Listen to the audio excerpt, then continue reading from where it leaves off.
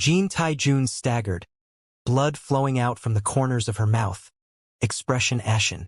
She had never suffered such humiliation before. She had always dominated this great era, used to acting domineeringly, yet today she had her mouth slapped. This was like the collapse of heaven and earth, her eyes erupting with flames, entire body surging with battle intent. Hong! Great Elder swung out his sleeve again, delivering another heavy blow. It was as if the heavens were smashing down. Ah! Jean Taijun roared, entire body shining, blood energy burning, facing this blow, stopping it. Dong! After this strike, her body staggered backwards, unable to stop Great Elder's power. Moreover, Meng Tianjing's palm reached out from the great sleeve again. Imperishable scripture was known to be the world's most powerful body refining method. Once it was cultivated well, one could barehandedly take on supreme being weapons without any issues, let alone in this type of close-distance physical battle.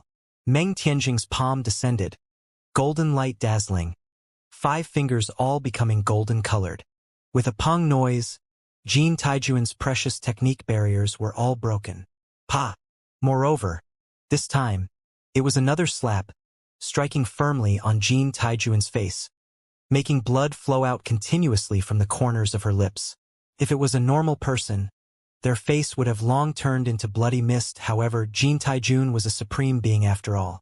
She ignited all of her blood energy, divine light surging, neutralizing the greatest danger and humiliation of her life. Ah! She screamed out, utterly humiliated, completely disheveled, gaze deep and cold, quickly backing up. She didn't expect Meng Tianjung to be this cold, not taking face into consideration at all, slapping her, a supreme being, in the face in front of everyone. In her opinion, even if the other side wanted to settle things, trouble her, he would only defeat and then subdue her.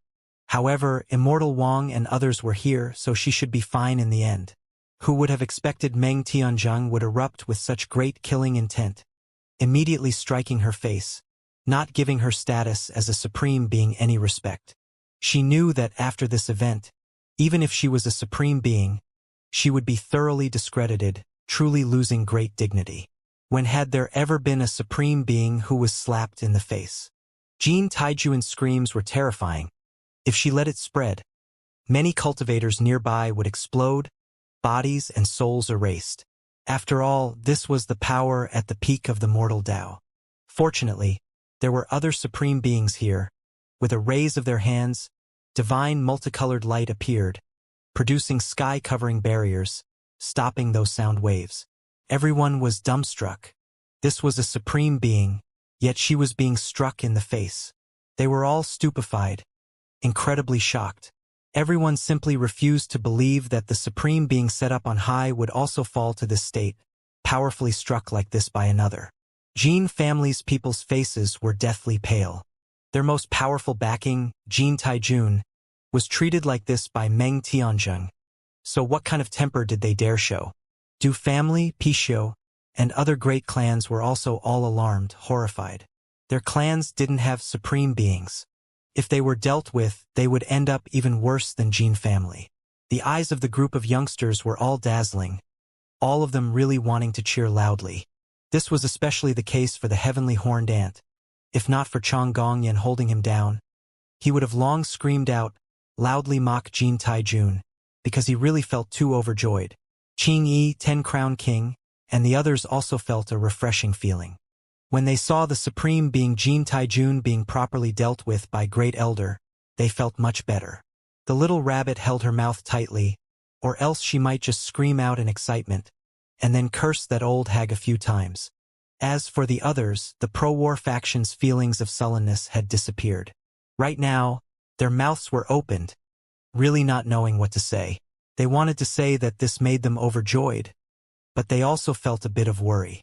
Meng Tianjung advanced again, still attacking, his expression cold as he said, "Do you really know absolutely nothing, not understanding anything about the rules of the ancient realm those creatures reside in? Or did you deliberately send out Huang?" He took action ruthlessly, his gaze intimidating, like 2 streaks of lightning as they moved about. Heaven and earth rumbled, imperishable scripture making his flesh incomparably powerful. Even though Meng Tianjing's injuries were extremely serious, he could still overwhelm his opponent with unstoppable might. Jin family's precious techniques were special, inherited from Immortal Ancient, but leaned towards fighting with the flesh. In the past, it was incredibly well-known power able to intimidate the 9 heavens, one of the highest inheritances of body refinement. One could already see a bit of this from the clan's disciple Jin Zhan's path. He walked the path of present-world methods, placing emphasis on the development of the body. He went to Sacred Academy, cultivating his physique to the extreme. There were rumors that when the present-world methods first appeared, it was partly influenced by Jin family's ancient scriptures. One could see how terrifying this bloodline was. However, right now, in the close combat that Jin family excelled at, she was actually in trouble, completely overwhelmed by Meng Tianjing. Originally, Jin Taijun was already extremely strong, or else why would she dare order all sides? Look down on the various clans? It was precisely because Jin family's backing was astonishing, because she had that type of ability. However, the situation left her in a completely passive state. The imperishable scripture didn't belong to this great era. Ever since Sure Hao obtained it, he didn't hold it back at all, sharing it with Great Elder, so he grasped the very essence. Now, Meng Tianjing's body was sturdy and imperishable, completely oppressing Jin family in their own domain, incomparable in the physical path. Jin Taijun was extremely strong, but today, her arms and legs were completely tied. She had been surpassed in her most powerful aspect, basically suppressed and beaten without any strength to retaliate. Pong!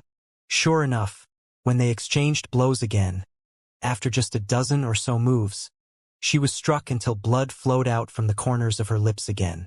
At the same time, Great Elder also displayed various great divine abilities he excelled at himself, fiercely suppressing and attacking Jin Taijun. Pa! Jin Taijun took another strike to the face, unable to evade it. This blow was extremely heavy. Even though her clan's physical heavenly art was exceptional, she was still struck until her face broke apart. Moreover, her cheekbone cracked apart, teeth flying from her mouth. Meng Tianjing, you are going too far. Jin Taijun's eyes were gloomy, shouting out like this, hair disheveled. She gave Immortal Wang a look, and then attacked fiercely again. She didn't yield, secretly transmitting sound to Immortal Wang, asking him to suppress Meng Tianjing with her. In reality, Great Elder could have long suppressed her, just that he didn't immediately seal her, instead attacking like this, striking her face in front of everyone. This really left her furious. Huang is the only one who has succeeded with the body as a seed, giving all of us hope. However, you had ulterior motives, handing him over like this. Even if you are killed today, it is not going too far. Meng Tianjing roared. Pa! Another strike was delivered to Jin Taijun's face. She couldn't escape at all, even though she clearly knew that he was attacking that place. She still suffered the clear slap to the face. Dao friend, let's just let things end here. Immortal Wang spoke up, walking over. When mistakes are made, the price must be paid. Great Elder remained unmoved, still taking action. What wrongs have I committed? Isn't it just a single Huang? Jin Taijun's gaze was ice-cold, powerfully replying like this. What wrongs? Do not let me suspect you to be Imperial Pass undiscovered traitor. Meng Tianjing roared. When these words sounded, the supreme beings were all shaken endlessly. You are spitting venomous slander. Where is there any proof? Jin Taijun's expression changed greatly, loudly berating out. Hong!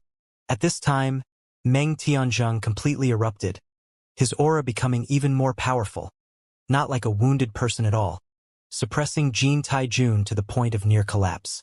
Dao brother, stop before going too far. You should stop, Immortal Wang said. Everything related to her, I want to personally investigate properly. Meng Tianjing rejected. This old one is going to fight you to the death, Jin Taijun roared. After an intense clash, Great Elder continuously delivered heavy blows, overwhelming Jin Taijun, about to apply a seal on her. Chong!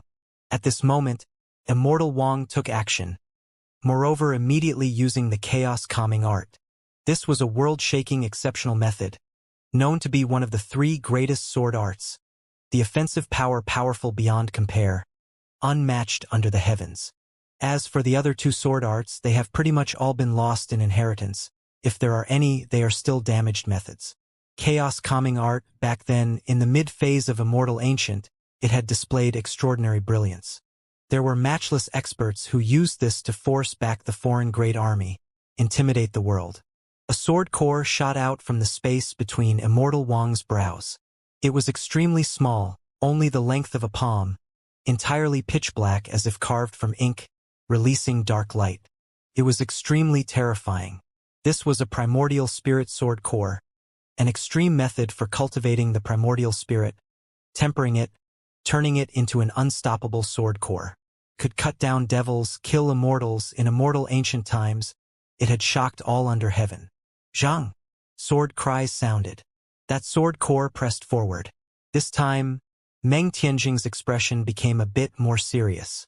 However, in the end, he quickly took action, right hand producing a magical imprint, directly facing the sword core.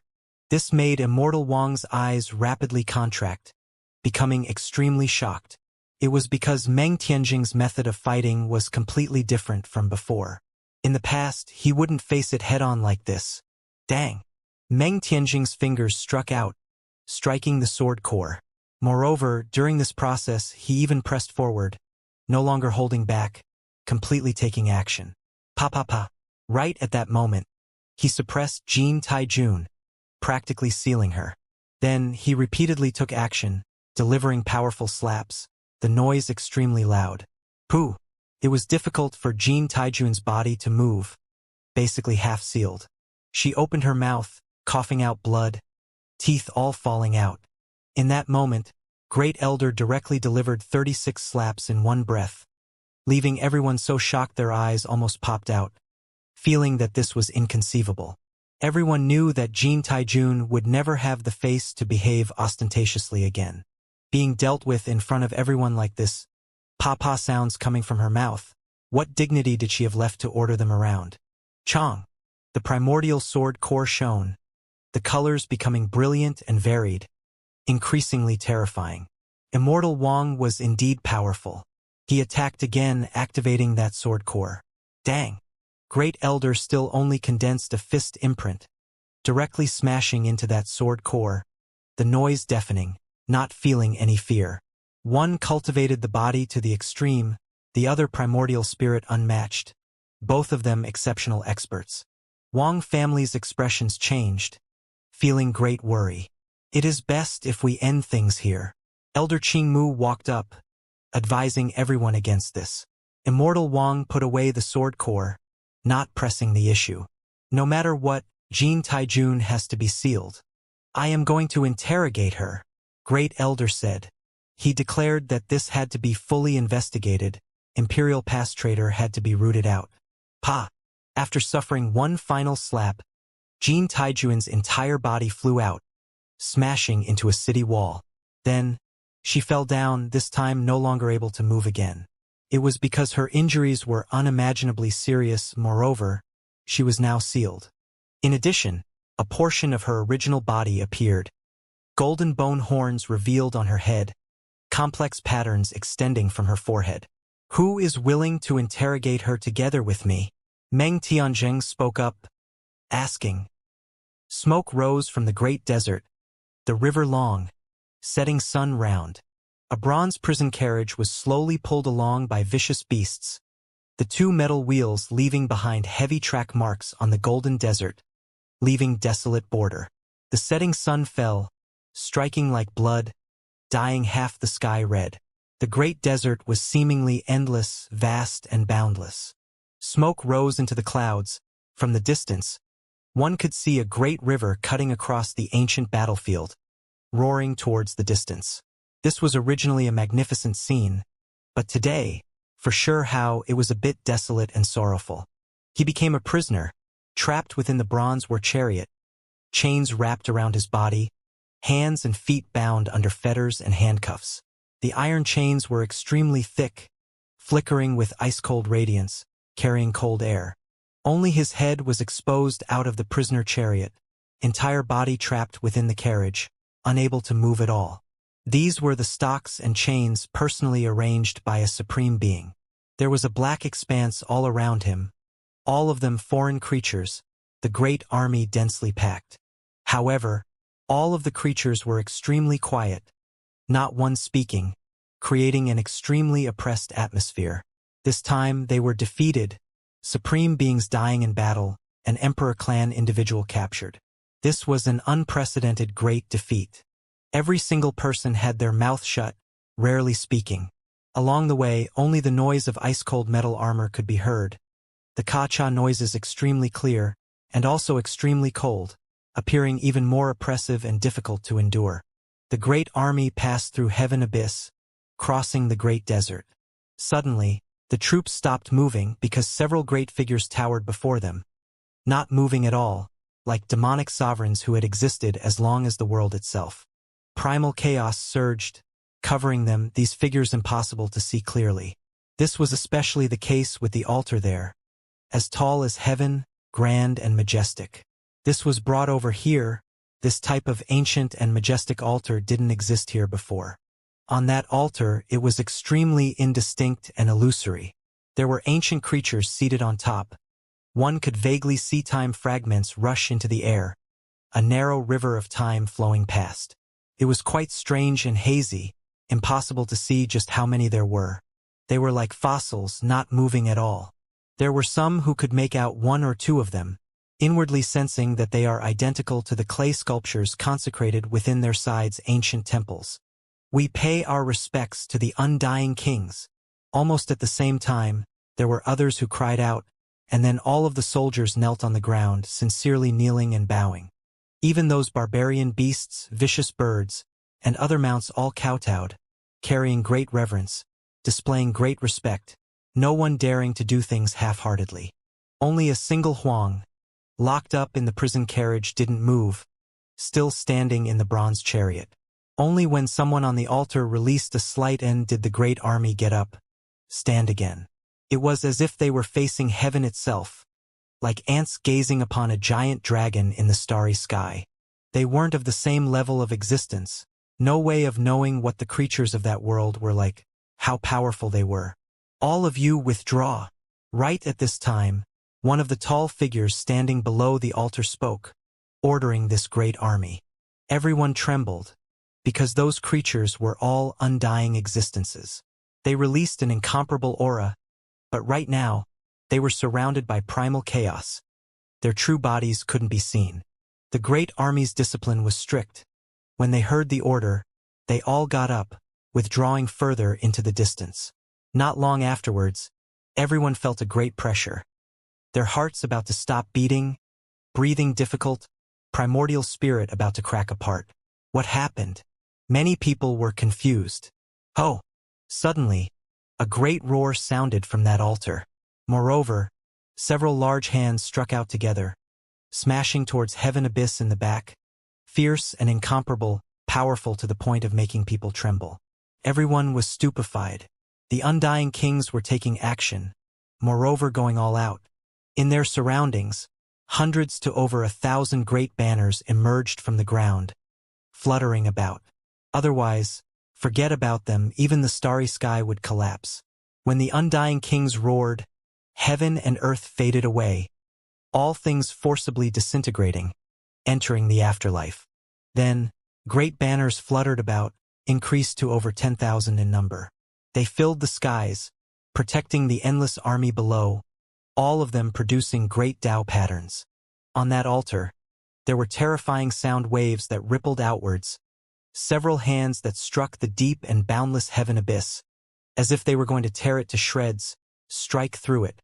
The great army was shaken, everyone raising their heads to look up. Were the undying kings going to invade Imperial Pass? From the looks of it, they were going to break through heaven abyss, cross over. Every single creature was shocked, feeling their souls shivering at the same time. Even though there were over 10,000 great banners protecting this place, preventing them from being caught in the effects, there was still a great pressure that made them shudder in fear. Hong! Another great quake happened. Moreover, there were weapons that were activated, among them a pike that illuminated endless time, tearing apart the sky dome, stabbing into heaven abyss. Anlin's spear. That was great ancestor Anlin's weapon, known to be unstoppable. Back then, one of the vicious 10, the heavenly horned ant was pierced through by it, blood splattering all over the starry sky. Every single creature were in shock as they watched. Could it be that they were going to launch an assault right now? They didn't even complete their mental preparations yet. Kacha! There was a voice that sounded, as if the heavens were torn apart. Multicolored light shone, heaven abyss becoming unstable, as if it was about to collapse. It has been broken through. A path is about to be opened. We are going to besiege the city. Someone in the army roared, greatly moved, killing intent overflowing. Inside the prisoner carriage, Shurhao stood there, coldly watching everything, silent and calm. Chong! The war spear shone, a large hand striking the other end of the golden spear, adding divine force, piercing towards heaven abyss. Hong long long. Suddenly, in heaven abyss direction, large amounts of multicolored light appeared, carrying faint immortal mist, vast and boundless. All of it struck down on the golden spear, making it shake intensely, accompanied by lightning and thunder, as well as chaotic light. This scene was extremely terrifying. That place was blurry, impossible to see clearly. Dang! In the end, a great quake sounded. Anlin's weapon fell, appearing on the altar, received by a large hand. Did it fail? Someone said with a trembling voice. After all, this was an undying king attacking heaven abyss. If even they didn't have a way, then how were they supposed to cross over? The great ancestor is only testing things out, not insisting on breaking through today. Otherwise, a great price of blood must be paid, the gains not making up for the losses. A tall figure in front of the altar spoke, an undying being. He explained for the great army, his voice gentle, lacking fluctuations. He had everyone feel at ease, telling them that there was no need to let their imaginations run wild. If the undying kings wanted to cross over, not even heaven abyss would be able to stop them. Only they wanted to march over with overwhelming advantage, and not by weakening their own blood energy or through other sacrifices. Soon afterwards, this place became quiet, the altar blurry, wrapped within primal chaos.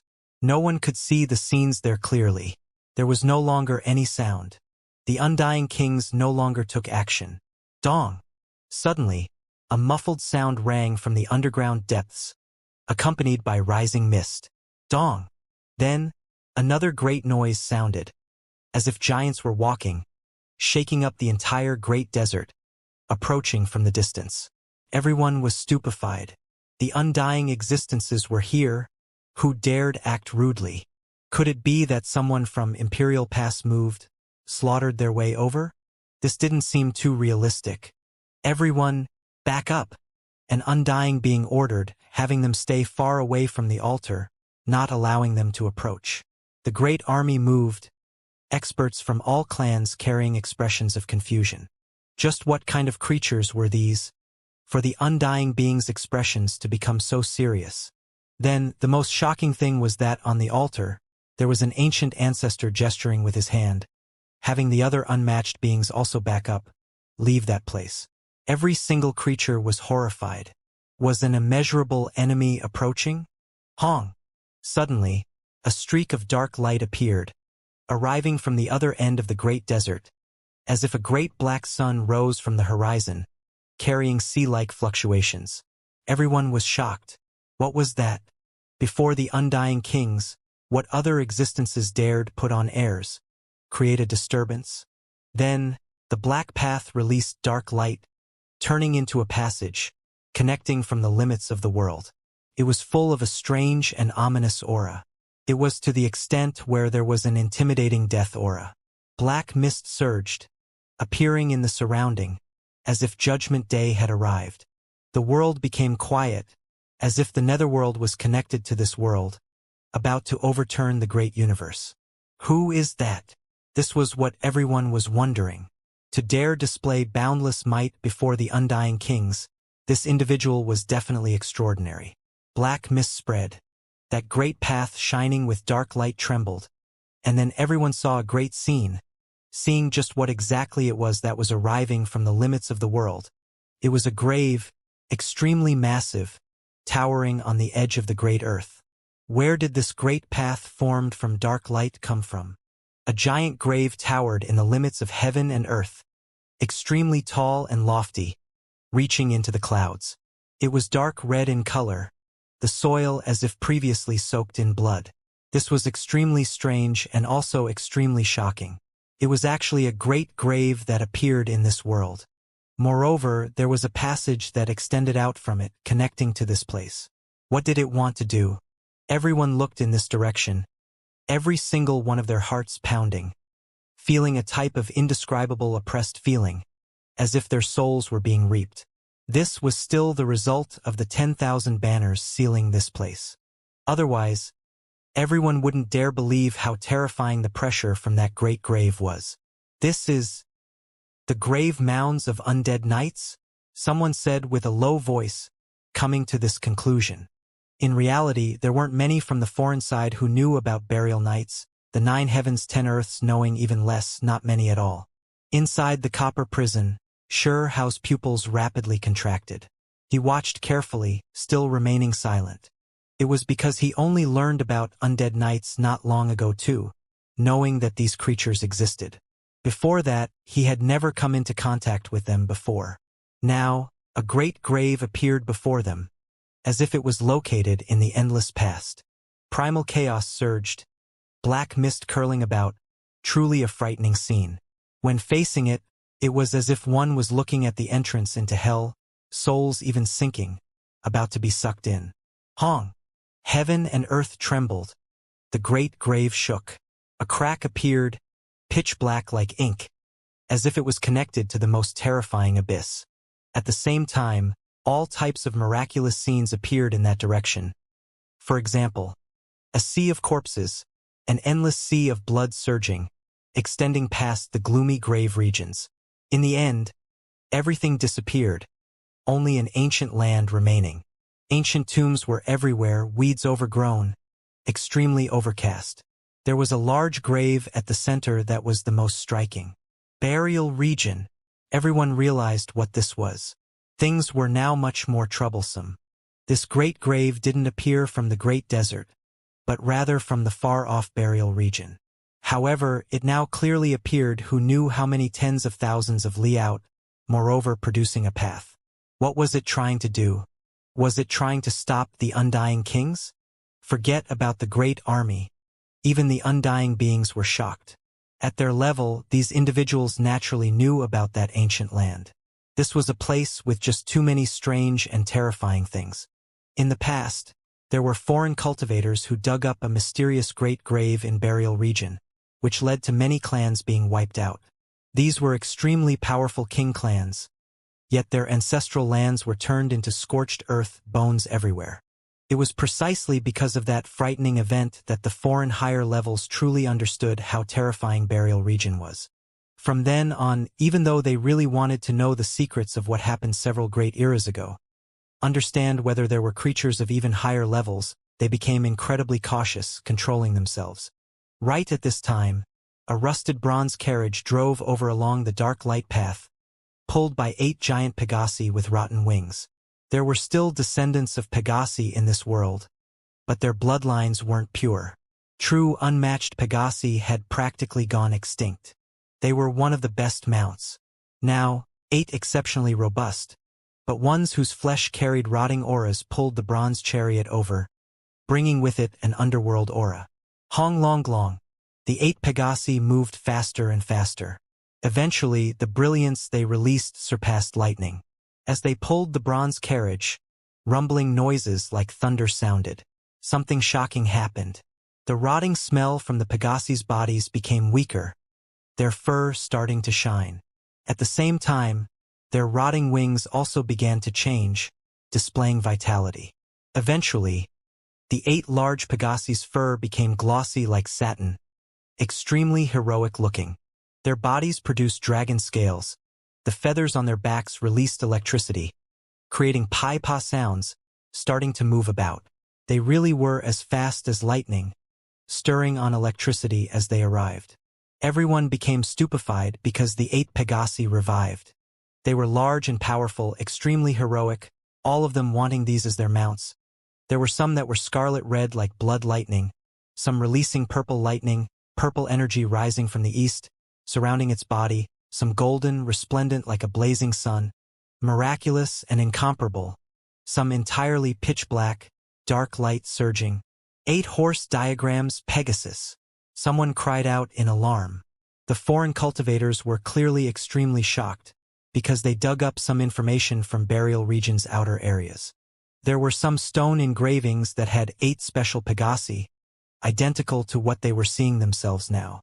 The bronze carriage was extremely large and spacious.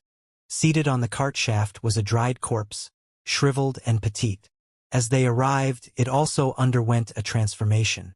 Its body expanded, no longer being just skin and bones, instead starting to surge with life force. It became an elder whose eyes were like golden lamps, spirit hale and hearty. Only, he couldn't be considered tall, to the extent where he was quite short. Ali Gula, he spoke while seated on the bronze carriage, not showing the ancestral altar any great respect. He spoke some words, actually indicating for the undying kings to get on the carriage. There were many people in the foreign army who wanted to shout out. In their opinion, undying kings couldn't be blasphemed against. Everyone had to show them the utmost respect. This elder urged the carriage over, actually just this openly. He clearly wasn't a true burial landlord, yet he invited the great ancestors of this world. There were undying beings who gestured, not allowing them to speak. That was why this place was extremely quiet. Everyone only watched, no one truly acting out. It was clear that the foreign side's higher levels felt great restraining fear towards burial region. Then, what was completely unexpected was that there were undying kings who nodded, and then with an end sound actually agreed to get on the carriage, hold a meeting with them. What is going on? The creatures of burial region are inviting my side's great ancestors into burial land. Someone said out of shock. Shush! Don't speak randomly. A great cultivator reminded. Hong Long. On the altar, the figures disappeared, that place no longer indistinct, now lacking primal chaos as well. Instead, primal chaos began to disperse about the rust-filled bronze carriage. Then, the entire ancient chariot became blurry, unable to be seen clearly. Moreover, in the carriage's surroundings, some more narrow streams of time flowed past, the scene world-shocking. The undying kings got on the carriage, really going to this meeting. You all head back and wait calmly. You all are not permitted to take half a step into burial region. This was Shuchuo's voice, clearly transmitted to every single leader's ears, giving the order. No one expected this type of unforeseen event to happen. There were powerful undead knights from the mysterious burial region who actually took the initiative to appear, moreover directly stopped the undying kings here, inviting them into burial land. For normal foreign cultivators, none of them understood this species, none of them understanding what was going on at all. Meanwhile, those who had somewhat come into contact with this, moreover knowing a bit, they were greatly shaken up. Were the low-profile undead knights going to emerge into this world? They actually stopped the undying kings, about to bring them into burial land. In reality, many creatures wanted to stop this. Even a few undying beings couldn't hold themselves back, wishing to object, because the depths of burial region could definitely be considered a dragon pool, tiger's den, not a place they should recklessly enter. After all these years, the more they understood, the more they felt that that place was terrifying. One had to understand that for these existences, a single slumber would last half a great era. Their origins, birth, and other information were shrouded in mist, sinister and terrifying. However, no one dared to doubt the decision of the undying kings, only able to watch as they moved. Dark light flickered about. That black great path led straight to the heaven-reaching blood-colored great grave at the limits of the horizon. The 8 Pegasi cried out, releasing terrifying life energy from their bodies. They beat their wings, quickly pulling the bronze chariot into the distance. vanishing in almost the blink of an eye. Hong! The bronze carriage charged straight into a black crack in the grave. As if it was entering the underworld, its traces thus nowhere to be seen. They left just like that, leaving most of the people here speechless, everyone extremely confused. Withdraw! An undying being spoke. The great army went on their way, all of them heading in the foreign side's direction. At the same time, several streaks of electricity moved through the air. These were the few undying existences who returned to the foreign side a step earlier. They didn't waste any time here, wishing to go back and discuss some matters first, make some decisions. It was because the undying kings had entered the depths of burial earth. This was definitely a huge matter. From the past until now, no burial kings had appeared in this world.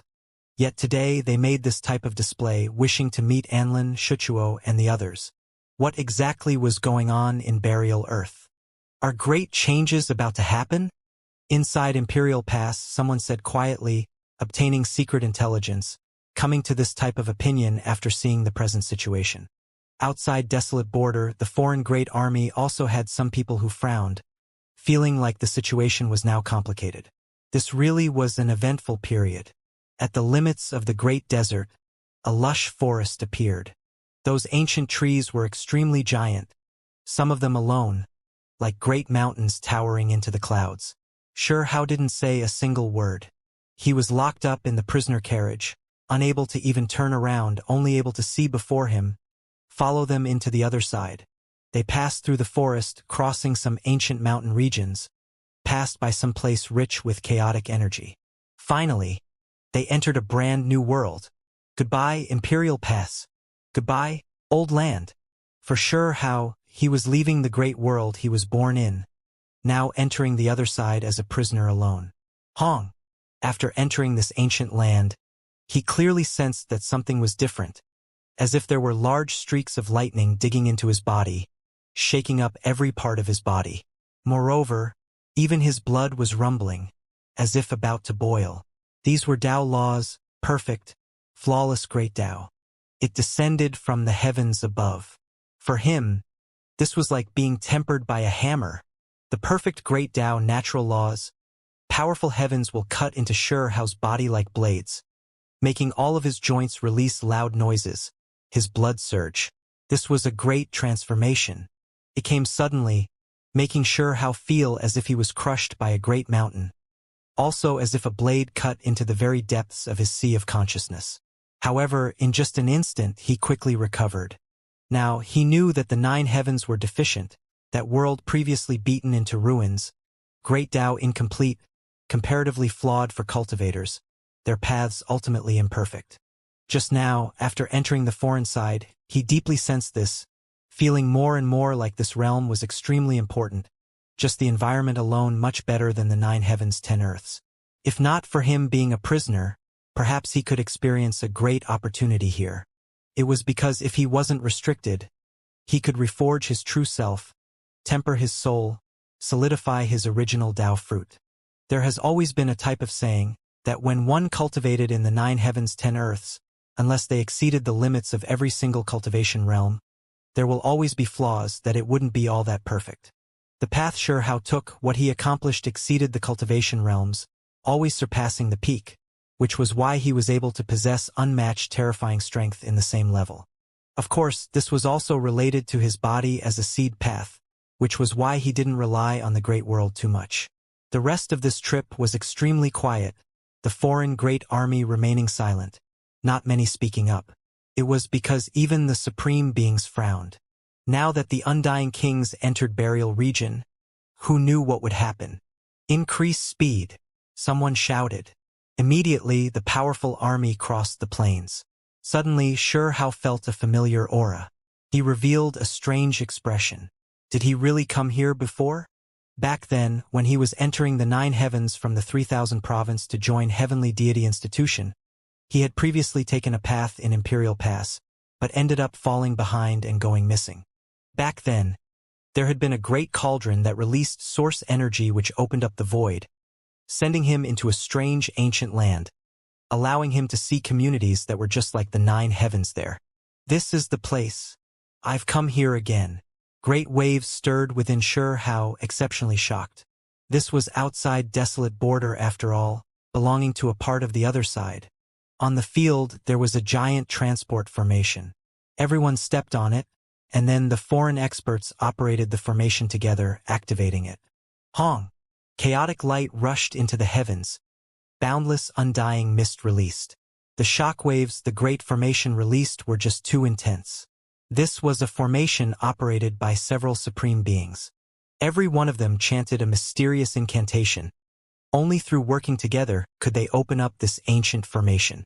It was clearly connected to an extremely important place. Kacha! Lightning flickered. Thunder rumbled. Crazy winds sweeping about. To the extent where there were scenes of blood raining down. Gods and devils howling, interweaving within the lightning. This transport formation really was too extraordinary. Based on normal reasoning, when the transport gate was opened, it was always spatial power that surged. However, now it was instead all types of terrifying scenes. Finally, a great noise sounded, undying aura pervading the air. A great passage was connected. The great army moved, stepping on it. The bronze prison carriage was pulled by vicious beasts, under the escort of many experts. They entered. Soon afterwards, Xianxia experienced something strange, becoming extremely bewildered. Finally, when they were sent out of the passage, Xianxia became certain. This was another world after all. It was as if he crossed through a world. That ancient land he was in before could only be considered leaving desolate border, the outer areas of the foreign side. Meanwhile, this was the true ancient land, the great world the various great king clans and others lived in. As soon as he appeared, Xianxia's body experienced great pain again. All types of Tao laws falling, simply as if they were going to reforge his body, transform his primordial spirit. The natural laws were just too powerful. After crossing that passage, they seemed to have crossed realms, entering the land with the most ancient natural laws of the universe. One could see streak after streak of great Tao laws emerge in the sky, truly taking form, condensing into tangible matter, rising and falling there, boundless and immeasurable. Looking at it from the distance, there was a boundless ancient tree that covered the sky and earth, as if able to surround the sky dome. This was actually a flourishing world tree. They had just entered this ancient realm, yet this kind of scene could already be seen. This heaven and earth were too extraordinary, spiritual energy extremely rich. What flowed on the ground was spiritual liquid, and not true water. In the mountain region there were ancient medicines everywhere, all of them rare and ancient medicines. Of course, there were a few danger spots that released terrifying auras as well, for example, a blood swamp, clearly a place filled with endless corpses. There was a flame cave where raging flames surged, the creatures within howling, being tortured inside, their bodies as if in hell. This ancient realm was extremely huge, as if there was no limit to this world. Xianxia had a type of feeling, discovering that this place was definitely many times larger than the 9 heavens 10 earths. The so-called world tree, the reason why it could be seen here was because it was too mysterious. It could show itself above the sky dome, allow everyone to see it. In reality, its roots, branches, and leaves could all support stars, incomparably enormous. Now, they stretched into various lands, releasing the richest heaven and earth essence. They then passed by the various clans' places of residence. Many troops left, returning to their own clans. Along the way, Xianxia saw a giant city, its scale almost comparable to Imperial Pass. Moreover, there were more than one, all of them incomparably grand. Great One, how should we deal with him? Finally, someone mentioned Xianxia. It was because a large part of the army had already left, returning to their own clans. This time, the Undying Kings headed to Burial Region. The effects tremendous, exceeding the matters of supreme beings' deaths, Emperor clan expert being captured. The leaders of various clans all hurriedly returned to report to their clan lords. As for Xianxia, many people really wanted to immediately kill him. A few people wanted to take action along the way, take his head, get revenge for the fallen cultivators.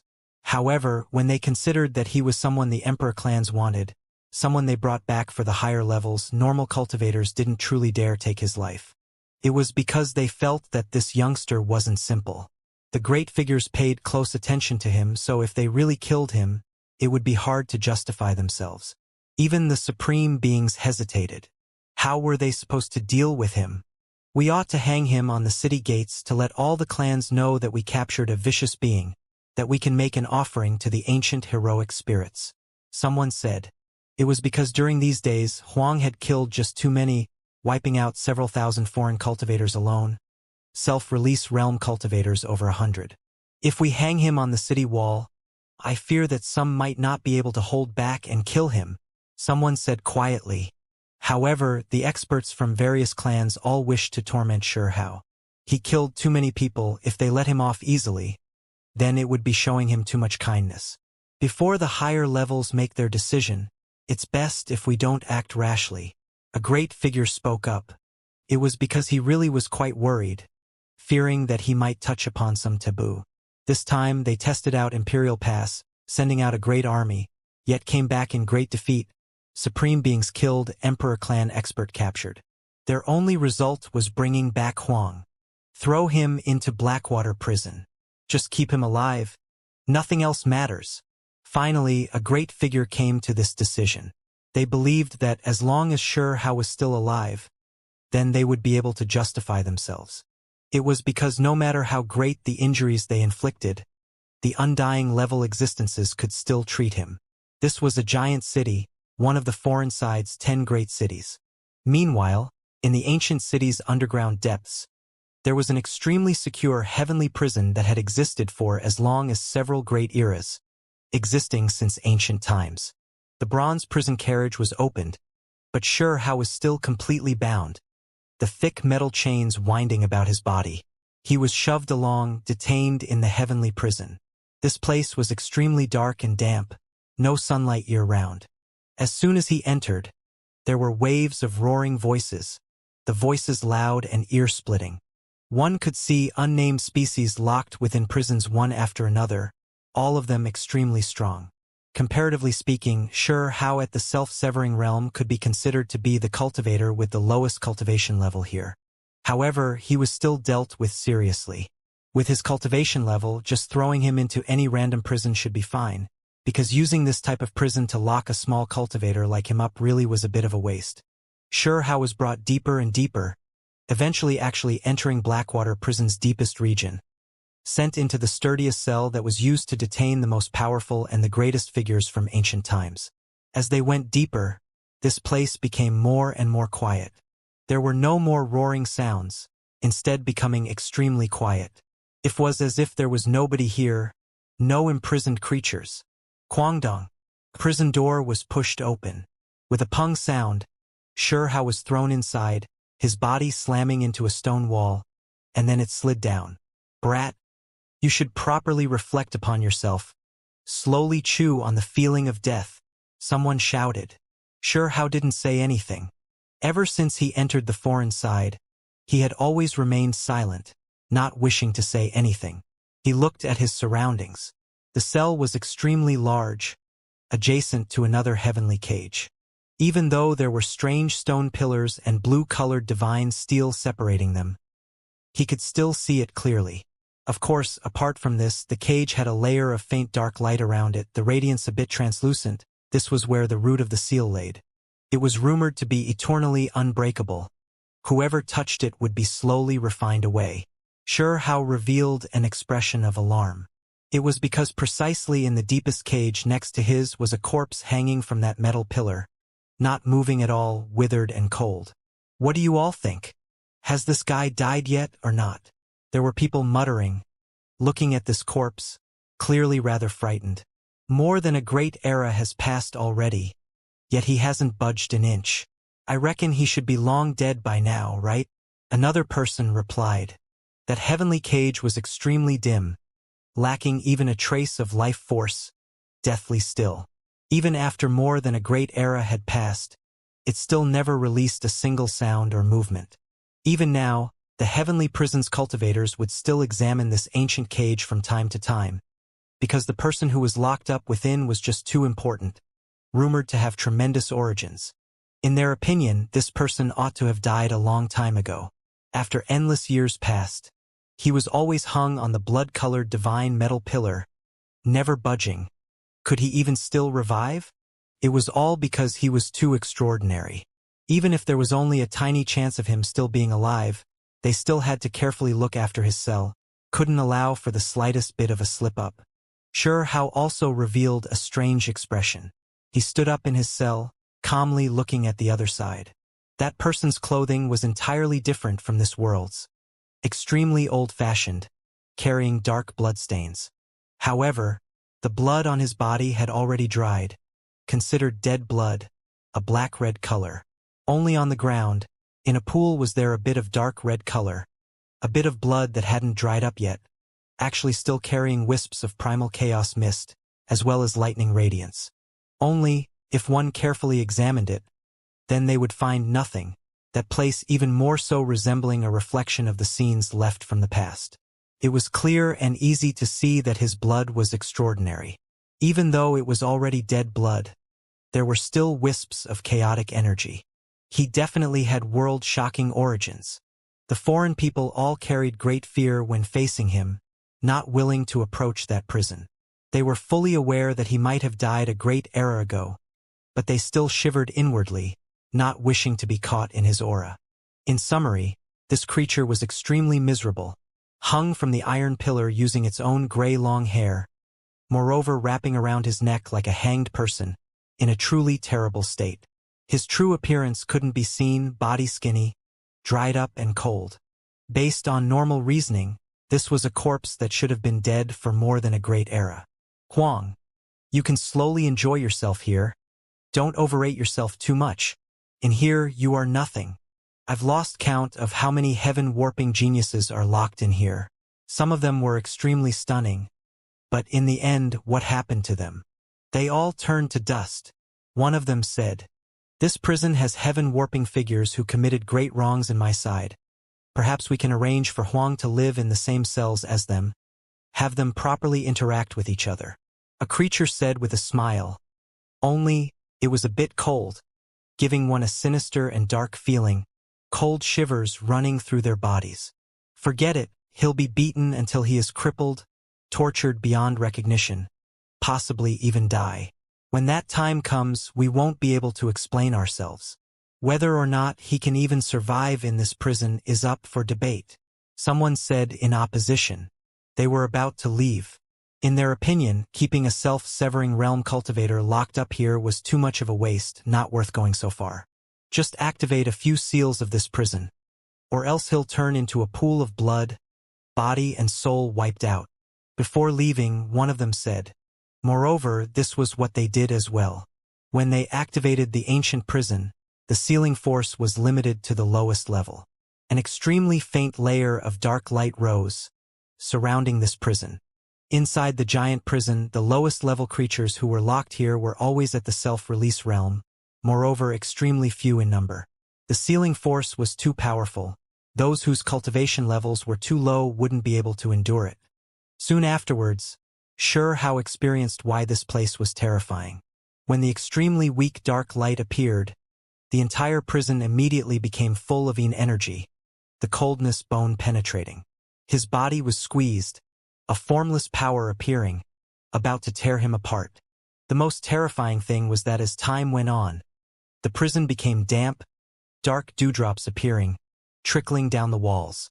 Immediately afterwards, Sure How frowned, feeling a heart-tearing, lung-splitting pain. The black moisture corroded his body, his skin ripped apart, about to be split up into pieces. Of course, the most terrifying thing was that where his feet were, the so-called war boots immediately melted. When the black dewdrop-like things gathered around his feet, they carried a powerful corrosive nature. Sure How couldn't hold back his alarm. The soles of his feet were rotting, turning into black liquid. This type of transformation was too terrifying. Soon afterwards, it touched upon his leg bones. He released a muffled groan. This was a type of tremendous suffering, unimaginable torment. The flesh of his feet was eaten away by the black droplets, even the bones starting to crack and then rot away. This was unimaginable suffering, moreover happening so quickly. This was just the beginning. Yet the soles of his feet were already about to be destroyed. Even if his flesh could be reconstructed, body reforged, it was useless right now because there were chains binding his body. He was completely restricted, unable to resist. Ka! Sherhao's feet rotted away, bones shattering. He fell down, sitting there, teeth about to break from being clenched as he endured even greater suffering. Blackwater prison had a deeper meaning to it as expected. Even though the pitch-black liquid was like dewdrops, they were too frightening. Within them mysterious destructive power. When his knees landed on the ground, the damage he suffered naturally became even greater. There was nothing he could do. There were shackles placed on him by a supreme being. His entire body sealed, unable to resist. He could only endure with his flesh shell. If it was any other creature, they would have long turned into a pool of blood, nothing left behind. In the end, Sherhao still released a furious roar. He didn't fear death, but being tormented, death kept from him, was something he could not accept. These so-called black droplets continuously gathered, the lower half of his body about to be completely eaten away, flesh and bones turning into black paste. This scene was extremely miserable and also horrifying. Not good. We forgot something. The stocks and chains on his body haven't been undone. He has no way of protecting himself. When they walked out of the heavenly prison, there was a foreign creature who realized this, face completely changing.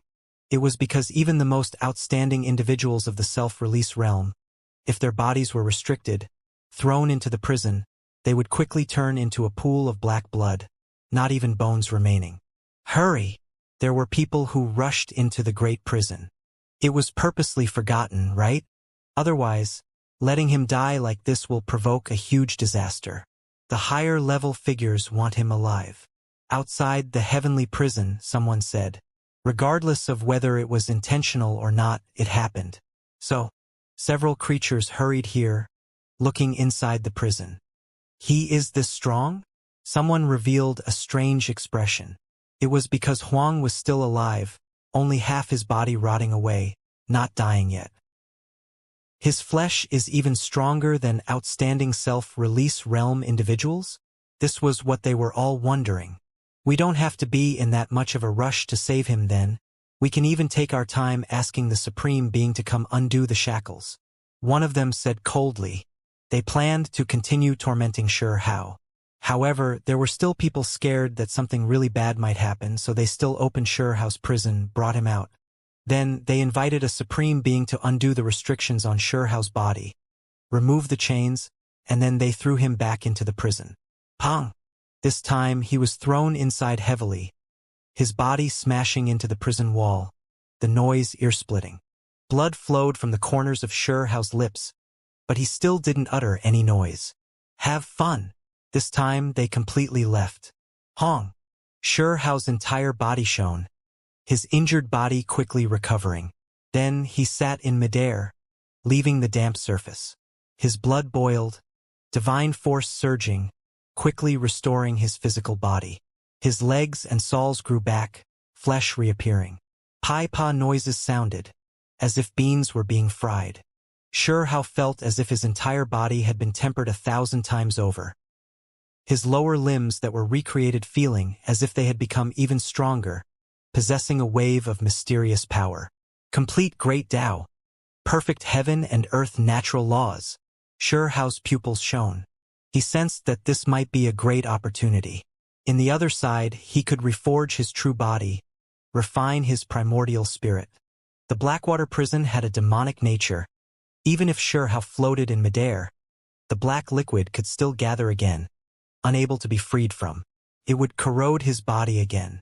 At first, Sherhao tried to resist with divine force, but he discovered that the divine force would be wiped out, only able to slow down the corrosion speed, unable to truly stop it. What kind of liquid is this? What kind of power? Sherhao frowned. If this continued, when his divine force dried up, he would still turn into a pool of black blood, still die, body and spirit erased. I am in just too passive of a situation. My divine force has to be able to resist this wave of power. Sherhao frowned. This was a problem. His divine force had to transform, become stronger, only then could he resist the black liquid. My flesh really became a bit stronger. When Shurhao carefully examined his body, he found that this type of transformation was extremely fine, the reconstructed body indeed different. Then I'll just start from the physical body. He didn't have a better method, deciding to reconstruct his body here first, try to evolve into another set of true body. Soon afterwards, his divine force was restrained, returning to his body, allowing the black liquid to approach on its own, infect his body, destroy his life force again, injure his body. If others saw this, they would definitely be greatly alarmed. Shurhao was simply experiencing a hell-like torment, because his flesh became full of holes, the wounds deep to his bone. Blood trickled out, turning black, many parts corroded beyond recognition. When this continued to a certain point, Shurhao's body shook, erupting with brilliance, exhausting divine force to temporarily force back the black liquid and mist, starting to reconstruct the destroyed parts of his body. This was a type of torment, as if he was tortured in hell. Shurhao knew that there wouldn't be a good end for him now that he ended up in the other side. Rather than wait for death, he might as well try various things out. With this brat's cultivation, do you think he can survive for a day and night? Someone outside Blackwater prison asked. Even though Huang's reputation wasn't small, his cultivation was still low after all, the lowest level existence in the prison. This great prison wasn't prepared for creatures like him at all. We can let him suffer, but he definitely can't die, or else there will be great trouble.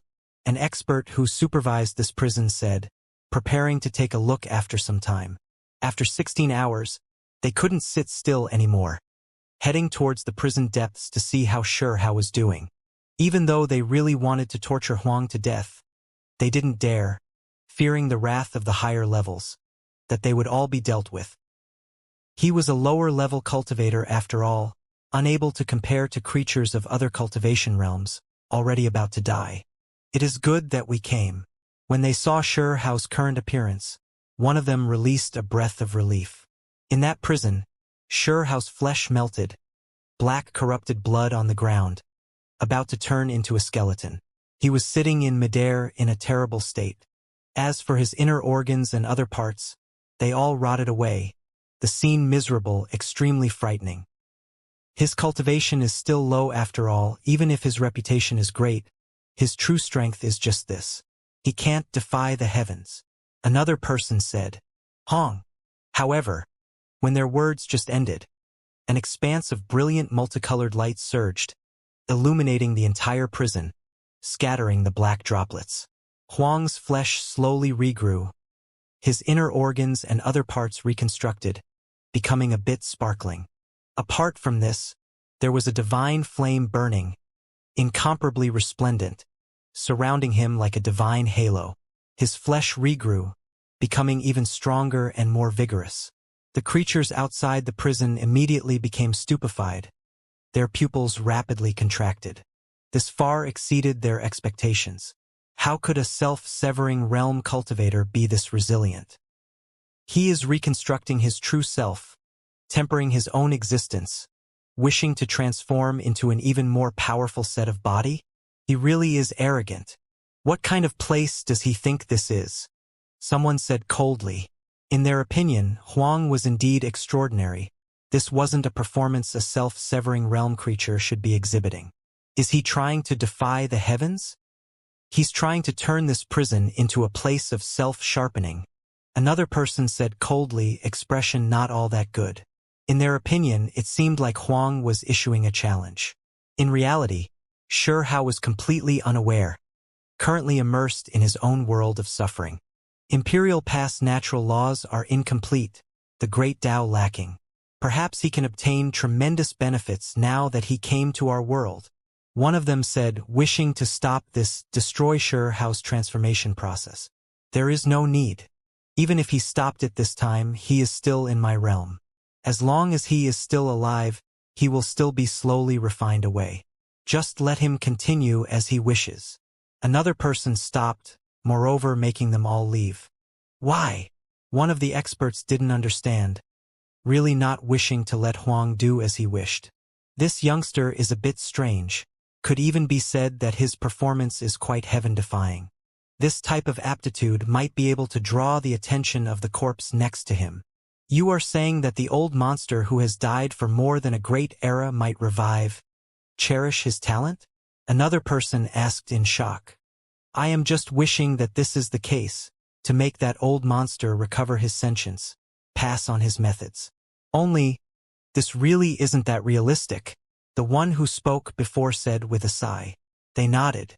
If this type of thing happened, then this would be tremendous contributions for them, because in the future, dealing with Xianxia would be much easier than dealing with that old monster. I still find this a bit hard to swallow. Why should we let Huang experience the baptism of our side's perfect great Tao? Isn't this letting him off too easily? It's fine, if we wanted to cripple him. We could do it whenever we want to. Someone said coldly. Blackwater Prison was extremely secluded, also gloomy and cold. There were no sounds in the innermost depths, only deathly stillness. Xianxia was still transforming. His body continuously corroded, melted down to dirty blood.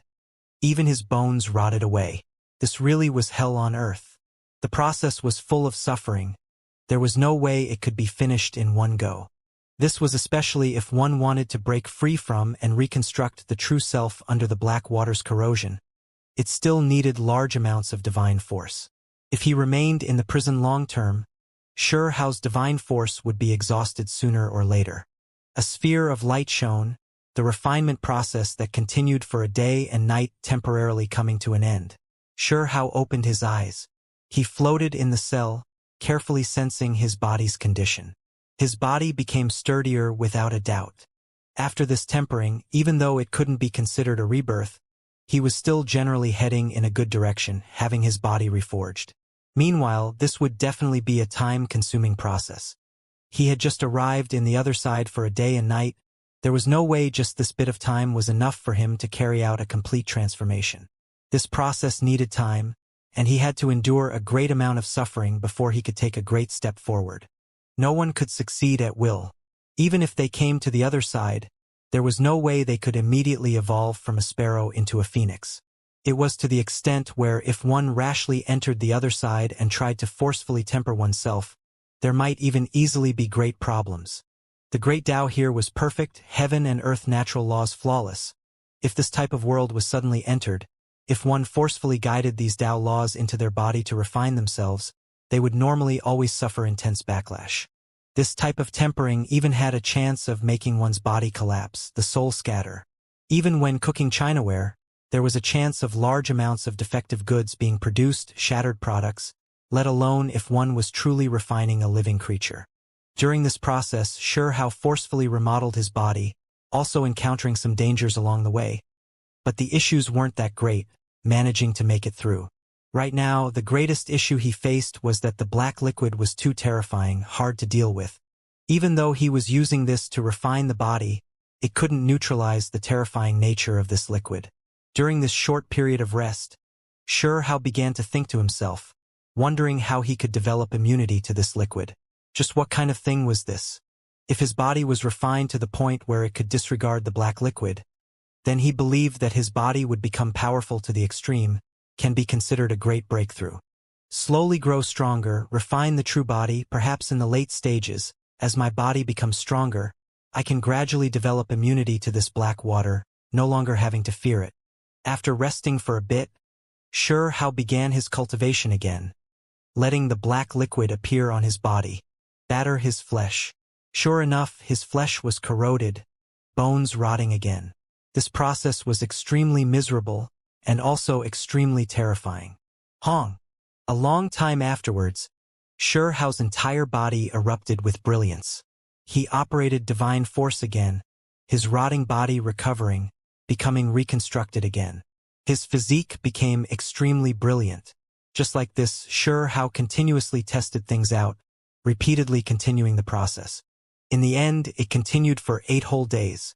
At this point, his entire body was dim, divine force close to withering away. No divine force could protect him anymore. Difficult to continue the body reconstruction process. During this time, the Blackwater prison guards came here many times. Their expressions all not that great, extremely shocked. This was just a self-severing realm cultivator, yet he could persist for so long. For such a long time, Huang took the initiative to guide the black water over, destroying his own body, and then exhausted divine force to reconstruct his true self, refining and battering his own body, the consumption truly too terrifying. In the opinion of the foreign creatures, no matter how a heaven-warping cultivator at this cultivation realm tossed and turned, it would already be quite good if he could continue for a single day and night, already would be rarely seen. Who would have expected that he could persist for so long? Brat, you really are something. People came again when they saw his appearance, their expressions changed again and again. At the same time, they gave the corpse in the adjacent cell a look. That was an expert that had died more than a great era ago, not moving all this time. Unfortunately, he still didn't show any activity, not doing anything like passing down great methods to Huang. When he heard the outside disturbance, Shihao didn't pay them any attention, still persevering on. These people didn't really disturb him, just watching him, seeing just how much longer he could persist for. If a heaven-warping figure at the self-severing realm tried to refine their true bodies like this, enduring for a day or two is already impressive. This Huang, just what kind of step has he reached? These people bore hostility against Huang, but they were still extremely shocked. In the end, they were all a bit curious, wishing to know where his limit was, how far he could go. On the 9th day, Shihao was on the verge of collapse, his flesh corroded. He exhausted the last of his divine force, reconstructing his true body with extreme difficulty once more. On the 10th day, Shihao fainted several times. Magical force practically completely dried up. There was no way of replenishing it here. There was only consumption. This so-called heavenly prison was precisely this terrifying. However, Shihao discovered that his body became stronger, the amount of time he could resist the black water longer. This freak, is he still just a youngster? Just how did he do this? At this point, the creatures who watched over the prison were all paying close attention.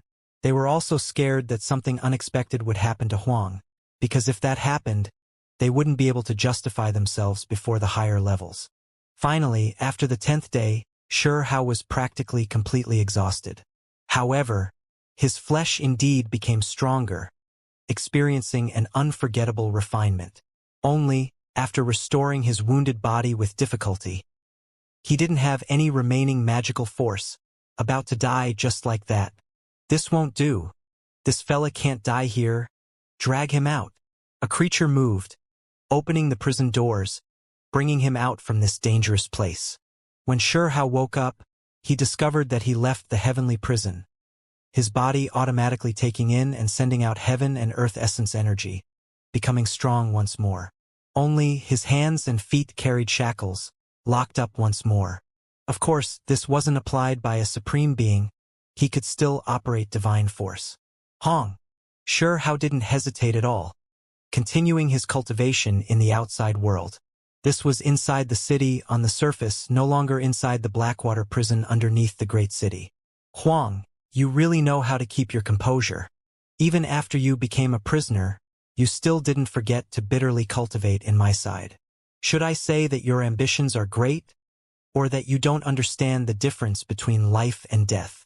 One of them couldn't help but speak out. Just a prisoner. Yet you still have delusions of rising up? Another person said with a cold voice. It was because they already couldn't continue watching this. Shihao was too quiet, not speaking a word after coming to the other side, just bitterly cultivating like this.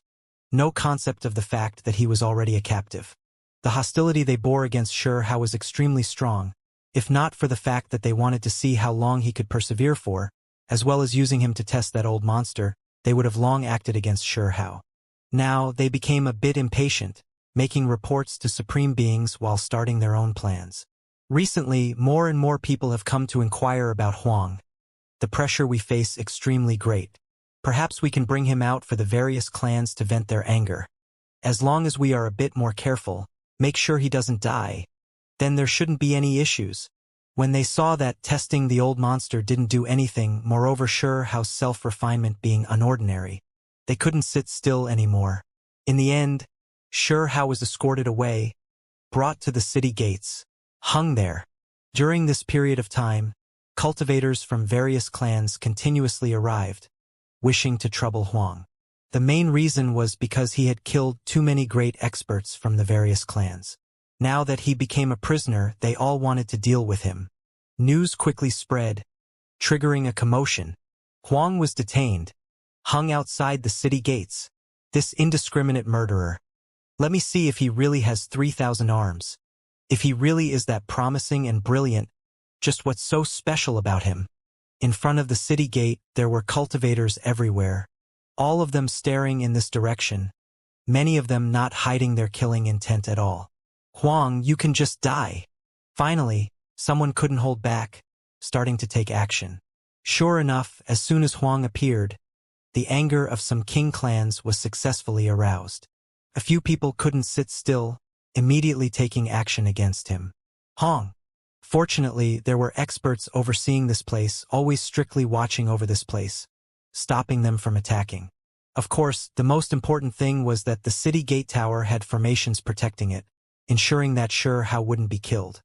Huang, you vicious thing, you killed my clansman, harmed my martial grandfather. Yet it seems like the day has still come when you have fallen to this state. Now that you are in my side, you can forget about living. Even a young lady was crying out. Pong! All types of filth were thrown out, flung in Hao's direction. There were even people who threw out a vicious bird egg, flinging it at Hao's face. This time, the ones who made sure Hao wasn't killed clearly loosened, allowing those people to do as they pleased. Some of those things smashed into his body.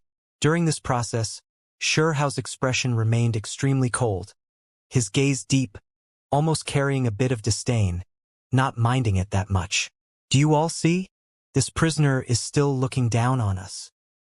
He has already been taken captive, yet he still believes himself infallible. When the people saw his expression, one of them couldn't help but shout out, "Great ones, please do not protect him anymore. Now that the public has been angered, even if we can't immediately kill him, we still have to collect some interest from him." Someone suggested, "Group of cowards, apart from now, when else would you all dare shout noisily before me? Where were you all on the battlefield? Who do you all think you are? All just chopped vegetables." This was the first time Hao spoke after arriving in the other side. It was clear that he was dealing with everyone, taking the initiative to incite them. Huang, cease your delirious ravings. If not for our side treasuring your talents, if Anlin and Shuchuo's ancient ancestors' descendants appeared, would you still be able to behave like this? Someone berated. Hao calmly opened his mouth, saying, "If you all are unconvinced, then just invite them. If I really am given the chance, then I'll kill whoever comes. If two comes, then I'll kill both. As for you all, I'll wipe you all out even if you come at me together." This was definitely poking the hornet's nest, lighting an explosive. The families that came all had grudges against Hao. Their clansmen were killed by him, so when they heard his words now, they naturally all became furious. "Great ones, please help us. Let us kill him. A group of filth." Hao provoked. Hong. There were some youngsters who were angered. They reached out a hand and slapped out, ancestral methods operating, palms wide like wicker baskets, striking against the air, wishing to send it smashing into Hao's body. Back off. The creatures watching over Hao didn't dare take the gamble. They couldn't let people get close. If they were humiliating Hao through normal means, then they were more than happy to see it, but they feared that some people would directly kill him. "Seniors, why do you protect him? In this type of situation, I think we should just beat him miserably." A youngster shouted. "Like this." One of the creatures watching over Hao said. Moreover, he produced an extremely powerful magical artifact. With a dong sound, it struck across Hao's chest. In that instant, Hao coughed out blood. It was because that weapon was no small matter. If it was any other self-severing realm cultivator, they would have likely had their bodies and spirits extinguished. "Right now, I'll give everyone a chance. All of you can come up. Under my supervision, all of you can give Huang a strike." One of the supervisors said. Blood flowed out from the corners of Hao's lips. He looked at everyone with contempt. saying with a sigh, "When a tiger falls, even dogs can bully him. What are you saying?" There were immediately people who shouted out, unable to endure these types of words. The other side's clans were all warlike. What they cared the most about were true battle accomplishments, intense competition. They hated being looked down on by others the most. This was especially the case with Huang. In the eyes of a few people, he was a great enemy. Moreover, he came from Imperial Pass, so being looked down on like this, shown contempt, made everyone feel extreme dissatisfaction. "I am saying that you all don't dare to truly face me. Only when I have shackles on my body, only then do you all dare act arrogantly. Otherwise, would any of you dare face me?" Xianxia spoke, not too fast and not too slow. This was the same as lighting a bomb. The crowd was infuriated, to the extent where quite a few youngsters cried out, wishing to fight a decisive battle against Xianxia. Decisive battle? Stop dreaming. All of you would only be throwing your lives away. The old fellas will protect me all, not let you all take action. Xianxia mocked. "Shut your mouth," a supervisor shouted. He never expected Huang to be this brazen, provoking the cultivators of all clans here, putting many people in an awkward situation. From a certain perspective, what he said was the truth. If supreme beings didn't come out, there really weren't many who could face him. "What? Scared? Weren't you all known as warlike clans?" Xianxia calmly asked. Then, he raised his voice, saying, "I understand that all of you can't accept this result, wishing to find someone of the same level to defeat me. However, can you all accomplish this? You are too arrogant." This incited the creatures here, their eyes full of viciousness, glaring at Xianxia hanging from the city gate. "I want to fight you to the death," a hot-blooded youngster shouted, ignoring all consequences. This place became a bit messy, giving the supervisors a headache. They originally wanted the various clans to vent their anger, let them see the captured Huang, never expecting to be the ones angered instead. It was because Huang was even more domineering than anyone, not caring about life or death, speaking boldly just like that. Xianxia laughed coldly, saying, "I guess I'll say a few things here. The so-called king clans, if they really want to take action against me, I recommend them to all come at me at once. The so-called emperor clans, I don't want to fight them one-on-one either. You can just invite them all. I'll take them on all at the same time." His voice was extremely calm, but it incited a huge commotion. Dong! The cultivators in charge of watching over Xianxia took action, activating a powerful magical artifact treasure, striking his body, making him shudder, blood flow from the corners of his lips. It was because they didn't want him to speak again, wishing to stop him from stirring up the crowd. "Doesn't this just prove what I said?" Xianxia laughed loudly. It was because when others were struck by such a great killing weapon, their bodies would have long been destroyed, while he only coughed out blood. "Lock him up in Blackwater Prison.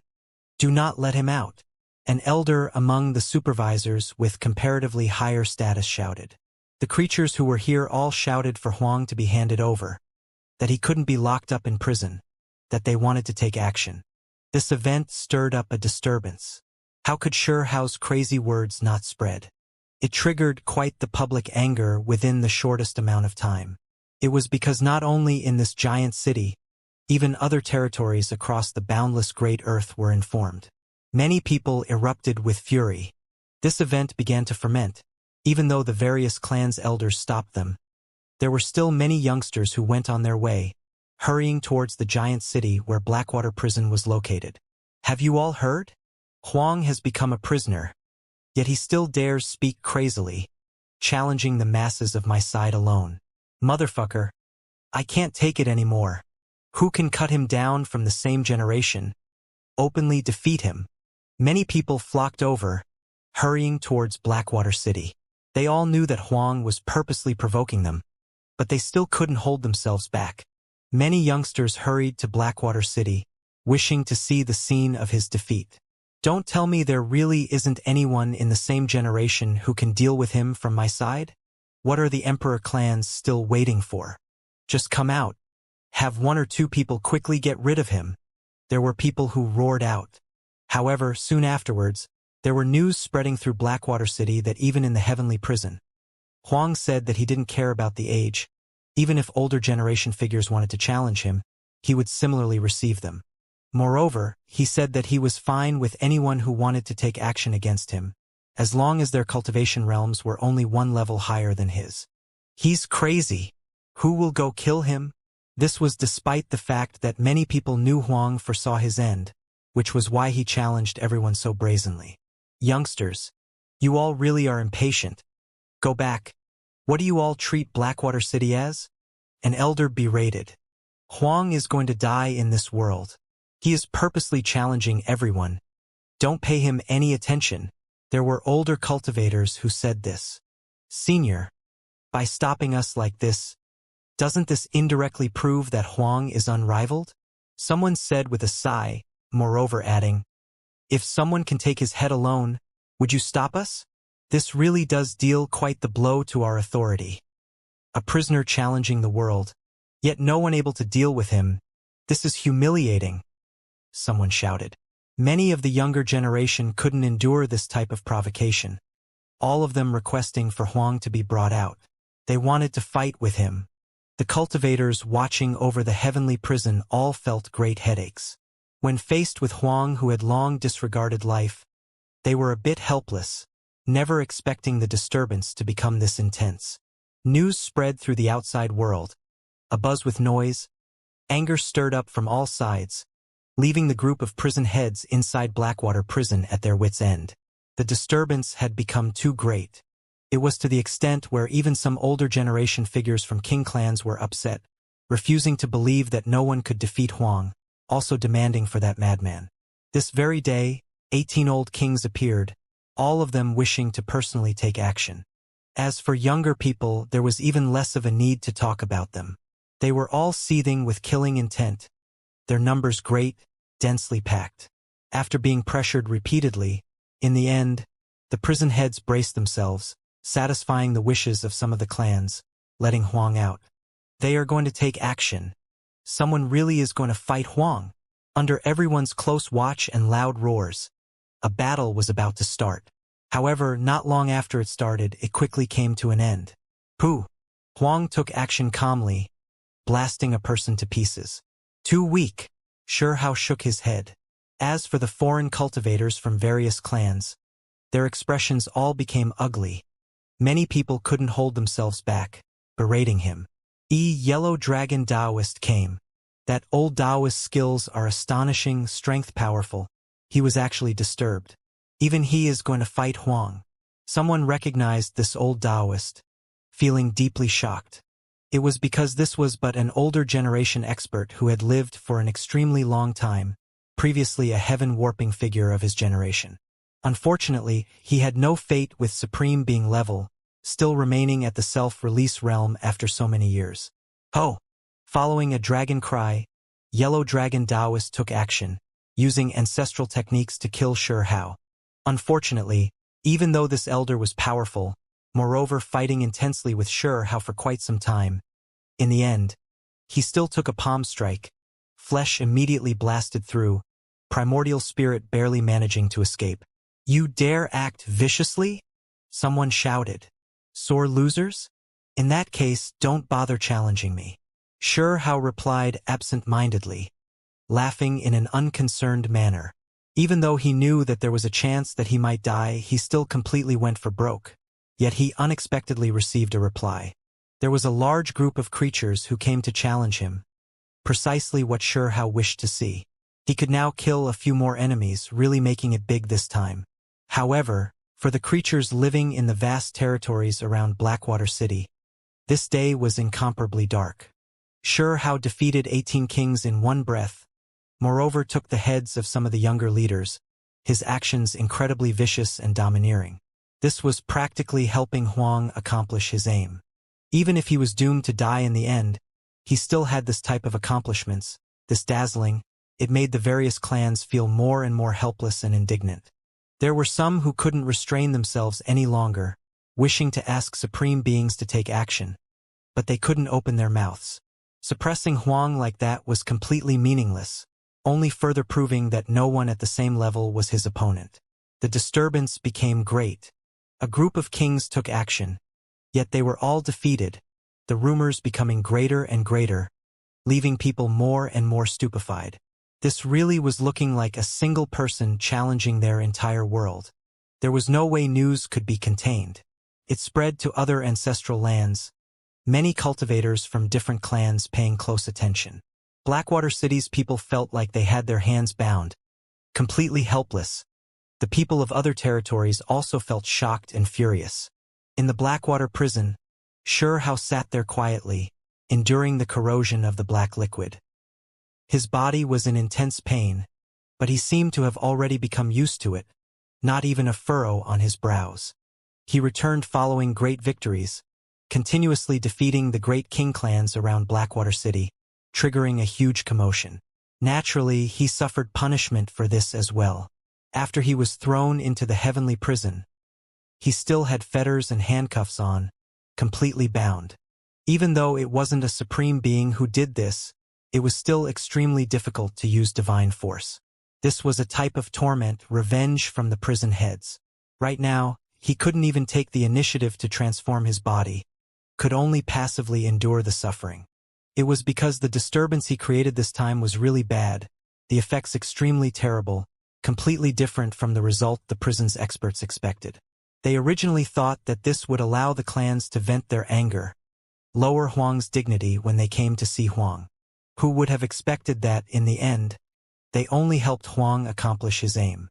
They underestimated the self-esteem of the great king clans of their side and the various clans' experts, all insisting on climbing back from where they fell. However, in the end, these king clans' creatures all invited humiliation onto themselves. Not only were they unable to crawl back up from where they fell, they instead sunk into an even deeper pit.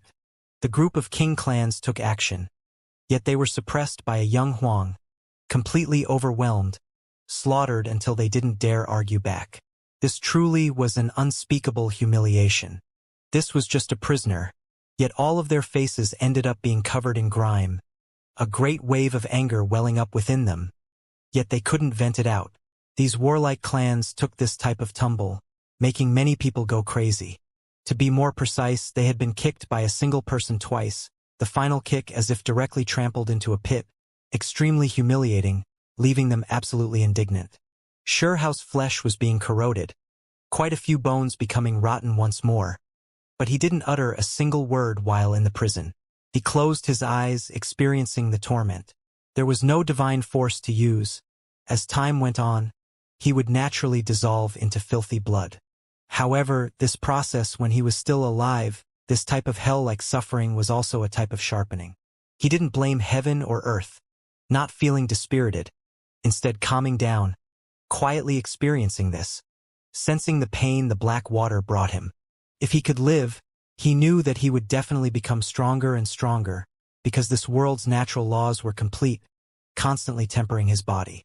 By living here, as long as his body wasn't restricted, he would definitely become stronger and stronger. Even if he didn't do anything, the complete natural laws would refine his body on their own. Huang, you are testing our last patience. We don't mind crippling you right now, and then throw you out for the clans to vent out their anger. Outside the heavenly prison, someone said quietly. There were a few creatures standing there, all of them powerful individuals in charge of overseeing the prisoners here. Did more people come? Want me to go out again? Xianxia opened his eyes, calmly asking. Outside the prison, those people didn't say anything, all of them looking at him, their expressions becoming more and more cold, killing intent appearing. It was precisely as Xianxia said. Blackwater City became more and more bustling, cultivators from even further out rushing over, all of them well-known great clans, right now demanding to see Huang. Blackwater Prison's prison heads felt a bit of a headache. They underestimated the disturbance they created this time. Huang really antagonized too many people, especially when all of those who died under his hands were disciples of famous families, thus making the disturbance greater and greater. If you play your part a bit, perhaps you can pass this time peacefully, even live. If you continue to act crazily, your end will definitely be miserable. Prison head said coldly. What do you want me to do? For someone like me who definitely won't meet a good end. Do you think I would care about you all? How mocked, eyes carrying contempt. During this process, part of his body melted, becoming filthy blood. Bring him out, one of them ordered. How was brought out of the heavenly prison, appearing in Blackwater prison. This time, he wasn't brought to the city gate, but instead directly into the city's largest arena. This place was extremely large, holding hundreds of thousands to millions of people, not an issue at all. This was a battlefield prepared precisely for powerful individuals. After arriving here, How dragged his worn-out body, staggering from time to time, legs still dripping with blood, forced into this place that would definitely turn into a battlefield just like that. There were many creatures here, stretching out as far as the eye could see, their appearances strange. There were three-headed black vicious flood dragons, beauties with snow-white wings behind them, fallen ancient monks with divine halos behind their heads, purple blood giants who were as tall as the heavens.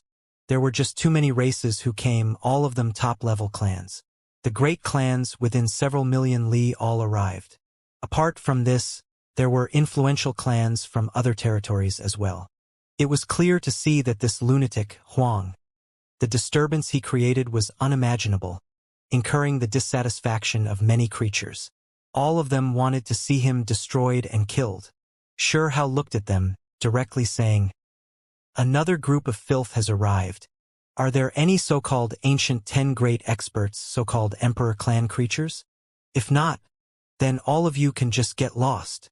No one expected this crippled, body still bleeding youngster to be this arrogant.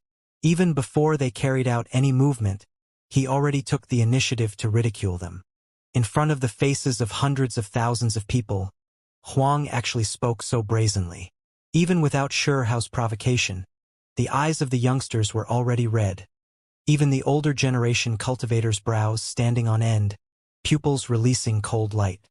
He was just too arrogant. It was always them who looked down on the creatures from Imperial Pass, but now this was just a captive, now a prisoner, yet he looked down on them, treating them all with such contempt. "Huang, you think you are anything special? We'll skin you alive soon," someone said, flying into a rage from humiliation. "Even your side's ancestors have become our slaves. Some of them still alive, put to work in different clans. Where do you even get your confidence from?" Some of them retaliated, wishing to humiliate Hao. Hao frowned, but in the end, he only coldly said, "Saying those things is useless. I only know that if an honorable battle is fought, all of you are nothing more than trash." Even now, quite a few people felt that this was inconceivable. They should be the ones on the initiative, yet in the end, they were irritated so greatly by a prisoner. In the end, this was still because of their popular customs. Because they were aggressive, always acting powerfully, looking down on the 9 heavens 10 earths. This was why they couldn't accept that Huang could suppress them. There are people from emperor clans who are arriving. Once they come, I believe all of our sullenness would end. Someone said quietly. They came. I heard that there are some young emperor clan great ones who left their ancient lands, invited out, hurrying to Blackwater City. When this information was privately passed about, it triggered a huge uproar. Many people were looking forward to this. "I will fight you." A mantis centipede appeared, its lower half a snow-white centipede body, arms silver sickle blades. This was an extremely powerful King Clan individual. In the past, Hao had killed experts from this King Clan. However, this one was clearly stronger, long entering the self-release realm, moreover a middle-aged individual. His face was calm and collected, turning into a streak of silver light, rushing over quickly. Hao took a deep breath, his entire body shining, quickly treating his legs. He stood in place, not moving, only a fist shining with dazzling brilliance. It was because his condition wasn't that great, perhaps it could be said to be extremely horrible. He had just been fished out from the prison, not recovering yet. However, he still didn't feel any fear. In that instant, he took a deep breath, right fist turning golden, immortal mist rising, even surrounded by large amounts of Tao laws. In that instant, Hao sensed deeply that displaying the imperishable scripture in the other side was entirely different. He was completely enveloped within Tao laws, even his golden fist becoming different. This was without a doubt the embodiment of power. Hong. Immediately afterwards, Hao's fist flew out, smashing forward. The golden fist tore through heaven and earth. Natural laws surrounding his fist and fingers. The scene horrifying. The mantis centipede carried a cold expression, a faint, undetectable sneer appearing, directly facing it head-on. Its arms were mantis arms, like long silver blades, hacking over. At the same time, it also had great Tao laws around it. The sky was torn apart, a bit of chaotic energy surging, extremely powerful. And Hao frowned. He felt like his body wasn't quite right, a tearing pain surging, his foundation unstable, unable to even maintain his attack, the golden light becoming dim. He saw the hidden mockery on the other side's face, as well as the strange smile on the faces of some of the prison heads, immediately understanding what was going on. This was part of their schemes. They wanted him to be defeated. Hao understood. The experts who watched over him used some tricks. At the crucial moment, they did something, interfering with the battle. They wanted Huang to be defeated here, be humiliated, end the disturbance. Despicable. The veins on Hao's forehead throbbed. Oh! A great roar sounded. His entire body shone. Many gates within his body opened. Clear light gathering together, forming a seed, blossoming from within his body. Hong Long. Cracks appeared on his body, almost torn apart. Someone secretly taking action, using tricks, now completely keeping him in check. Only, Hao's fist still shone, becoming increasingly resplendent, turning golden once more, erupting with power even more powerful than before. This was unprecedented. Hao went crazy, even if his other parts were ripped apart. His right arm still became golden, fist carrying great Tao aura, unstoppable, rushing out. Kacha! When it smashed into the dazzling white long blades, a sharp and clear sound rang out. The mantis centipede's arms were rippled open, and then they exploded. Then the fist passed through the mantis centipede's chest. Pooh! The mantis centipede clan's great cultivator was blasted to pieces by Hao. He used power exceeding the limit, exhausting all of his magical force, transferring all of his body's potential, concentrating his killing intent and fighting strength into this one move. Everyone was stupefied. It was just one move. Yet the mantis centipede clan's great expert was killed. The prison head's expression became ashen. They had made arrangements today, yet in the end, they still couldn't stop Hao, giving him another great victory. This really left them humiliated and furious. Could it be that they really could only invite emperor clans to step on the stage? The prison guards knew that there really were these types of people who came. The prison heads' expressions fell. Huang won even after they prepared all of this. As for the cultivators of other clans, 99% of them didn't know that there were hidden secrets here, only a few knowing that they interfered, wanting Huang defeated. That was why when they saw the mantis centipede's defeat, they all rose up in uproar. Not because they didn't know Huang was formidable, but because being this freakish really was ridiculous. This place could not calm down, becoming extremely noisy. However, right now, Hao also paid the price, his body breaking apart, starting from within him. He was like a glass bottle that had been rammed into, cracks covering his body. Blood poured out from his body, injuring his foundation. This was extremely serious. Back then, when he was in Divine Medicine Mountain Range, his source had already been injured, incurable no matter what he tried, seriously threatening his life.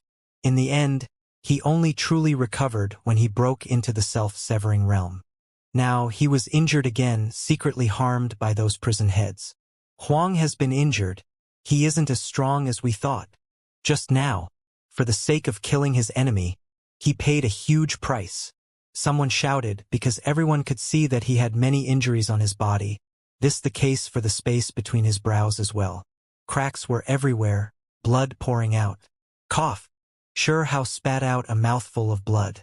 He looked at everyone, especially at those prison heads, continuously sneering. So this is your side's pride, how your so-called warlike clans act? However, soon afterwards, He couldn't speak anymore. A wave of terrifying power surging from within him, attacking at his primordial spirit, stopping him from speaking the truth. Xianxia knew that the prison heads were scared of the truth being exposed. The foreign creatures indeed had their pride, or else they wouldn't have insisted on fighting Xianxia one-on-one. This was precisely because of their ego. However, the older generation cultivators, some of them weren't as hot-blooded, not all that aggressive. Some of them, for example, the prison heads, were more willing to see them win. They didn't hesitate to use various methods, secretly cheat, weaken Xianxia's chances of success, humiliate him before everyone to end this farce. It was because, in their opinion, regardless of whether they truly killed Xianxia or used other methods to have him suffer a great defeat before others, it was all the same result. In that case, then not only would it calm the disturbance, it would also raise their morale. Only by winning a great victory could the aggressive clan's creatures vent their resentment, be truly freed, no longer this sullen and angry. Youngster, what are you saying? Is humiliating my side's cultivators not enough? You still want to slander us?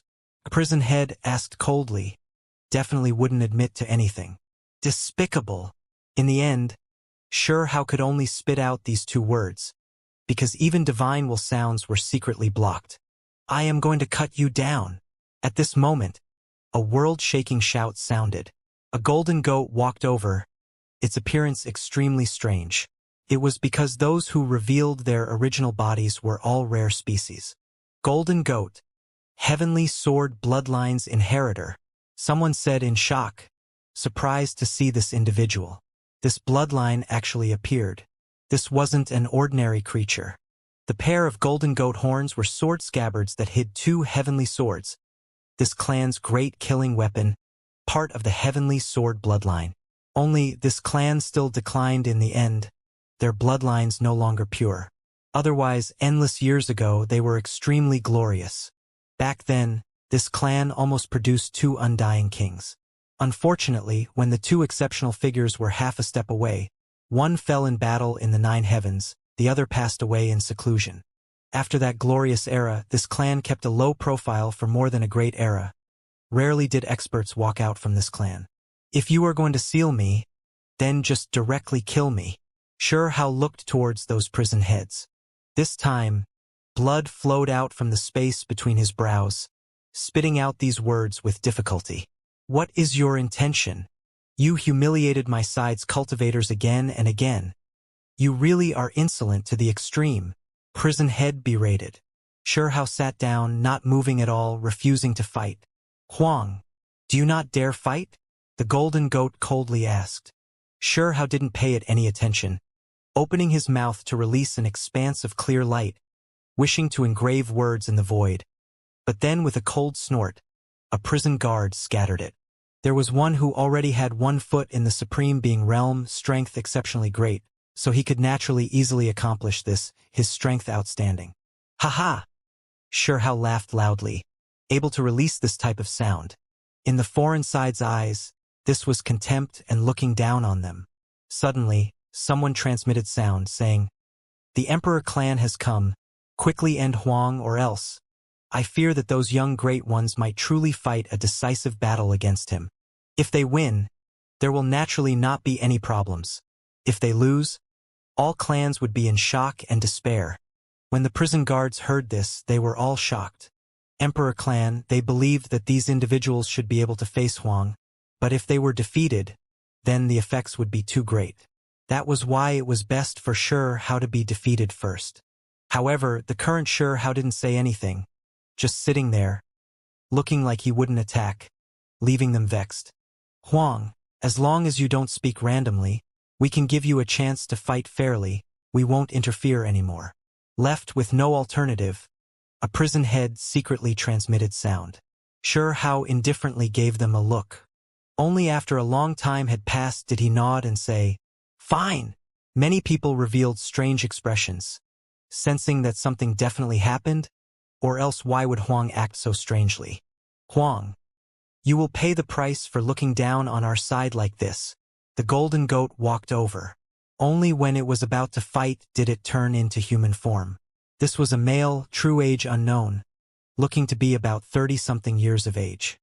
He had a head of golden long hair, a pair of golden horns on his head. Kill! The two fought a decisive battle. The golden goat immediately released sword light, 100,000 streaks in total, surging with endless killing intent as he rushed murderously at Shi Hao. Shi Hao activated the Lightning Emperor's technique. A lightning pool appeared, tyrannical and domineering, releasing endless thunder, lightning interweaving, hacking down on every streak of sword radiance. Hong! The sounds were intense, endless sword cries sounding, thunder rumbling. This place shook greatly. Chong! The golden goat released a long roar, the horns on his head coming off, firing 2 streaks of golden sword radiance. They were too resplendent, splitting the sky dome, illuminating past and present. This sword radiance was unimaginably powerful, containing the aura of time, as if it had temporal power. Hong! Shi Hao went berserk, bone texts interweaving within his body, filling the air. This was especially the case with his chest, even more so releasing an expanse of patterns. He activated his own innate supreme being technique, Reincarnation. When the 2 streaks of sword radiance carrying the power of time arrived, he condensed magical imprints, displaying the Reincarnation precious technique. Dong! Thunder sounded between heaven and earth, muffled and horrifying. One could see the power of time interweaving, clashing there. So it was him. When they saw this scene, someone said this quietly, recognizing the other identity of this golden goat. 1,000 years ago, there was a mysterious expert of the younger generation who excelled at this type of sword radiance that carried the aura of time. This was one of the young heavenly kings 1,000 years ago, ranked in the top few of that generation. However, even a cultivator this powerful still couldn't stop Huang. Pang! As they fought, the self-release realm golden goat felt like things were bad, because its body trembled, brushed by Shi Hao's fist imprint. He immediately felt like he became weaker, because his body was aging, skin starting to wrinkle, clearly having time stolen from him, hit by temporal power. His time sword radiance couldn't harm Huang. He was instead brushed by the other side's Reincarnation divine ability, having his time stolen from him. Ah! The golden goat screamed, his head of long golden hair drying up, his body rapidly aging, deteriorating greatly, clearly about to die. Kill! He released a great roar, activating the 2 golden horns. These were originally sword scabbards, but the prison heads helped him refine them, telling him to activate them if he was in great danger. Chi! Sword radiance raged, one of the golden horns releasing divine radiance, piercing through Shi Hao's chest. Another streak of sword energy almost pierced through the space between his brows, brushing past his cheeks as it rushed past. This was power that exceeded the golden goat's own. Hong! In the end, the 2 horns exploded, gushing with large amounts of light from within, carrying mysterious symbols. This was a small-scale killing formation, exploding with astonishing power at this time. In the eyes of outsiders, the golden goat was going all out, because its body also exploded, looking like it was self-destructing, wishing to drag Huang down with it. Only Shi Hao knew that this wasn't the case at all. The goat horn scabbards were turned into the arms and legs of another, not supposed to be like this. Pooh! The golden goat exploded, dying. At the same time, Shi Hao was ripped apart in terrible condition, clearly about to collapse. Of course, the prison heads couldn't watch him really die. They would take action to save him. It was because Huang was someone the higher-level figures brought back from Imperial Pass. Only before they took action, Shi Hao's flesh shone. Even though his body was cracked all over, he didn't explode. He was covered in injuries, body having bloody holes running straight through him. Immortal energy pervaded the air, blood surging, quickly recovering. This body was ridiculously powerful. Shi Hao actually stuck it through, not dying. Ha ha! Shi Hao roared with laughter, carrying chilliness and contempt, and also a type of anger. Were even his accomplishments going to be stripped away by others? He could clearly achieve great victories, yet others interfered like this, continuously stopped. Those prison heads all wished for him to suffer a crushing defeat in front of everyone's faces. Dong! Golden light surged. An exceptionally beautiful male walked over. On his back a pair of golden wings, long hair hanging down to his waist.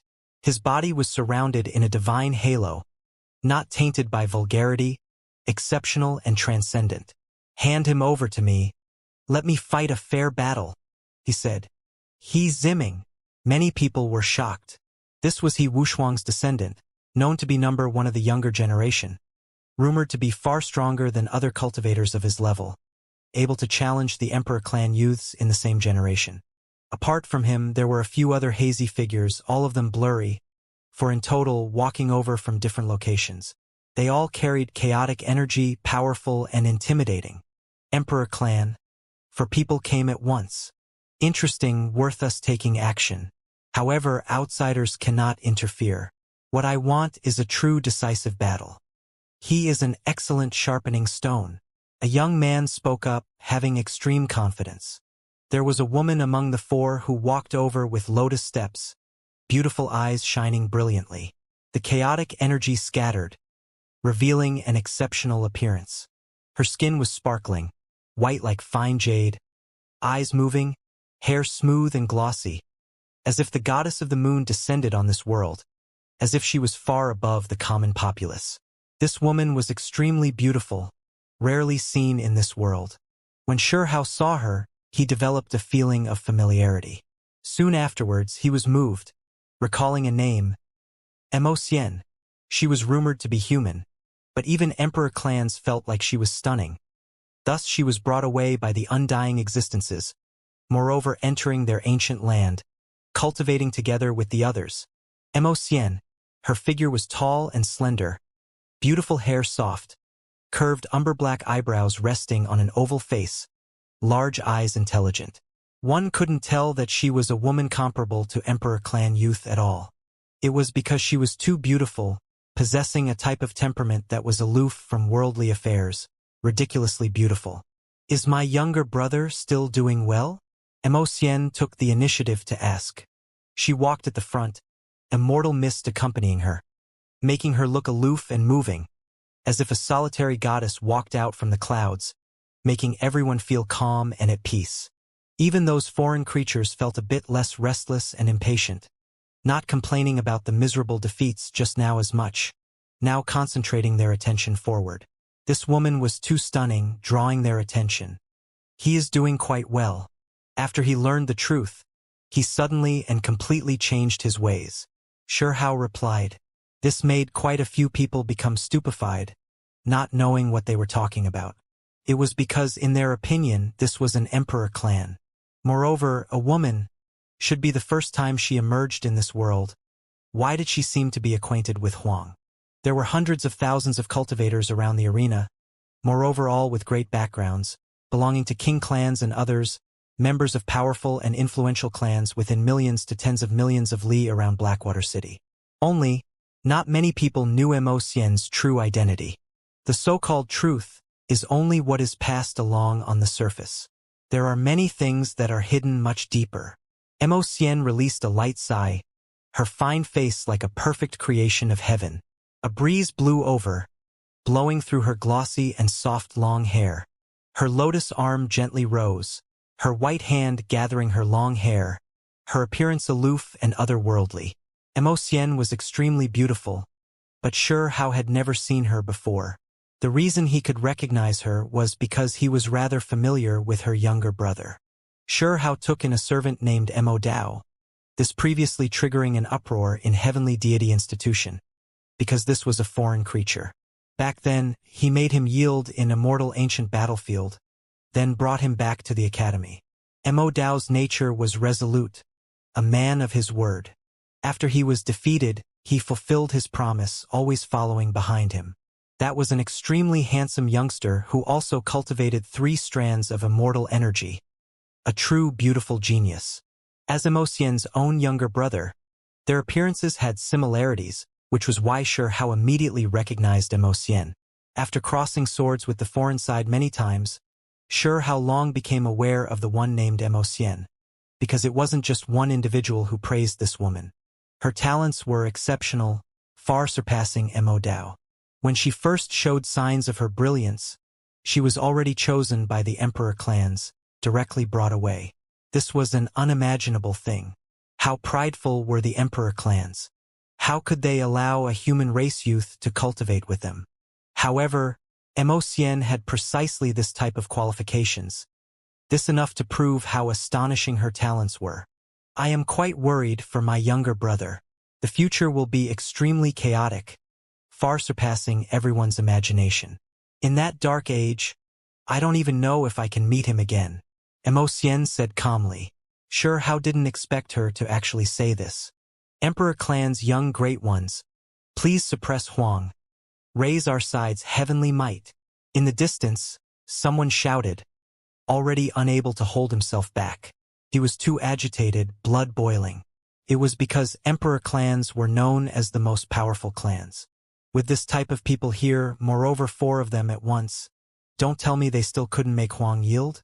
Everyone felt like the moment they could finally feel uplifted had come. These past few days, they had been humiliated and shamed by Huang again and again. Only hearing bad news, making them feel incredibly sullen inside. When had these warlike people ever felt this stupid and cowardly? If not for the ancient land where the emperor clan resided being just too terrifying, normal people unable to get close, there would long have been large amounts of cultivators who went to invite them out of the ancestral land.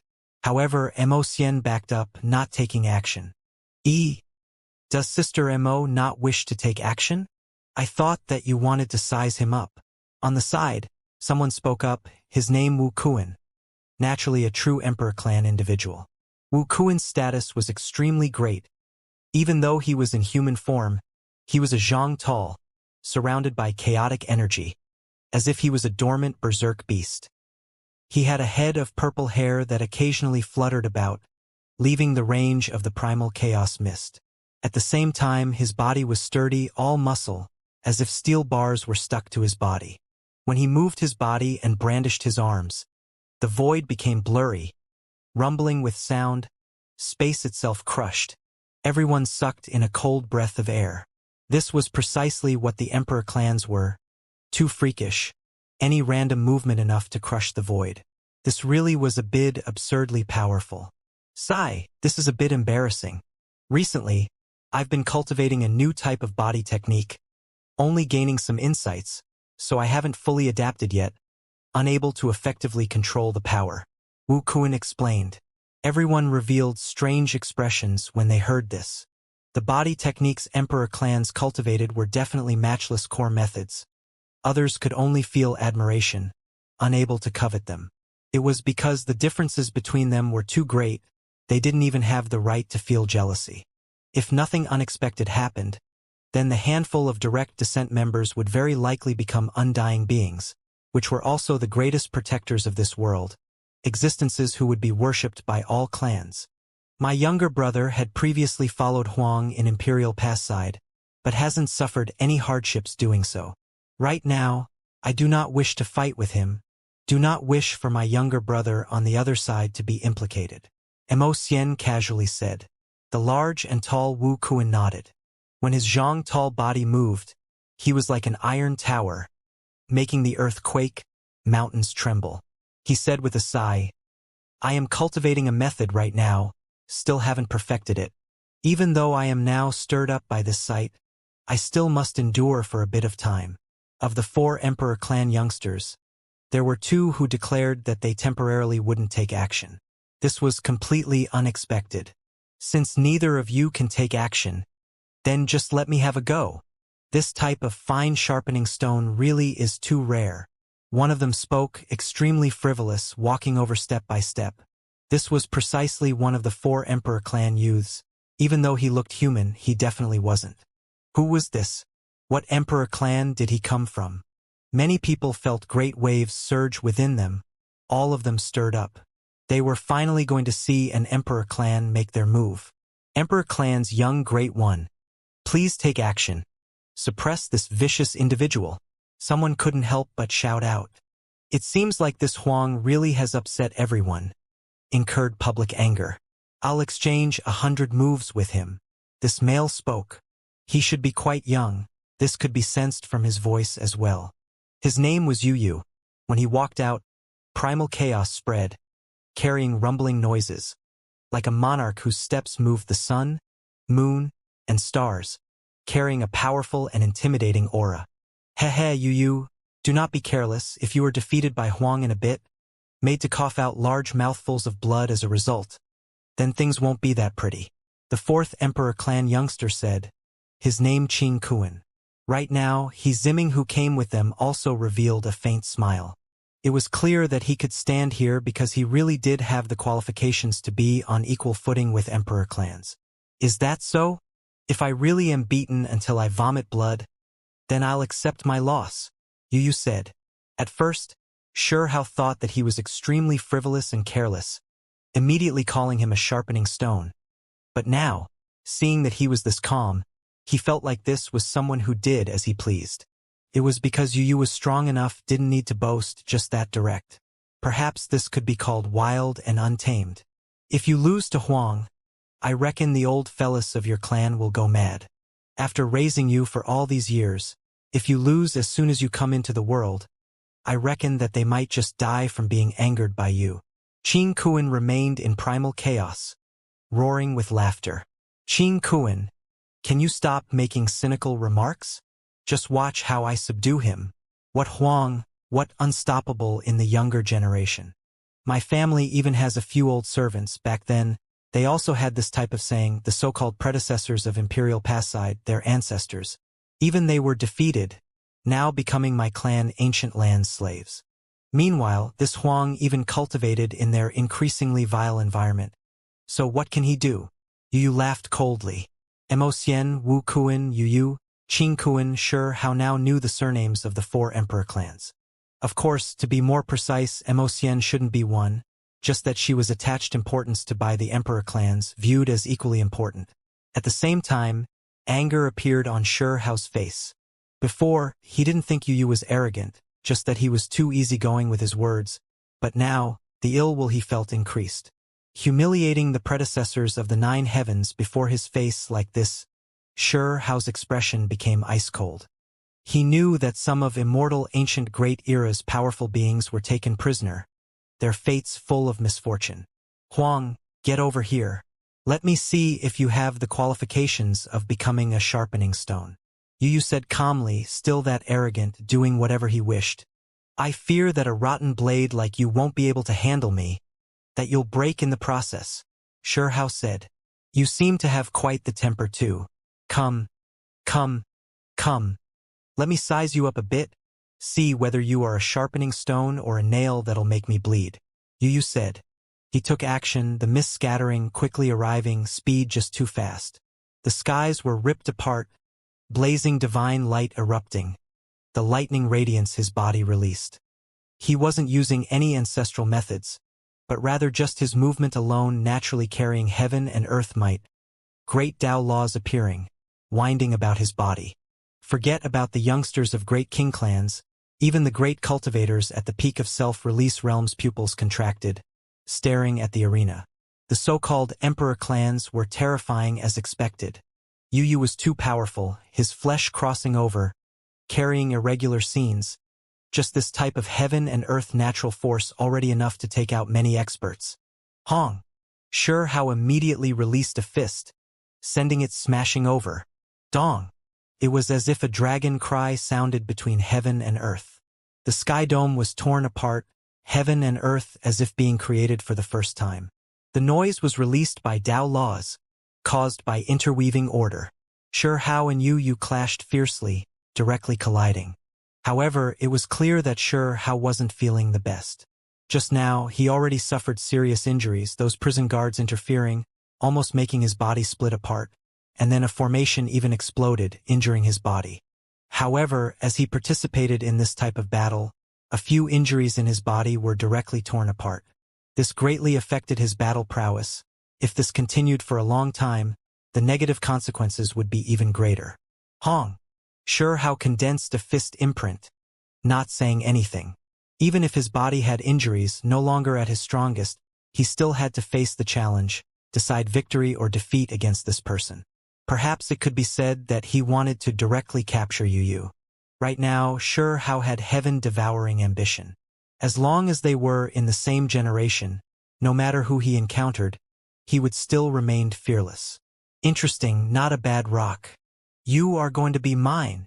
You remained calm and collected, even more so extremely arrogant, speaking while taking action. In the distance, cheers immediately sounded. The foreign cultivators were all extremely stirred up. There was no news better than this. Ever since Huang took action, he rarely faced opponents under the supreme being level. This made all of them feel extremely suffocated. Now, there was finally someone who was going to cut down his brilliance. You spoke too early. Hao's body burned with essence blood. He quickly treated his injuries.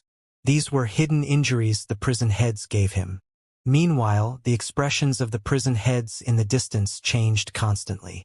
They were quite worried if Hao lost, then that was that, everyone would be happy. However, if he won, then that really would trigger a disastrous storm. They all stared at the arena, not wishing to let things go as Huang wanted. Come. Yu's expression was cold. In that instant, his 5 fingers spread, and then he formed a fist imprint. Dark light appeared, and then immediately afterwards, darkness covered everything, surrounding this place like dark clouds. His fingers already became pitch black, quickly slapping over. In that instant, heaven and earth became indistinct, as if night descended. It was hard to see anything.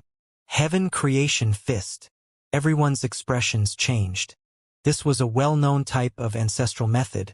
Only the Emperor clan Yu resided in possessed it. It was known as the Heaven Creation Fist, having the power of the world's creation. Hong. Sure enough, when the darkness arrived, that place suddenly erupted, quickly becoming resplendent. It was as if the heavens were being opened, the darkness torn through, revealing the light. The power of this fist was too great. It was incomparably majestic, imposing manner rolling on and on. However, when faced with this attack, Hao remained calm. He displayed the solitary Buddha 8 forms, palm and fingers striking out, searching for his opponent's weakness.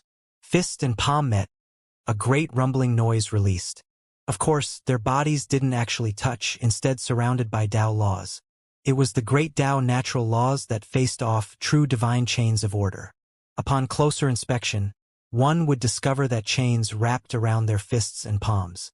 These were created by Tao laws, the most dangerous things. This type of clash, a single mistake might result in the danger of destruction. Hong. After the two sides clashed, light erupted in endless rays, this place directly becoming peaceful again. They both revealed strange expressions. Hao previously had injuries, his foundation having cracks, this having great negative effects on his body in this battle. Who has the advantage? In the distance, someone asked, paying close attention. The foreign creatures really wanted Yu to immediately win, suppress Hao. However, the prison heads' minds were jumping greatly, revealing expressions of worry. They knew well that Hao wasn't in his peak state, his foundation even having cracks, negatively impacting him. Yet he still didn't show any signs of losing. No, we have to stop him.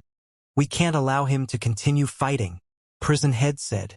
It was because if Huang defeated Yu, then this was stepping on the emperor clans. The effects of this would be absolutely devastating, extremely terrible. However, it wasn't good for them to really secretly take action, because those emperor clans weren't ordinary individuals, truly wishing to win over Huang. If they received hidden support, those people might not necessarily feel grateful. Qi. Multicolored light flickered about, shining with incomparable brilliance. This was a set of fetters. Quickly appeared, instantly binding Hao. Thank goodness. A supreme being took action. A prison head wiped at his sweat. How could Blackwater City not have supreme beings? There were even undying existences here, all for the sake of overlooking the underground prison. They had always treated this place seriously throughout history, overlooking this place carefully. Just now, the prison heads quickly reported to a supreme being, and then they immediately received a reply. Hao was thus bound once more. What is going on? Many people shouted out. We received orders from a supreme being that even though Huang is a serious criminal, he cannot die, still having great uses. A prison head spoke, moreover explaining a step further, saying, "The Supreme Being is worried that Huang would be killed by the Emperor clan's young experts, which is why this can be considered a type of protection Emotion." He Ziming, and a few others became speechless when they heard this. The two of them were fighting intensely, victory or defeat undecided. How did they reach the conclusion that Huang would suffer a great defeat, moreover be killed? This was especially the case when this was a prisoner. Was he even worth the protection? However, the group of king clans were all cheering, incomparably excited, treating this like the decisive ruling, believing that this was true. Only Xianxia revealed a sneer of ridicule, completely uncompromising as he said, "I will be defeated? It is your supreme beings that notice something." If they were a step late, the emperor clans would similarly return to dust, be killed. When these words were spoken, it naturally triggered chaos, this place becoming noisy. If you can't accept it, then undo my chains, let the fight continue to its end. Xianxia didn't care whether he would be punished or targeted. Because he was in the other side already, he never expected to receive any good treatment, which was why he wouldn't allow himself to be wronged. Right now, the primal chaos around you scattered, revealing his true appearance. His face was fine like jade, extremely handsome, an exceptionally handsome male. However, his expression wasn't all that great, saying, "I wish to continue fighting, experience this sharpening stone. I fear that this will not happen. There are orders from above that Huang cannot be allowed to die, while this was also the undying being's earliest requirement." Prison head said while shaking his head. Even though emperor clans were far above, when the youngsters faced supreme beings and undying existences, they still couldn't do as they wished, had to show respect. Yu was dressed in white clothes, untainted by a speck of dust, could be considered refined and graceful. However, his face was a bit cold, ruining this appearance a bit. Wisps of chaotic energy still curled about his body. He walked towards Xianxia. In the end, he rose up with a pung sound, kicked Xianxia in the chest from above, making him stagger backwards, spit out blood from his mouth. Yu came precisely for Huang, but he was obstructed, unable to continue, so he vented his frustrations in this way. A few foreign king clans cheered, the noise rumbling through this place. Even though they knew that Xianxia was bound in chains, unable to resist with magical force, they still felt extremely excited upon seeing this.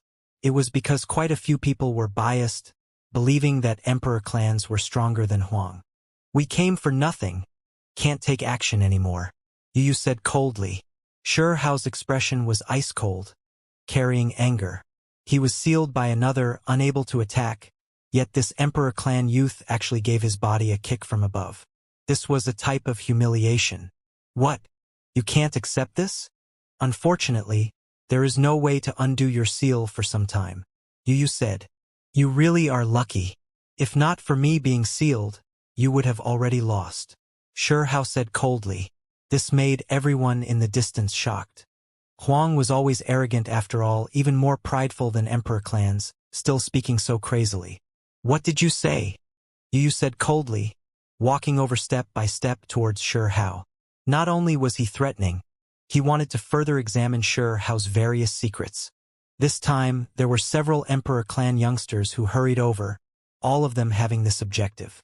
Many of them already heard that Huang was regarded with great importance by the higher levels, definitely having some secrets, which is why the emperor clan youngsters came here, wishing to understand things a bit clearer.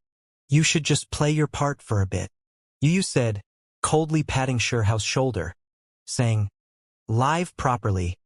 I will come and look for you again. Pong." However, what was completely unexpected was that Xianxia suddenly acted out. Even though he had shackles on him, he still took action. The chains and others sealed his magical force, but his flesh was still powerful. Under such close distance, Xianxia locked down Yu, pulling with everything he had. This was just too sudden, exceeding everyone's expectations. "This what happened?" Everyone widened their mouths in shock, not daring to believe this. Xianxia's flesh was powerful beyond compare. His magical force was sealed, but under such close distance, his body was sturdy, actually still having some strength, just enough to grasp Yu Yu firmly. Cough. Yu Yu coughed. He began to panic a bit. It was because he never would have thought that he would end up like this even in his dreams. The other side still retaliated when he didn't have any way of exerting force. In reality, Yu Yu miscalculated after all. Even if his entire body shone, using powerful magical force, he still momentarily couldn't change anything. "Let me go!" Yu Yu shouted, moreover attacking Xianxia, using the most powerful magical force. With a pung sound, he finally let go. Yu Yu's neck was bloody, neck almost snapped. This was just too terrifying. Even though Huang had stocks and chains around him, he almost made an emperor clan suffer greatly. How much of a monster was Huang? He had stocks and chains on him, yet he still almost disconnected the neck of an emperor clan youngster. This was too shocking. A group of people rose up in commotion, all of them crying out. Right at this time, quite a few people became extremely worried. In that instant, a few king clans with great confidence felt their hearts plug up their throats. It was because if Huang choked an emperor clan to death, then that really would be a joke. Even though that type of tragedy didn't happen, it still left everyone speechless. As for Yu Yu, the one directly involved, his face was ice cold. He was careless. Just approaching this bit resulted in Huang tightly gripping down on his neck. Everyone felt some lingering fears. If Huang wasn't sealed, perhaps he really would have removed an emperor clan's neck just now. Took his head. Hehe. Haha. Wuxian laughed loudly. He was like an iron tower, body more than a zhang tall. He couldn't help but erupt with laughter. Yu Yu, how could you be this careless? Huang has fetters and handcuffs on him, chains all around his body, yet you still almost died. This sharpening stone really might break a shoddy sword like you, Qing Kuan said while laughing. At this point, perhaps only the two emperor clan geniuses dared to mock him like this. Yu Yu's expression was ashen, extremely ugly. This time, he rushed over again. At the same time, Wu Kuan, He Ziming, and Qing Kuan also rushed over, wishing to search Xiao's primordial spirit. This was the main reason why they came so energetically, moreover striving to be the first to come into contact with Huang. They wanted to know just what kind of secrets he had, for the higher levels to be this interested in him. You all are not allowed to act rashly. There are many restrictions placed between his brows. If it is searched, he might directly self-destruct. Right at this time, a voice sounded within the city. These individuals frowned. Now that a supreme being warned them, they had no choice but to respect this, not daring to really take action. Even though their statuses were extraordinary, they still couldn't act randomly. What a pity! In the end, there is still no one who is willing to fight with me, Xianxia said, still putting on an unperturbed attitude. Yu Yu's veins popped when he heard this, face becoming more and more cold. His battle with Huang was stopped. Could it be that the Supreme Being Senior favored him? Since you are so feisty, loving battle, then I'll help you accomplish your goal. In the city, that voice said coldly. Then, the Supreme Being inside the city announced something, that Huang is going to be sent to War God Academy to become a fighter, help others comprehend the Tao. When news got out, many people cried out in surprise. Then, many people's eyes lit up, looking forward to this. Of course, there were some who were disappointed, unable to see the Emperor clan experts suppress Xianxia in the end. What they wanted to see was a great decisive battle, hoping for someone to openly suppress Huang. Through this hoist up their side's might. War God Academy. Will we have a chance to go inside? Many people began to discuss among themselves, their eyes burning greatly, filled with expectations.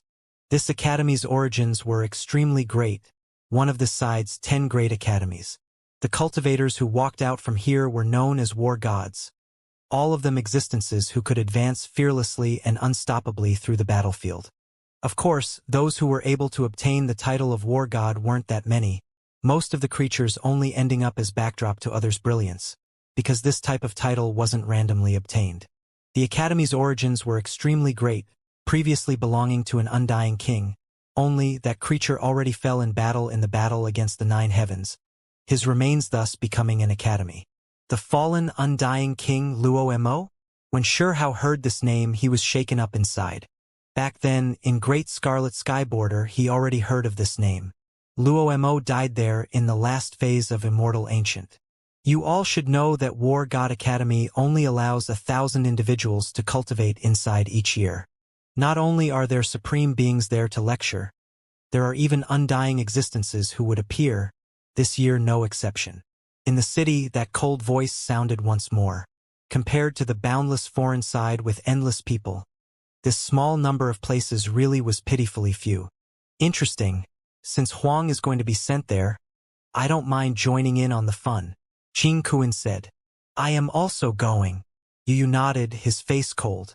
As for Mo Xian, He Ziming and Wu Kuan, they didn't think too much either, deciding to head there. There was one reason, which was precisely because Huang was going to become a fighter there. Otherwise, as emperor clans, their ancient land was far better than the remains left behind by a deceased undying king. Why would they need to go there? News spread, shaking up all sides. Today, not only was Blackwater City noisy, even the cultivators of many other places became shocked when they heard this.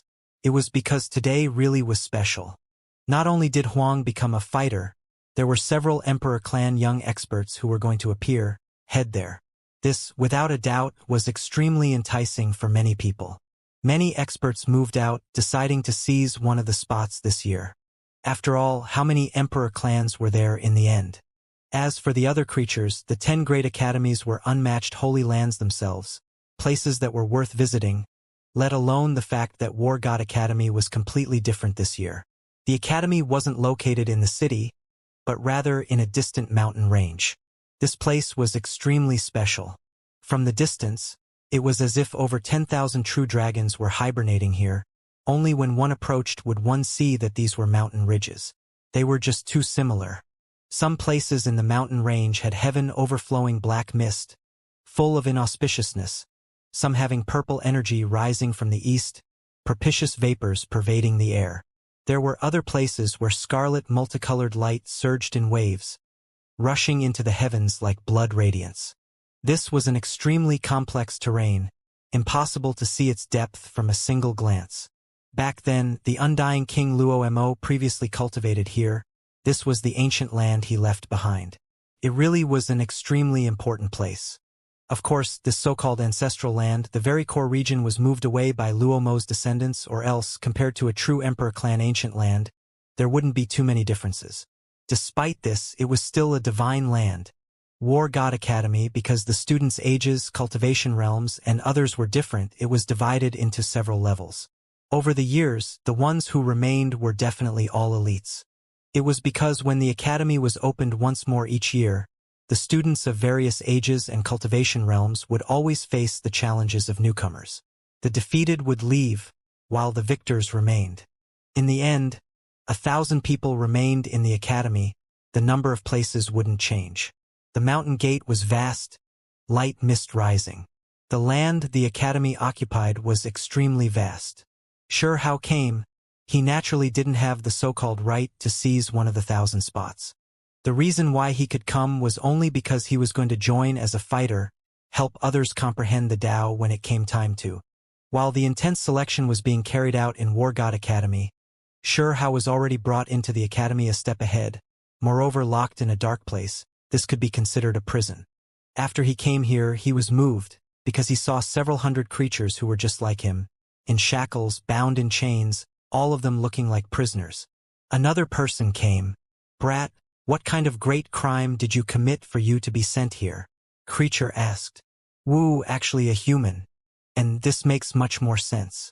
Most of the descendants of the defeated end up as servants their entire lives. When he heard these words, Sure Hao's eyes became cold. At the same time, his heart shook because he saw several dozen people here, also humans. However, their conditions were terrible, all rather numb and indifferent. You are a human who came from the 9 heavens 10 earth side? Sure Hao was moved, asking one of the people here. Sure enough, that middle-aged man didn't say anything, not even giving him a look, extremely apathetic, not giving any reply. Why don't you all say anything? Sure Hao shouted out, speaking to the others. Since they are destined to die here, born to be servants, their hearts have all become dead ashes. There is no hope left, so they have long become desensitized. An elder said. This was a barbaric ox, even though he wasn't human. Sure how felt like this should be a creature from the 9 heavens, only the language he used was that of the other sides. You also came from Imperial Pass side? Sure how asked. My ancestor came from that side, of course it wasn't all that dazzling. Back then, he was captured, forced to become a King clan slave. The old barbaric ox said. It was full of regret as it looked at Sure how. It was because it could understand this youngster's words through divine will, but couldn't understand his words. Could this be the 9 heavens language? After all these years have passed, you can still speak the 9 heavens language? The old barbaric ox asked. I just came from Imperial Pass side. Sure how said. What? At this moment, even those numbed creatures cried out in alarm, looking at him in shock.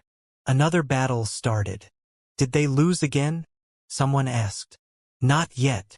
Sure how shook his head. Then he asked these people what was going on. You can see for yourself.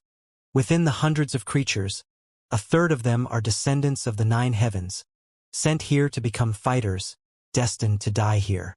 The old barbaric ox said. In the past, there were some creatures who were captured, only able to become servants later on. The main reason was because they were suppressed by a few academies and great clans. After coming here, rarely would one have a good end. They had to fight the academy students, allow those geniuses to increase their strength through bloody battles. Of course, a larger half of the creatures locked up here were native foreign creatures who had committed great unforgivable crimes, thus ultimately falling here.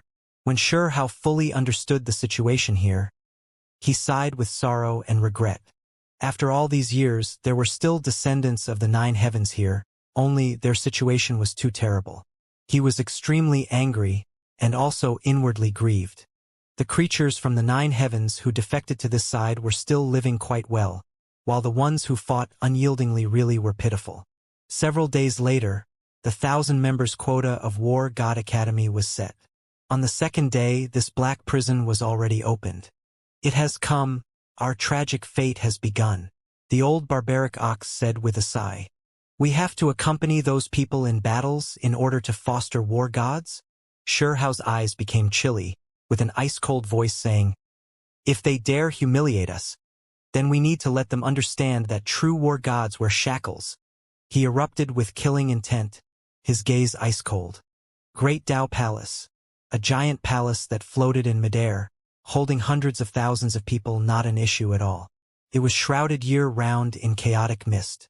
This was one of the most famous Tao comprehension places in War God Academy, because every so often, there would be an expert who came here to lecture on scriptures, teach great profound methods. Below, mountain ridges were everywhere, faint spiritual energy rising. Meanwhile, in midair, the great Tao Palace floated year-round, swirling with mysterious natural laws of order, moreover accompanied by the source energy of all living things. The black prison was opened. Sure how and a group of people were brought out, in the end all sent into the great Tao Palace. For some of them, this wasn't the first time they came, for example, that old barbaric ox. Its body trembled as soon as he came, because he was too familiar with this place. Each time, he had to experience bloody torment. It wasn't easy for it to survive until now. This was a place where scriptures were taught, a land for Tao comprehension. At the same time, it had a fighting arena.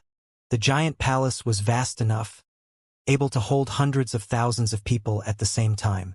Meanwhile, War God Academy only allowed 1,000 people to join. They could listen to Tao scriptures, comprehend the great Tao year-round. That was why this place was still extremely spacious. It wouldn't be completely filled, moreover with enough areas to exchange pointers. Up ahead, there was an area filled with praying mats. There weren't too many or too few, 1,000 in total. And now, there were hundreds of people seated there, currently listening to Supreme Being's lecture on the Tao.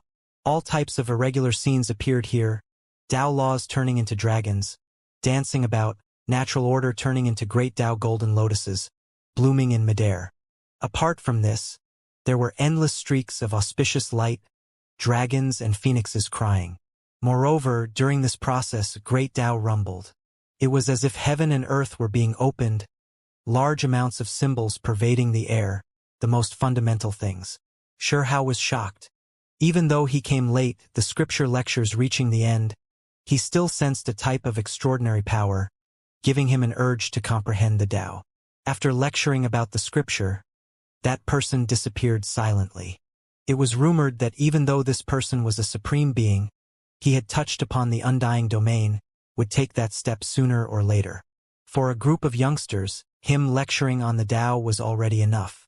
After the supreme being left, several figures appeared in the Tao platform surroundings, overlooking the listeners, asking them if they had anything they were puzzled about. These people's ages weren't small, already having 1 foot into the supreme being realm, Cultivation's extraordinary. They weren't lecturers, but they could help the listeners with their confusion. Senior, I am a bit confused. When the potential of a creature is completely exhausted. Sure enough, when the true lecturer left, these listeners split up into groups, surrounding those individuals, asking for guidance. Some of them had quite a few questions, the elders patiently answering. It varies from person to person. Everyone's potential is different. Only by continuously breaking through and opening the body's treasury can one gradually truly see their own limits. An elder said. Then, with a wave of his hand, he picked one from the fighters. He had the student come up, release his ancestral methods with full power, suppress that individual. The so-called fighters were precisely pitiful creatures used to assist geniuses in bloody battles. If they weren't slaves, then they were death convicts who had committed great crimes. Their lives weren't worth anything, could be taken at any time. Do your best to resist. Use everything you have. The elder ordered. When that fighter heard this, he immediately trembled with fear, because he knew that he might die. Hong! A powerful wave overwhelmed him, making his bones release pi-pa sounds continuously. Then, his body shook several times like muffled thunder. Kacha! Then, that creature did everything he could to protect himself. Many bones broke under the pressure. One could see just how tyrannical the power was. The bones within his body were crushed by that individual who had half a foot into the supreme being level. Moreover, this type of trend didn't change, still continuing. His body was about to rot, blood gushing out again and again. Pooh! Eventually, the space between his brows even exploded, blood spraying out. His skull even more so split up into pieces. Ah! This creature screamed miserably, eyes scarlet red, struggling intensely, releasing a great roar. Pay close attention, everyone. The half-supreme being remained extremely calm. His palm shone. Large amounts of auspicious light scattered down on that human's body, making his body almost translucent. Here, and here, divine force has surged, natural laws resonating. He pointed at the body of the miserably screaming creature, having the scripture listeners identify a few important areas. All of you look more closely. After these bones broke, his body shone on its own, flesh resonating. This is a sign of potential starting to take form.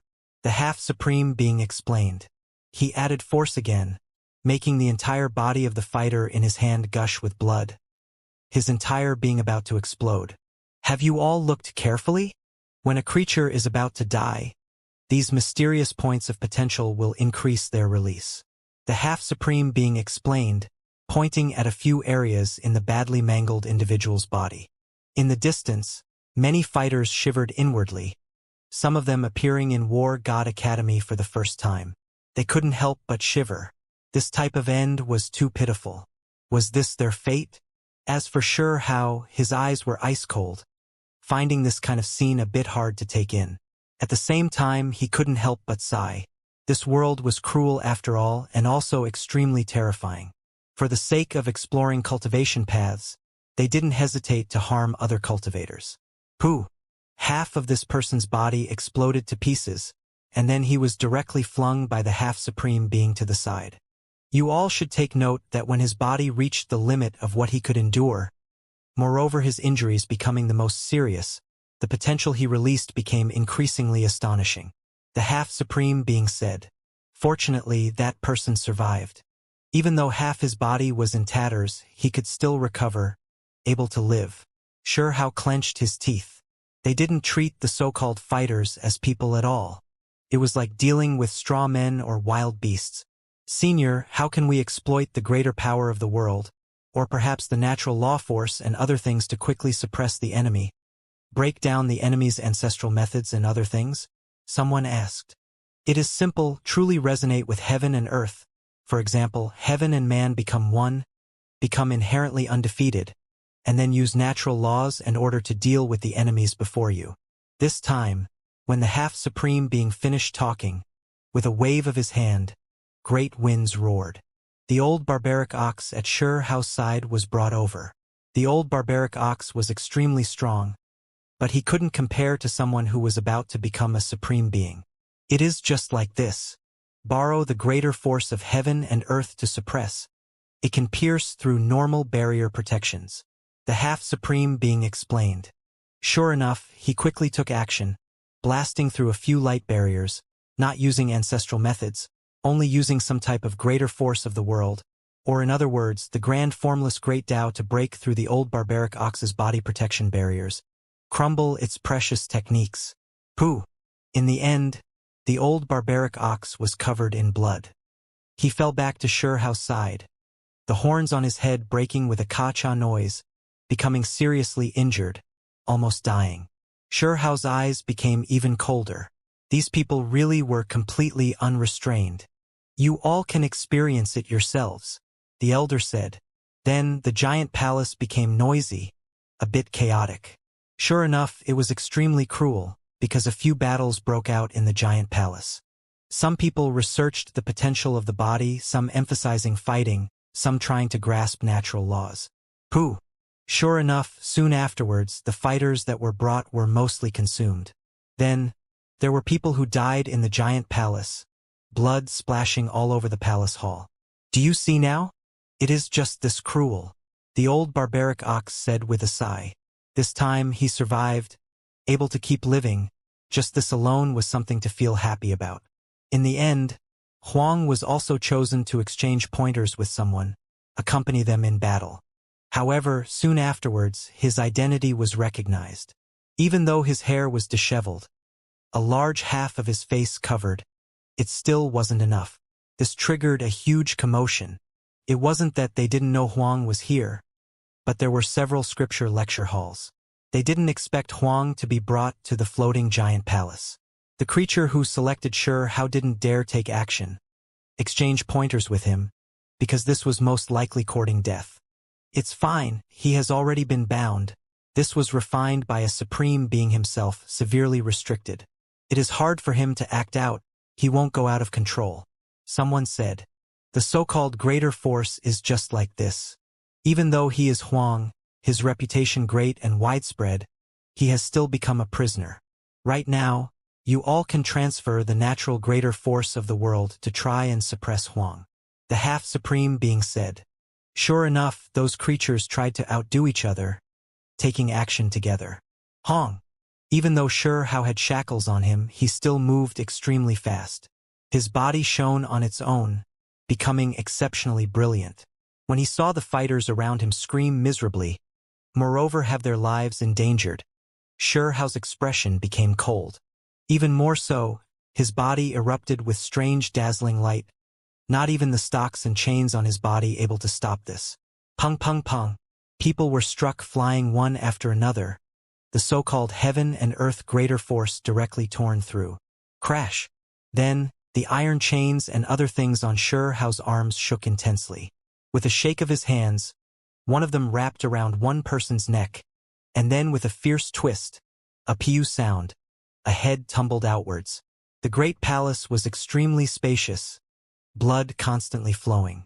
However, when a genius of War God Academy had his neck broken, the meaning became completely different. There were people glaring angrily, others berating. A genius was killed in Great Tao Palace, head falling. The scene extremely shocking within the wisps of primal chaos mist. In the past, when did this type of scene ever happen? It was always War God Academy's geniuses slaughtering their training partners. Rarely did scenes of reverse slaughter happen. Even if there were unexpected events, it would just be injuries. When did the fighters dare kill the Academy's disciples? The so-called fighter statuses were extremely low, not worth anything, if not descendants of the nine heavens. Then they were criminals who committed great wrongs. Huang stood there, the chains on his arm dripping with blood. He didn't move, just standing there, coldly looking at everyone, not feeling any fear. Great Tao Palace was a Tao comprehension holy land, primal chaos pervading the air, Tao laws surging, divine chains of order interweaving. However, right now the atmosphere was a bit suffocating. Huang, you dare act viciously? An elder shouted coldly. He was a half-supreme being in charge of clearing up confusion here. Even though he wasn't a true scripture lecturer, his status was still unordinary. Hao's expression was indifferent, not paying him any attention, only looking at War God Academy's elite disciples. Forget it, we can only blame him for being inferior to others. Another elder spoke up. He gave the head on the ground a look, frowning and saying, "You still aren't getting up?" However, that head's eyes were wide opened, life aura starting to disperse, head not merging with the body. Everyone was alarmed, greatly shocked. That half-supreme being's face darkened, eyes ice-cold. It was because that person's primordial spirit had been scattered, could be considered to be completely dead. If not for there being orders from higher up, I would have immediately killed you. How could this be tolerated? An elder shouted, clearly having an explosive temper, his eyes full of rage. Hao's expression remained calm, only giving him a glance, not paying him any attention. It was because it was useless no matter what they said. His status was a bit special, at the very least he still wouldn't die immediately, but the nine heavens descendants were less than straw men. As sparring partners, they didn't know when they would die, each passing day difficult. No one would treat them as an equal being here.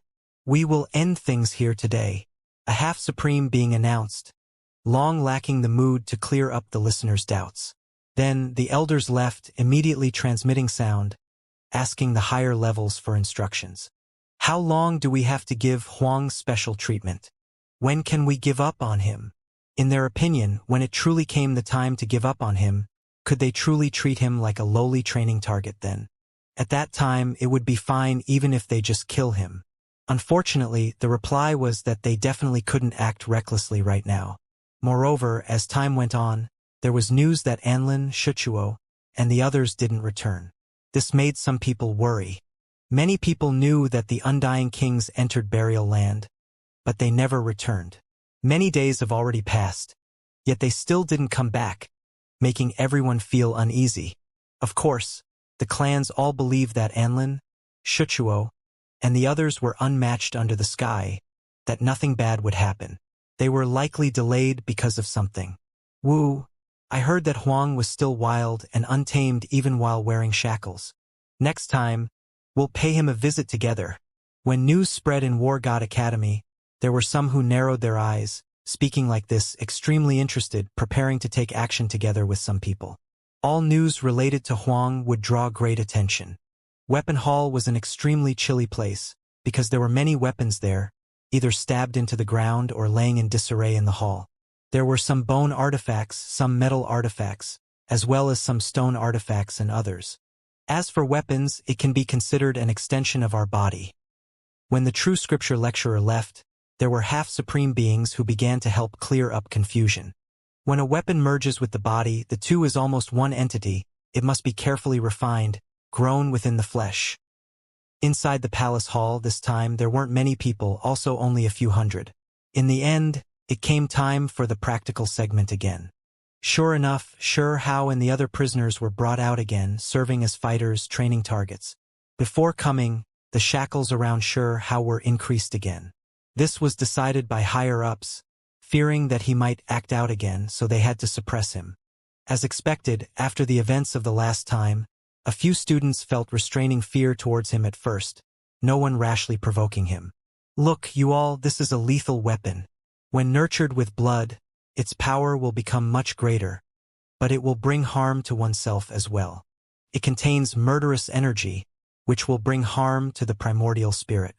Nurturing it inside the body would even affect one's nature. The half-supreme being explained. In his palm a blood-colored war spear. It wasn't extremely long, but it was terrifyingly red, clearly not tainted by blood. Yet there was a bloodiness spreading from it. That is why when nurturing a vicious weapon, one needs to have a proper plan. How exactly can it be nurtured so that the vicious energy within the lethal weapon can match one's own cultivation, prevent it from harming oneself? When he spoke up to hear that half-supreme being flung out the blood spear, it turned into a streak of red light. Under pew-pew noises, it continuously stabbed through several training partners. A few people cried out miserably, directly exploding, and then turned into a blast of bright red essence blood, entering the vicious weapon. There were some whose bodies shriveled and dried up, blood energy completely vanishing, their bodies rigidly falling. This vicious weapon has been nurtured for many years, the blood it absorbed long astonishing. It has already become full from drinking a dozen or so people's blood. If it drinks any more, its vicious energy will cross the limit. The half-supreme being explained. The fighters' expression were deathly white. This was what they were least willing to see, because Weapon Hall was more dangerous than any other place. There was danger of being diced up by the weapons at every turn. Pooh! This time, the old barbaric ox by Xianxia's side wasn't that lucky. Its chest stabbed through by a scarlet-red divine sword. The sharp end stabbed into his chest, sucking his essence blood. Dang! Xianxia couldn't keep watching. He directly took action, smashing at it with his shackles, breaking that blood sword. In that instant, the old barbaric ox's hair became much whiter, paying an extremely great price. Woo! I forgot to mention that if you all wish to nurture a domineering vicious weapon, there is a chance to do so today. The half-supreme being spoke, pointing at Xianxia and saying, "He is Huang. Many people should have heard or seen him before. His blood should be quite extraordinary. If you want a vicious weapon to transform, you all can try it on his body. I wanted to give it a try for quite some time already." One person replied. This was a King Clan individual, his physique sturdy like a bronze bell. Meanwhile, the magical artifact he held was a heaven-gathering parasol, carrying blood radiance. When the parasol surface opened, it would become incredibly sharp. All vicious weapons were merely an extreme type of magical artifacts. Normal people weren't willing to foster them, because it would bring harm onto oneself as well. All those who wanted to get into this were naturally all extremists. The number of people who nurtured vicious and bloody artifacts was extremely few. In the other side, because there were some clans that were extremely warlike, comparatively speaking, there were more who did this. Before coming here, many people already got together, wishing to take action against Xianxia, treat him as a practice target, bombard him with vicious attacks. That was why when one of them spoke, a group of people responded. Kill! The first to fly over was precisely that heaven-gathering parasol. It spun about, releasing scarlet multicolored light, blood radiance surging, killing intent overflowing. It had to be said that this was an extremely powerful King Clan individual. At the same time, the other weapons, for example, soul bells, bone blades, stone daggers, and others flew over while carrying dark red light. These people all carried cold expressions, having a great grudge against Xianxia. There were people from their clans who died under Huang's hands. When they truly faced off, they definitely weren't Xianxia's opponent, so they couldn't really get revenge, and so they used this chance to do so. Xianxia, who had 2 layers of shackles on him, had a cold expression. He suddenly erupted with terrifying killing intent, brandishing the chains, directly smashing them into the heaven-gathering parasol. Pooh! The parasol surface was struck through, its body breaking. Just how great was his strength? Everyone's eyes widened. One had to understand that he had 2 layers of shackles on him, unable to use even a trace of magical force. This was purely physical strength. Meanwhile, the other side could use the greatest magical force, activating a blood weapon, yet it was this result. This made all of them shiver inwardly. Pooh! This was a King Clan coughing out blood, because his vicious weapon was destroyed. When this type of weapon was broken, it would inflict great damage to the user because normally, it had to be nurtured by one's own blood, thus sharing an extremely close connection. Then, ka-cha sounds ran out continuously. Even though Hao had 2 layers of stocks and chains around him, he still moved as fast as lightning, continuously brandishing his fetters and handcuffs, breaking many weapons. As a result, a group of people coughed out blood. In the end, the half-supreme being's face fell. With a shout, he quickly ended this session of dispelling doubts. Huang acted out again. This matter spread through the academy, triggering many discussions. Fortunately, even though many people were injured this time, no one died. This group of disciples can't even win against a bound Huang. Is it them who are too unsightly? Or is it Huang who really is that strong? Finally, a scripture lecturer said, these types of existences were supreme beings at the least, sometimes even undying existences personally descending. Of course, the scripture lecturers normally always hid their cultivation, not willing to reveal their own secrets and other things. Moreover, after giving the lecture, they would immediately disappear. 2 days later, it was in an ancient palace again. Another even more shocking thing happened. When the scripture lecturer left, a few half-supreme beings helping with the students' confusion properly took care of Huang. This was Magical Force Hall, a powerful magical force surging within it. Normal people would be crushed apart upon entering. When a few fighters were thrown in after their cultivations were sealed, they were directly crushed to pieces, the scene extremely miserable. Surprisingly, this time they didn't become training partners, but this was even more terrifying. War God Academy's disciples all operated magical force, advancing into the depths of Magical Force Hall, using this to train themselves, squeezing out even more powerful magical force from within themselves. During this time, Hao had his stocks and chains undone. He was locked inside of a divine gold prison that could be moved into a moving divine gold cage, pushed far inside by someone with magical force, delivered into the depths of the hall. The old barbaric ox and others were all in miserable states, treated like experimental subjects, about to explode to pieces from the pressure just halfway in. Meanwhile, the students of the academy naturally wanted to see just how strong Huang was, which was why they had cruel smiles, exerting force together, sending him into the depths of Magical Force Hall. However, it was precisely because of this that a disaster happened. Hao was extremely silent at first, only doing his best to resist, using all of his strength to neutralize the boundless magical force's pressure. A few people sneered, which was why they asked people to undo his shackles, send him into a special prison, doing this precisely because they wanted to see the limits of his magical force, at the same time wishing to see him suffer. Wanglong. Suddenly, a loud noise sounded, this place shaking greatly. Many people's faces became snow-white, their souls trembling. Then they cried out in fear. It was because they lost control of their magical force while magical force poured unendingly from within, crashing down on their bodies. This was because of Hao. He had a type of ability that made the other party's attacks useless, magical force immunity. Moreover, in recent years, he had always been secretly studying it, so this ability became increasingly unordinary, undergoing some transformations. Now, it was no longer an issue of ignoring magical force on himself when on the defensive. Instead, he could now also make the other side's magical force scatter, lose effectiveness.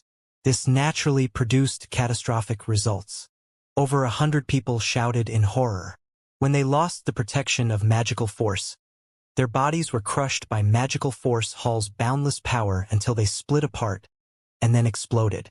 Magical Force Hall always had powerful magical force surging. Hao selectively targeted them. Thus, a tragedy happened. In this hall, those elite disciples were just like the fighters before, many of them exploding under pew-pew noises, turning into clouds of bloody mist. A half-supreme being roared, now completely angered, quickly coming to their aid.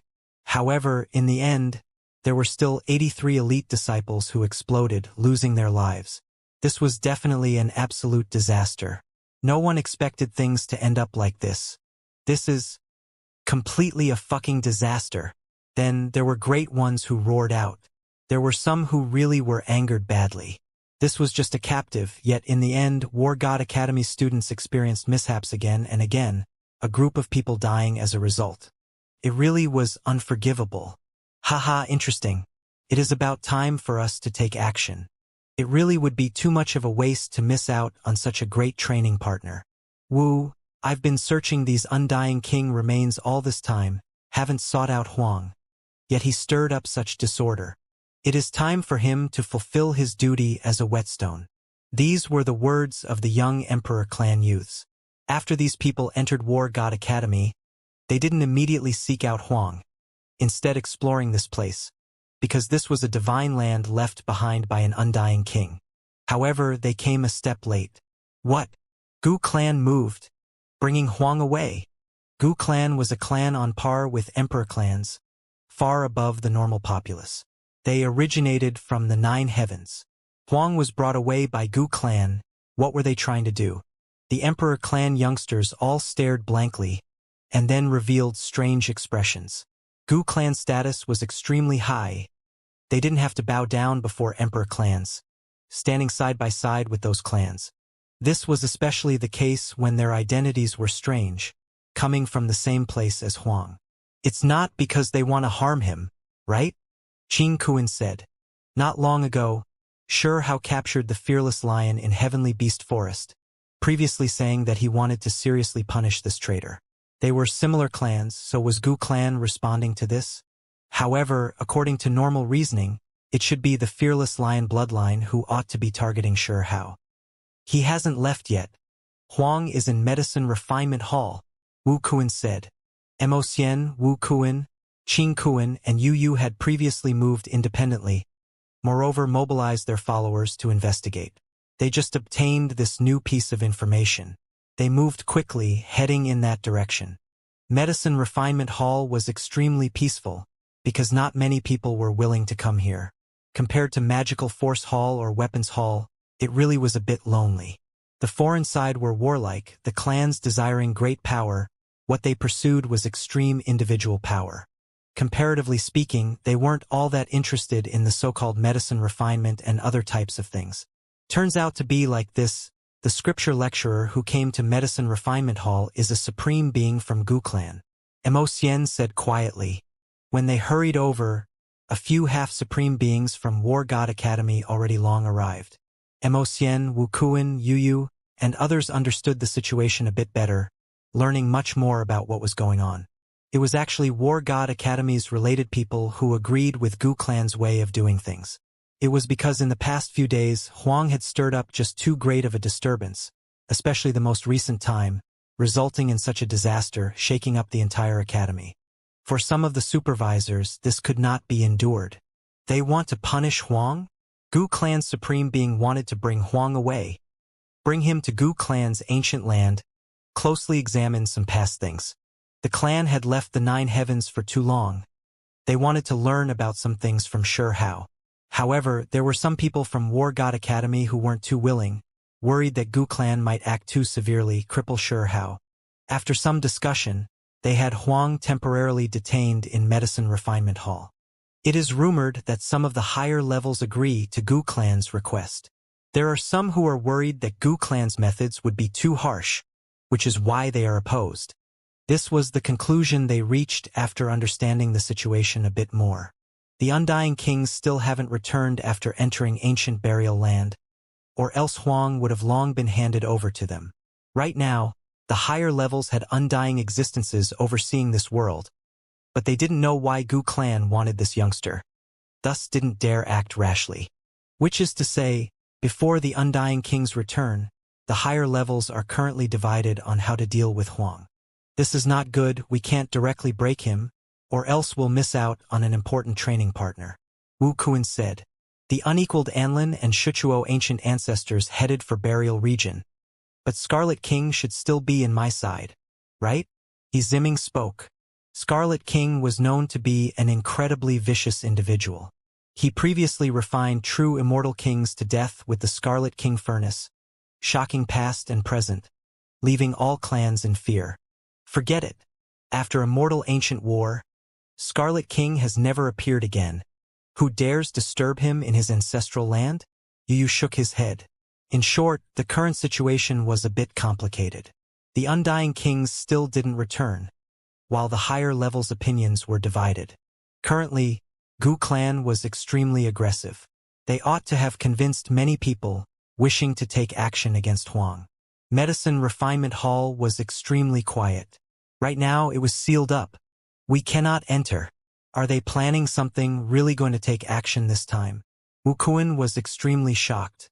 Within the depths of the giant hall, symbols flickered about, great gates tightly shut, preventing outsiders from seeing inside. Younger generation Qing Kuan requests an audience. Emperor clan descendant Yu requests an audience. These individuals spoke up together, each reporting their names and backgrounds. At the same time, news spread, all of War God Academy unable to calm down. Many people hurried over, wishing to see what exactly was going on. A few people clapped their hands in joy, because Huang was too vicious. There would always be people who wanted him dealt with. For the foreign side's creatures, Huang was definitely a demon king. The various clans' cultivators all gnashed their teeth in anger. If not for the higher level's protection, temporarily unable to do anything to him, some of the older generation authoritative figures would have taken action a long time ago. Hong Long. No one expected that, in the end, the gates actually opened. Wu Kuan, Yu, and the others rushed in. Then, the Academy's other disciples hurried over as well, entering Medicine Refinement Hall. This place becoming no longer as lonesome as a result. However, they couldn't get close, all of them stopping several dozen zhang out. They were stopped by an expanse of symbols, able to clearly see everything, but unable to come into contact. This gave all of them a fright. It was because when several half-supreme beings entered with respectful expressions, carefully looking forward, they found that there was no place for them to stay here. There were only 3 creatures seated on a praying mat there. One was an elder with a short and small body, figure stooped, extremely shriveled, but his eyes were brilliant like golden lamps. His head of hair was originally golden, but because his age was too great, it had long turned white. Right now, the snow-white color was flickering with a faint golden color. This elder's aura was incredibly great, intimidating and powerful, making others couldn't help but bow down in worship. Gu clan's supreme being. Yu was alarmed, at the same time he was greatly stirred. This clan really was extremely strong, completely comparable to emperor clans. Apart from this, there was an old lion in beast form. It didn't turn into human form, golden fur shining around its body. It was extremely aged, eyes carrying great changes. The most unique part was that even though the lion was in beast form, it was like an ancient monk, seated there, not moving. Fearless lion bloodline's supreme being. Ziming revealed a strange expression. Apart from this, there was a real monk. When his eyes opened and closed, blood radiance flickered about. Buddhist light shone behind his head, but it was black. Fallen ancient monk bloodline's supreme being. Mo Xian's beautiful eyes flickered with divine radiance. There were 3 great supreme beings here, their ancestors all previously from the 9 heavens. Now all 3 clans were here. What were they going to do? After carefully examining this place, deducing where Huang was, the emperor clan youngsters were all shocked. As for the students who came later, they were all stunned too, staring at the medicinal furnace in front of the 3 individuals. Do they want to refine away Huang? Wu Kuan's body was greater than a zhang in height, like a metal pillar. His body trembled, feeling like things had now become big. The higher levels' differences in opinion were just too great, someone actually wishing to refine away Huang.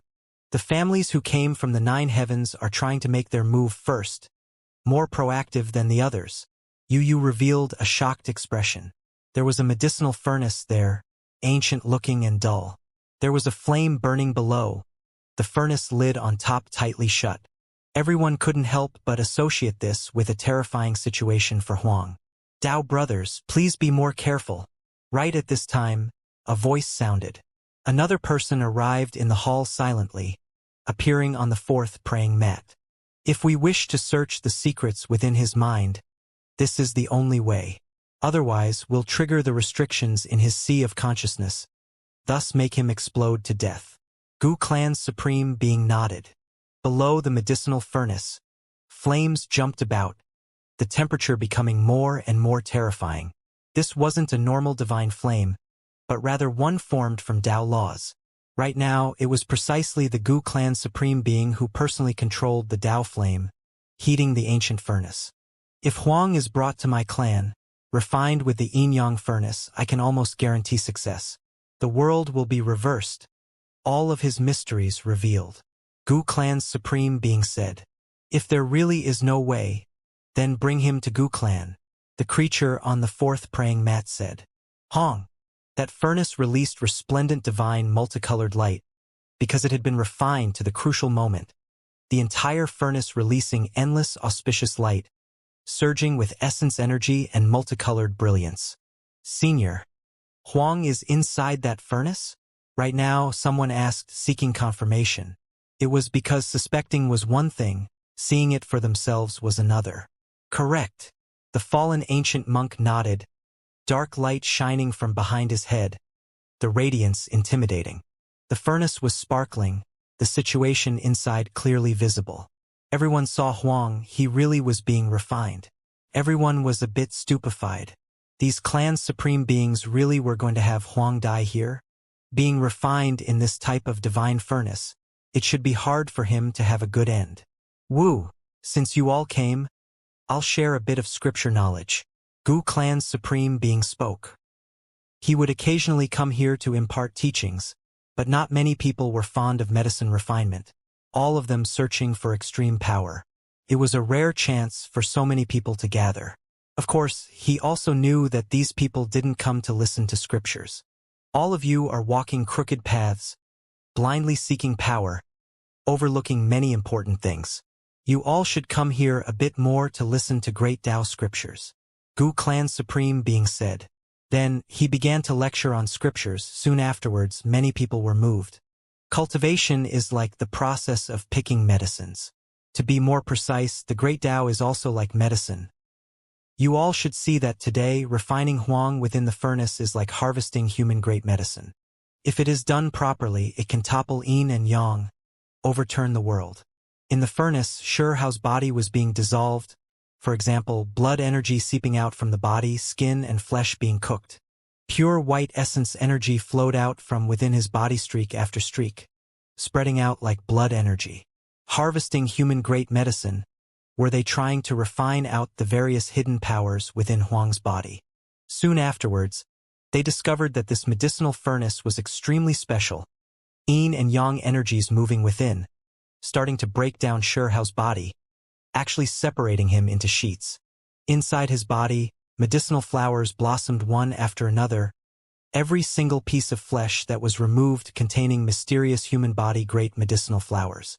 Eventually, his skull was also removed, exposing a primordial spirit, being cooked and refined there. Will this really work? Inside the hall, another person appeared silently, sitting on a fifth praying mat, wisps of undying energy surrounding him. Then, a sixth came, status extremely high, suspected to be from an emperor clan. He said, even if it results in failure, his safety must be ensured. His primordial spirit cannot be allowed to be damaged. If it really won't work, then we'll head to your Gu clan, use the yin-yang furnace that can reverse the universe. He won't die, even though we are harvesting human body great medicine. Perhaps it might even help him. The fearless lion bloodline's supreme being said coldly, a bit dissatisfied, feeling like this was being too kind to Huang. My Gu clan is executing this, so we naturally have our confidence. It is enough if everyone just watches.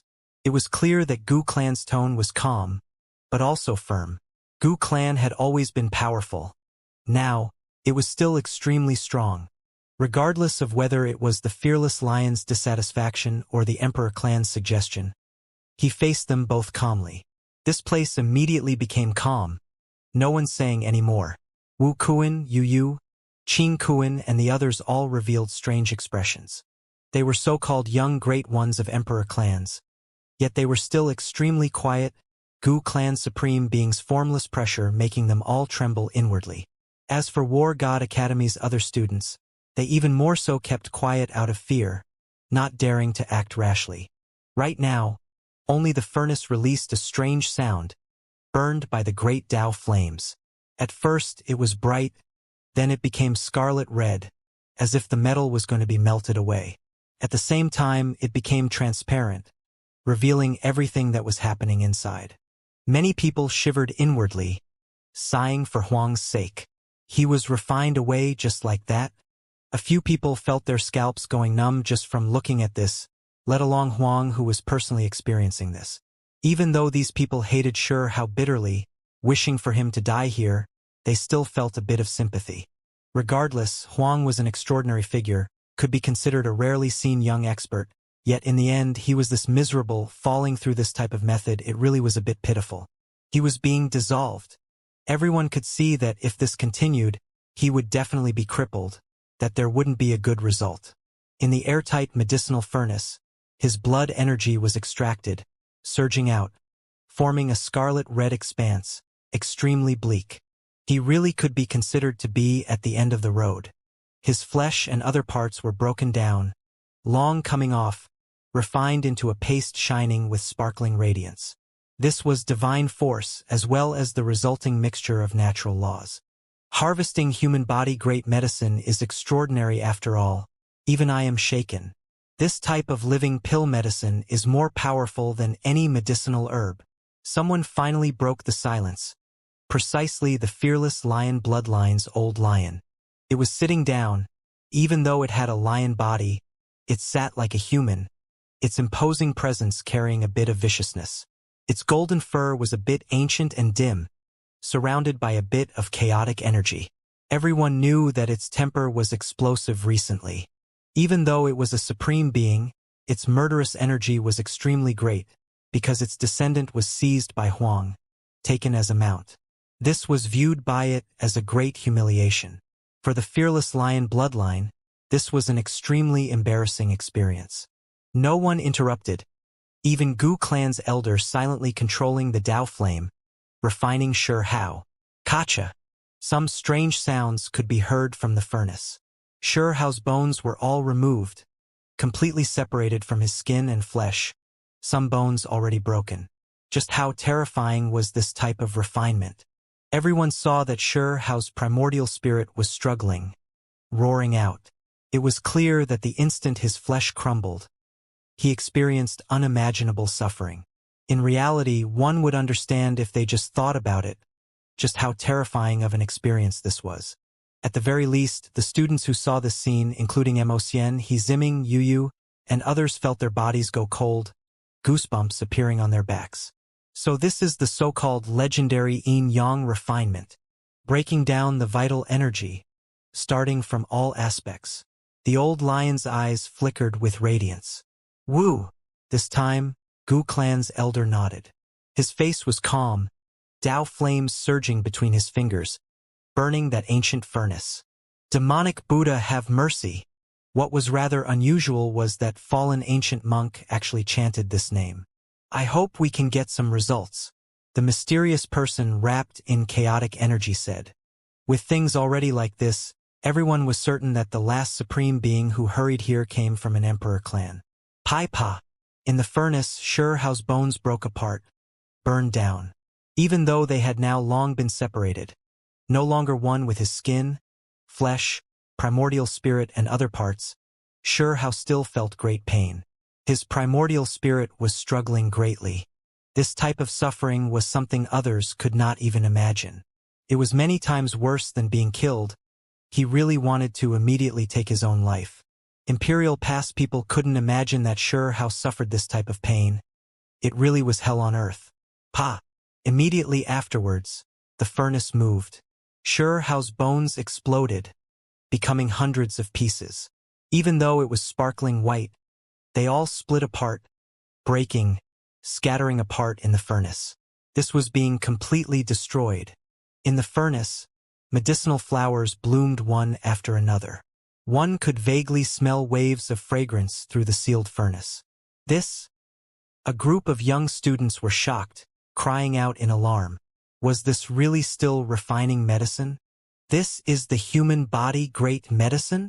Yu's eyes flickered with brilliance, staring at Xianxia inside the furnace. This youngster is not simple at all. His cultivation extraordinary, containing so much spiritual force at this cultivation realm. With all of this refined in one furnace, it truly is worthy of being called great medicine, not just in name but in reality. Even Gu Clan Supreme being spoke endless praise. Everyone knew that Huang was finished, never able to act arrogantly again. He lost the cultivation he was so proud of, the divine essence refined away by this elder. The so-called human body great medicine was extracting a creature's essence, including divine force, Tao skills, and others, a body's most pure substance. Right now, it was extracted just like that. A few people even swallowed their saliva, these individuals coming from some extremely cruel clans. They were bloodthirsty, really wishing to swallow this furnace of great medicine in one bite. Tao brother, isn't this going a bit too far? The great ancestors haven't returned yet. We can interrogate Huang, but directly crippling him seems a bit too much. The Emperor Clan Supreme being said. There were 6 praying mats in the palace, and only the 6 great experts could sit here. Gu Clan Elder, Old Lion, Fallen Ancient Monk, these 3 previously belonged to the 9 heavens, while the other 3 were from this side, having an Emperor Clan Supreme being, as well as other terrifying experts carrying bits of undying aura on them. Right now, the latter 3 were all a bit unhappy, revealing expressions of worry. If Huang really was completely crippled, provoking the dissatisfaction of undying kings, who would be able to shoulder the consequences? It's fine, there is no problems as long as the primordial spirit remains. The undying kings definitely wish to obtain some things from his mind. The old lion said. It was naturally hoping that Huang would be suppressed without mercy. Gu Clan's elder didn't say anything.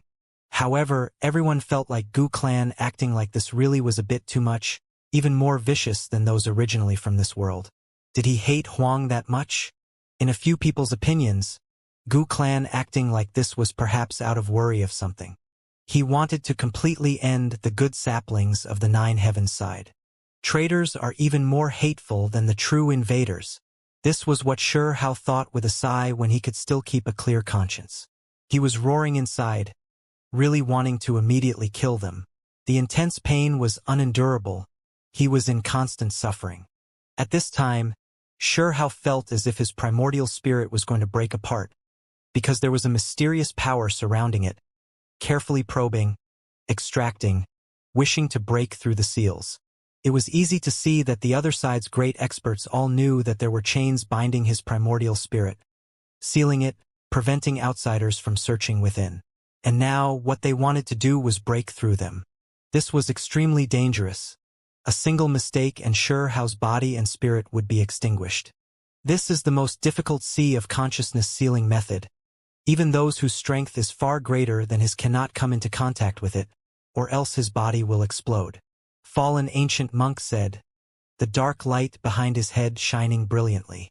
This made a few people frown. Even though the seals were being broken down during this process, the effects were slight, difficult for them to succeed. Ka. At this time, a strange noise sounded from inside the furnace. This time, it wasn't bones cracking, but rather some type of divine chains of order snapping. Only powerful individuals could hear it.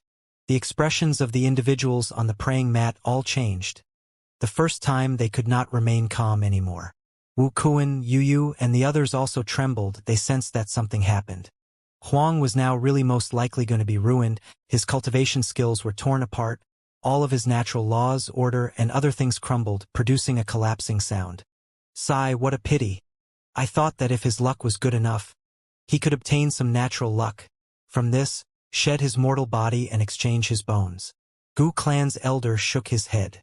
He indeed said this before, that during this process, there was that bit of hope the creature being refined could undergo a transformation. However, that was clearly empty talk. Just from how vicious he acted, he completely wanted to kill Huang. How could he tolerate him transforming? His Tao achievements were directly ripped apart. Even if the flesh and blood separated, no longer together with the primordial spirit, Hao still had a type of feeling that he might have been ruined. The cultivation he acquired from Imperial Pass side, the magical force and other things he refined from that side had all been ripped to shreds, scattered. It was to the extent where he sensed some divine chains of order breaking apart. the 9 heavens aura breaking apart, forcibly destroyed. Just how cruel of a thing was this? For a cultivator, there was no experience darker than this. Xianxia was in grief and indignation, roaring towards the heavens like a wounded lone wolf, experiencing this pain alone, falling into a lonely despair. This type of result was too pitiful. Even though he had long been aware that he wouldn't have a good ending after entering the other side, a conclusion this cruel still filled him with sorrow. He was a cultivator, someone who constantly pursued to be a powerful individual who transcended worldliness. There were great winds and storms along the way, all types of difficulties, small and big. It really wasn't easy to make it this far. However, in just a day's time, all of his achievements were destroyed. How could this be endured? No matter how tough and tenacious Xianxia was. Right now, he still felt his life grow dim, lacking hope. Rather than this, it was better to directly face death. Only, he wasn't someone who was willing to surrender to others. When he was in the other side, suicide had never crossed his mind. He had always been resisting going against fate. Unfortunately, in the end, he still couldn't change anything, disaster descending just like that. Dao brother, isn't doing this going too far? How are we going to explain things to the undying kings? Even the people on the praying mat lost their composure. This was especially the case with the 3 experts originally from this side, their expressions changing even more, suddenly standing up. This type of punishment was too severe, different from what they previously expected. He hasn't been completely ruined, only considered half crippled. His primordial spirit force hasn't completely collapsed yet. Gu Clan's elder said. He was completely calm, lacking emotional fluctuations, not treating this as anything major at all. You? The Emperor Dlan's supreme being's expression became cold, staring at him. Dao friend, let's let him go for now. Even the golden-furred old lion advised, telling him not to act on emotions. Heh.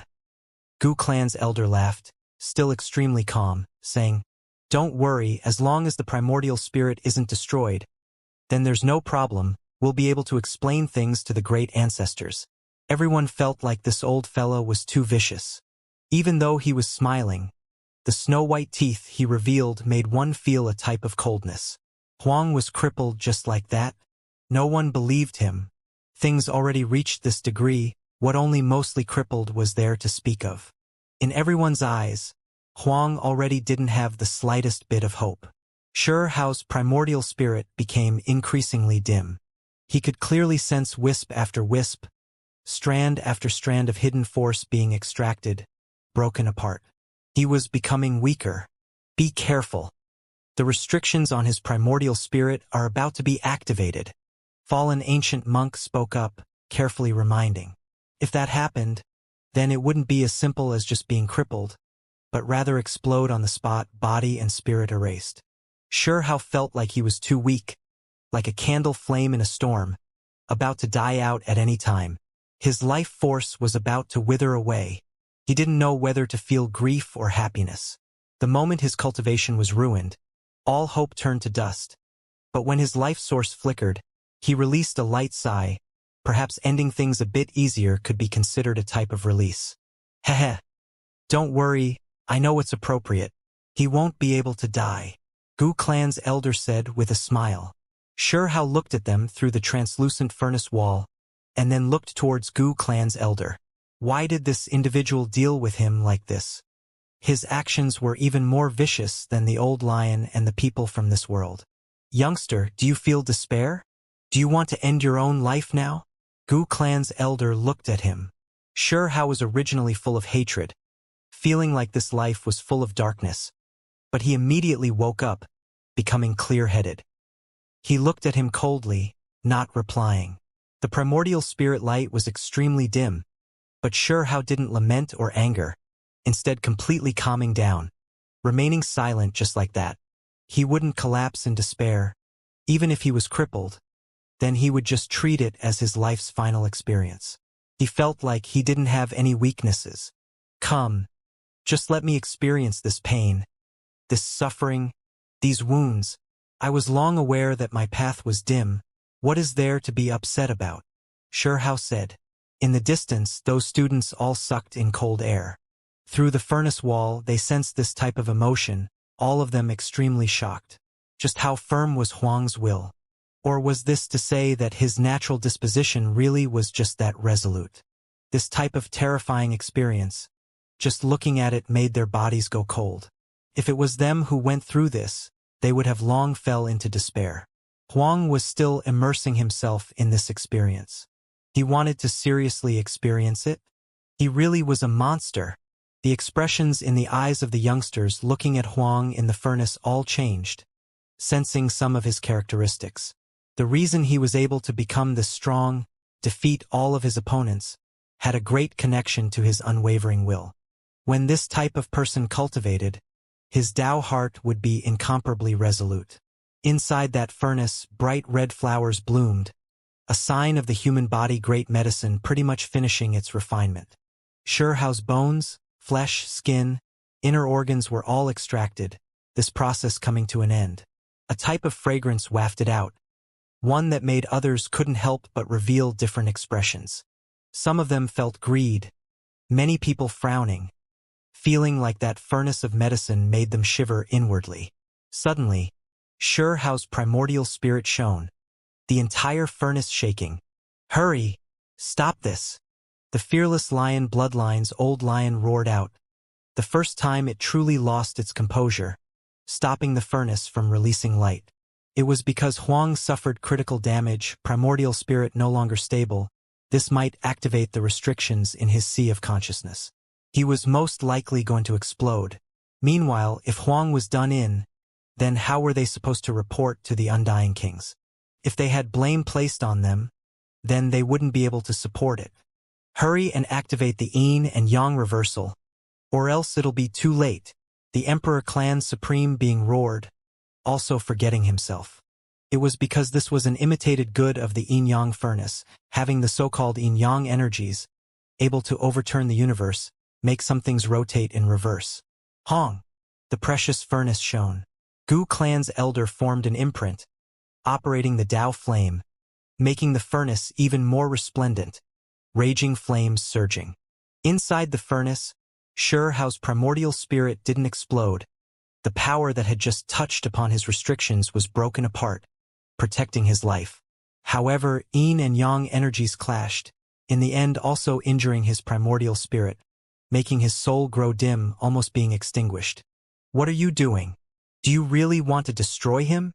The Emperor Clan Supreme being roared. "He is still alive, his primordial spirit still there. If we act carefully, there won't be any problems," Gu Clan's elder said. Right now, the primordial spirit in the furnace was too dim, as if a wind blowing over was enough to scatter it, making one feel like it was extremely hard to preserve his life. Everyone felt like Gu Clan's elder was too fierce. The glorious Huang, a heaven-warping genius, had his cultivation cut down by Gu Clan's elder? This type of downfall was too pitiful. "No. Huang's state is unstable, we have to change it. Need to save him," the foreign creature who released wisps of undying aura shouted. The old lion was speechless. It also felt like that Gu Clan old thing's actions were too vicious, even making it shiver inwardly. Things now became big. It will be extremely hard to restore him. His body and spirit were refined in imperial past side, natural laws and others incomplete. After experiencing the refinement from our world just now, his Tao fruit has been completely destroyed. If one wishes to save him, we will have to use great treasures, help him completely reforge a body in this great world of ours with perfect natural laws, but that type of price is too great. There is no need to do this for him, Gu Clan's elder said. By the hall's entrance, the academy students didn't dare speak, because they could sense the anger of those supreme beings. "You really have done it now. If Huang's primordial spirit is scattered, I want to see just how you explain things to the Undying Kings," a foreign supreme being said coldly. Weren't there undying beings who agreed to his refinement? This was a decision made by the higher-ups, Gu Clan's elder said. Then he added, "We can bring his primordial spirit to my clan and use the true yin-yang furnace. At that time, I can guarantee that the restrictions on his primordial spirit will be broken. He wanted to refine him even more, the Emperor Clan Supreme being almost cursed out for him to get lost. At the very least, in Huang's current state, they couldn't act randomly anymore. Several days later, a few great figures rushed over, all supreme beings from various clans in place of the higher-level figures. After learning of Hao's current condition, a few great figures' faces became ugly, almost acting out. No, we definitely cannot let Huang be sent into Gu Clan's Yin-Yang furnace. He might die at any time. However, Gu Clan didn't think they did anything wrong because they had long said that they needed the true Yin-Yang furnace to completely refine away Hao. Only then did they have a chance of breaking through the restrictions in his sea of consciousness. But there were people who were opposed to this before, thus they could only use an imitation in War God Academy. That true furnace has an evil nature. How can we be at ease? There were retorts from a different direction. We won't allow it, no matter what, we have to change Huang's situation. This type of state is too terrible. We have to let him revive.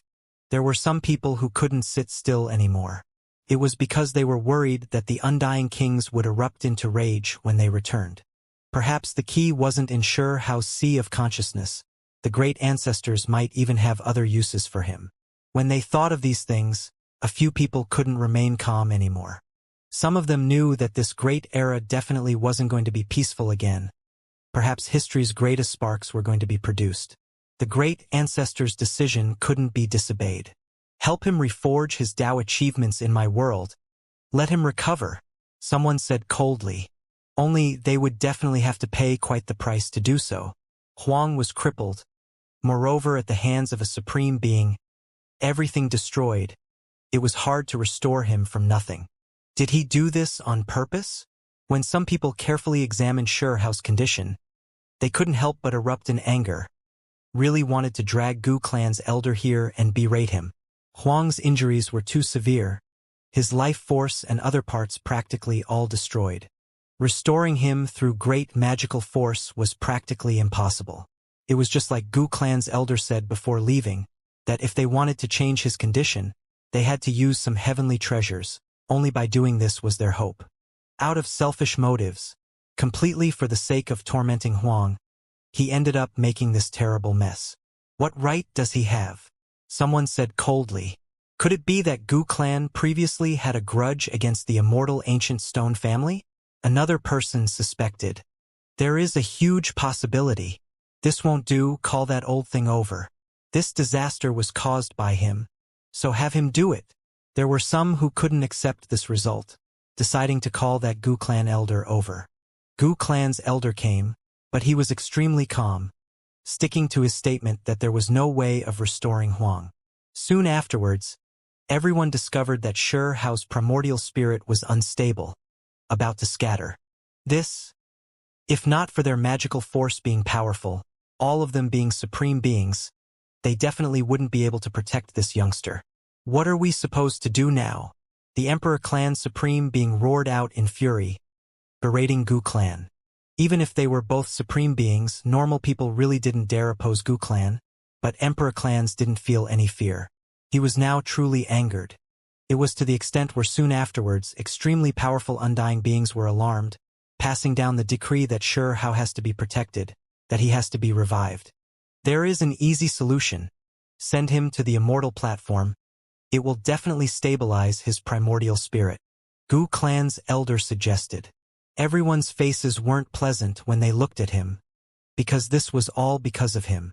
Meanwhile, the place they were headed to wasn't some ordinary place. The various clans all fighting for the spots. They were going to waste one instance of the opportunity on Huang. The so-called Immortal platform was a mountain, a giant mountain that was like a human head, grand and majestic, who knew how many tens of thousands of li tall. In that place, plant life was sparse, but those that grew all possessed long life, all divine medicines, holy medicines and others, containing the world's most astonishing spiritual essence. This mountain could nurture one's primordial spirit, possessing heaven-defying effects.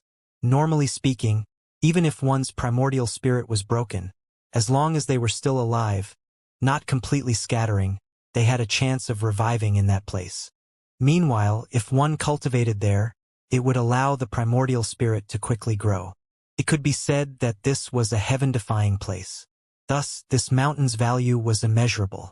The various clans fought fiercely for a spot so their disciples could cultivate there. There were rumors that this mountain was a head itself, one that belonged to an immortal king. Back then, it was removed during the Great War, and then turned into an unmatched immortal platform. After all these years, its essence helped a few extremely well-known experts make great achievements, allowed some people to obtain great progress, their primordial spirits becoming extremely sturdy and powerful. Now, that place was about to quickly dry up, the number of places limited. Wasting one instance on Huang was naturally something they weren't willing to see happen. However, the situation was concerning. In the end, Hao was sealed in a frozen coffin directly brought there. Several supreme beings came at the same time, and they even brought an undying existence's decree. Who is the one they want to help? This group of 7 was seen when they were still quite far from Immortal platform. Those creatures were extremely shocked. They knew that coming with an undying decree meant that they definitely wanted to cut in line, seize one of the spots here. In their opinion, it was definitely a great figure's descendant. They were now close. Up ahead was a gray mountain, its size extremely massive, towering in the horizon. It indeed did look like a head. It gave off a faint type of might that made one feel reverence, a strong urge to bow down in worship. We pay our respects to seniors. When they arrived at the mountaintop, a few youngsters who were cultivating here were alarmed. Their eyes all widened, immediately greeting the supreme beings. There were 5 or 6 in total, with males and females here, all of them not that old, the oldest not over 100. Immortal platform was extremely large, but every year, there were only 8 or 9 spots. The number of people who could receive the benefits of this place was limited. After endless time passed, this place was about to dry up. In Immortal Ancient's last phase, there were undying kings who remained here to treat their injuries, using up too much of this place's essence. This is Huang? There was a youngster who daringly walked up, recognizing the person in the frozen coffin. His expression immediately changed. When a scarlet-clothed male heard that it was Huang, his eyes released great brilliance, killing intent surging extremely terrifyingly. Huang, I want to kill you, he said to himself.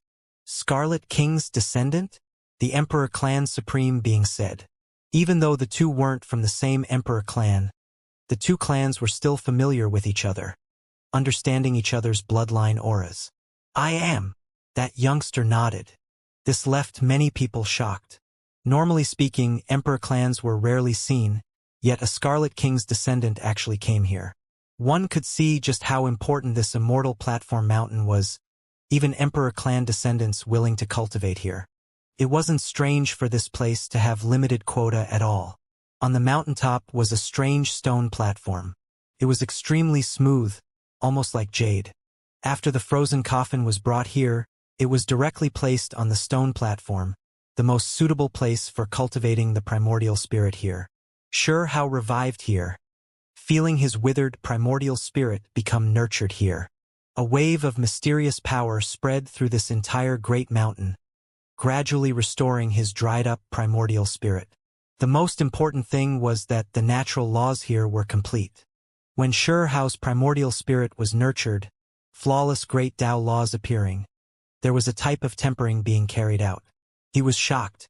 Was he going to completely restart his cultivation? If he took up long-term residence here, his primordial spirit would inevitably become extremely powerful. Meanwhile now, Hao obtained another opportunity, allowed to remain here long-term. This old one had previously said that his primordial spirit would be protected, that he couldn't be allowed to scatter. Gu Clan's elder said, "This isn't enough. We have to have Huang completely recover." Everyone always believed that if they wanted Hao to completely recover, perhaps they could use phoenix blood. This type of rebirth through flames was extremely powerful. Only they didn't know if they could borrow any. Gu Clan's elder surprisingly spoke up again, approving of the phoenix blood. This was undying liquid, able to help one undergo rebirth. Phoenix blood. How precious was this? Who was willing to bring this type of thing out? How can we obtain phoenix blood? Someone said in dissatisfaction. Heaven-burning land. There is a blood phoenix there. Some can be obtained from that place. Gu clan's elder said. Some people glared angrily at him. That place was definitely not some good place. Who was willing to rashly step foot there? Blood phoenix, even though the people of this world said that it had fallen, it was a descendant of the true phoenix. Its bloodline strength wouldn't be weaker at all, instead extremely powerful. Back then, it was just like the Gu clan. The blood phoenix also came to this side from the 9 heavens. When bathed in their blood, one could definitely be reborn. The blood phoenix bloodline was definitely of equal status to emperor clans, granted extremely high statuses, transcending above. Normally, no one would disturb them. In reality, the main reason was also because that place was too dangerous. The blood phoenix, known as the fallen phoenix, their temperaments changed, addicted to killing. If they really were provoked, it might result in huge problems. How were they supposed to get true blood? Would they really give it out? They might just erupt in anger. Moreover, how many blood phoenixes were even left there? Since it's your suggestion, then it should be you who gets the blood. The Emperor Clan Supreme Being said, looking towards Gu clan's elder. My clan and the Blood Phoenix bloodline have misunderstandings between us. If I go, I definitely cannot obtain any. However, if you tell them that my clan almost killed Huang, perhaps the true blood can be obtained more easily. Gu clan said like this. Heaven-burning land. This place was dried up, scarlet land stretching for 10,000 li. Normally, this place was extremely quiet, lacking activity. But once it was approached, great flames would rush into the heavens, burn the sky dome. In the end, those supreme beings hurried over, while Gu clan's elder didn't appear. They all felt complicated emotions, carrying a bit of anger.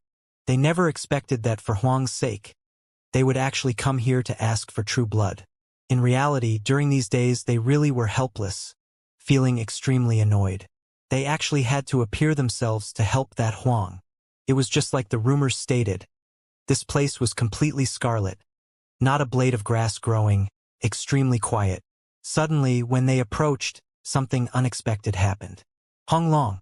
The scarlet flames were like blood, terrifyingly red, exceptionally bright. They rushed into the sky, engulfing the heavens above and earth below. Inside this ancient land, there was fiery light everywhere. Great Tao symbols filling this place, able to burn away all things. Even the great supreme beings backed up, not daring to run straight in.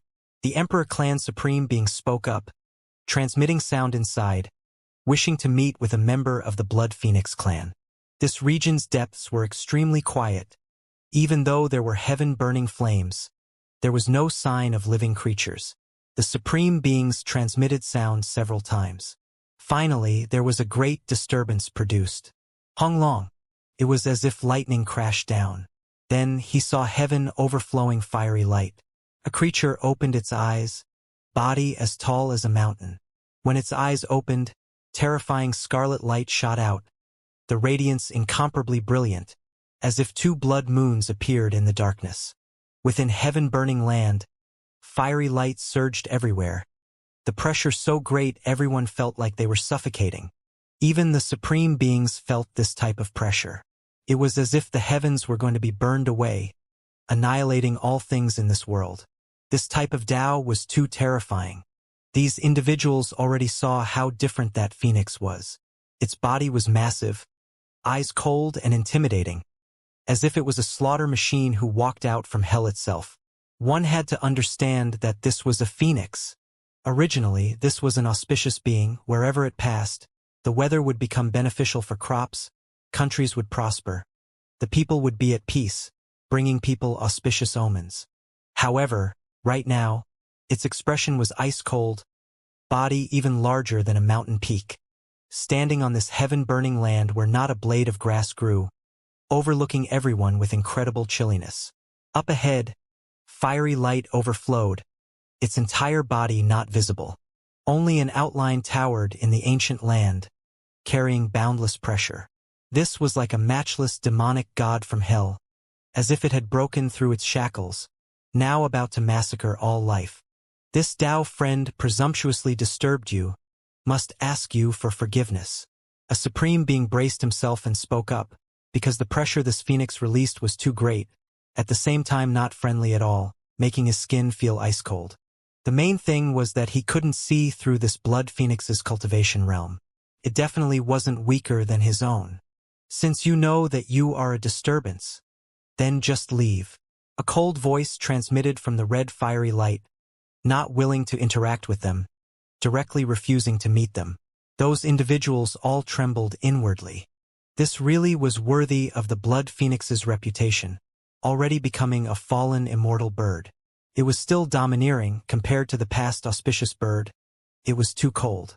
Dao friend, please let us finish what we wish to say. This time we have no choice. There really are some matters we must seek your help in. A supreme expert spoke up again. Only later on he didn't know how to continue. It was because they had never interacted with the Blood Phoenix clan. If they directly asked for true blood, then that really wasn't too suitable. Why should they hand it over? That type of precious blood was enough for all clans' eyes become red with desire. Phoenixes went through rebirth, reborn while bathed flames. This kind of legend was something even 2- or 3-year-old kids knew about. Even if one said this clan's blood wasn't the most precious in the world, it should be pretty close. Dao friend, to be honest, we wish to ask for a bit of true blood. In the end, the Emperor Clan Supreme Being spoke up, his expression a bit unnatural while speaking.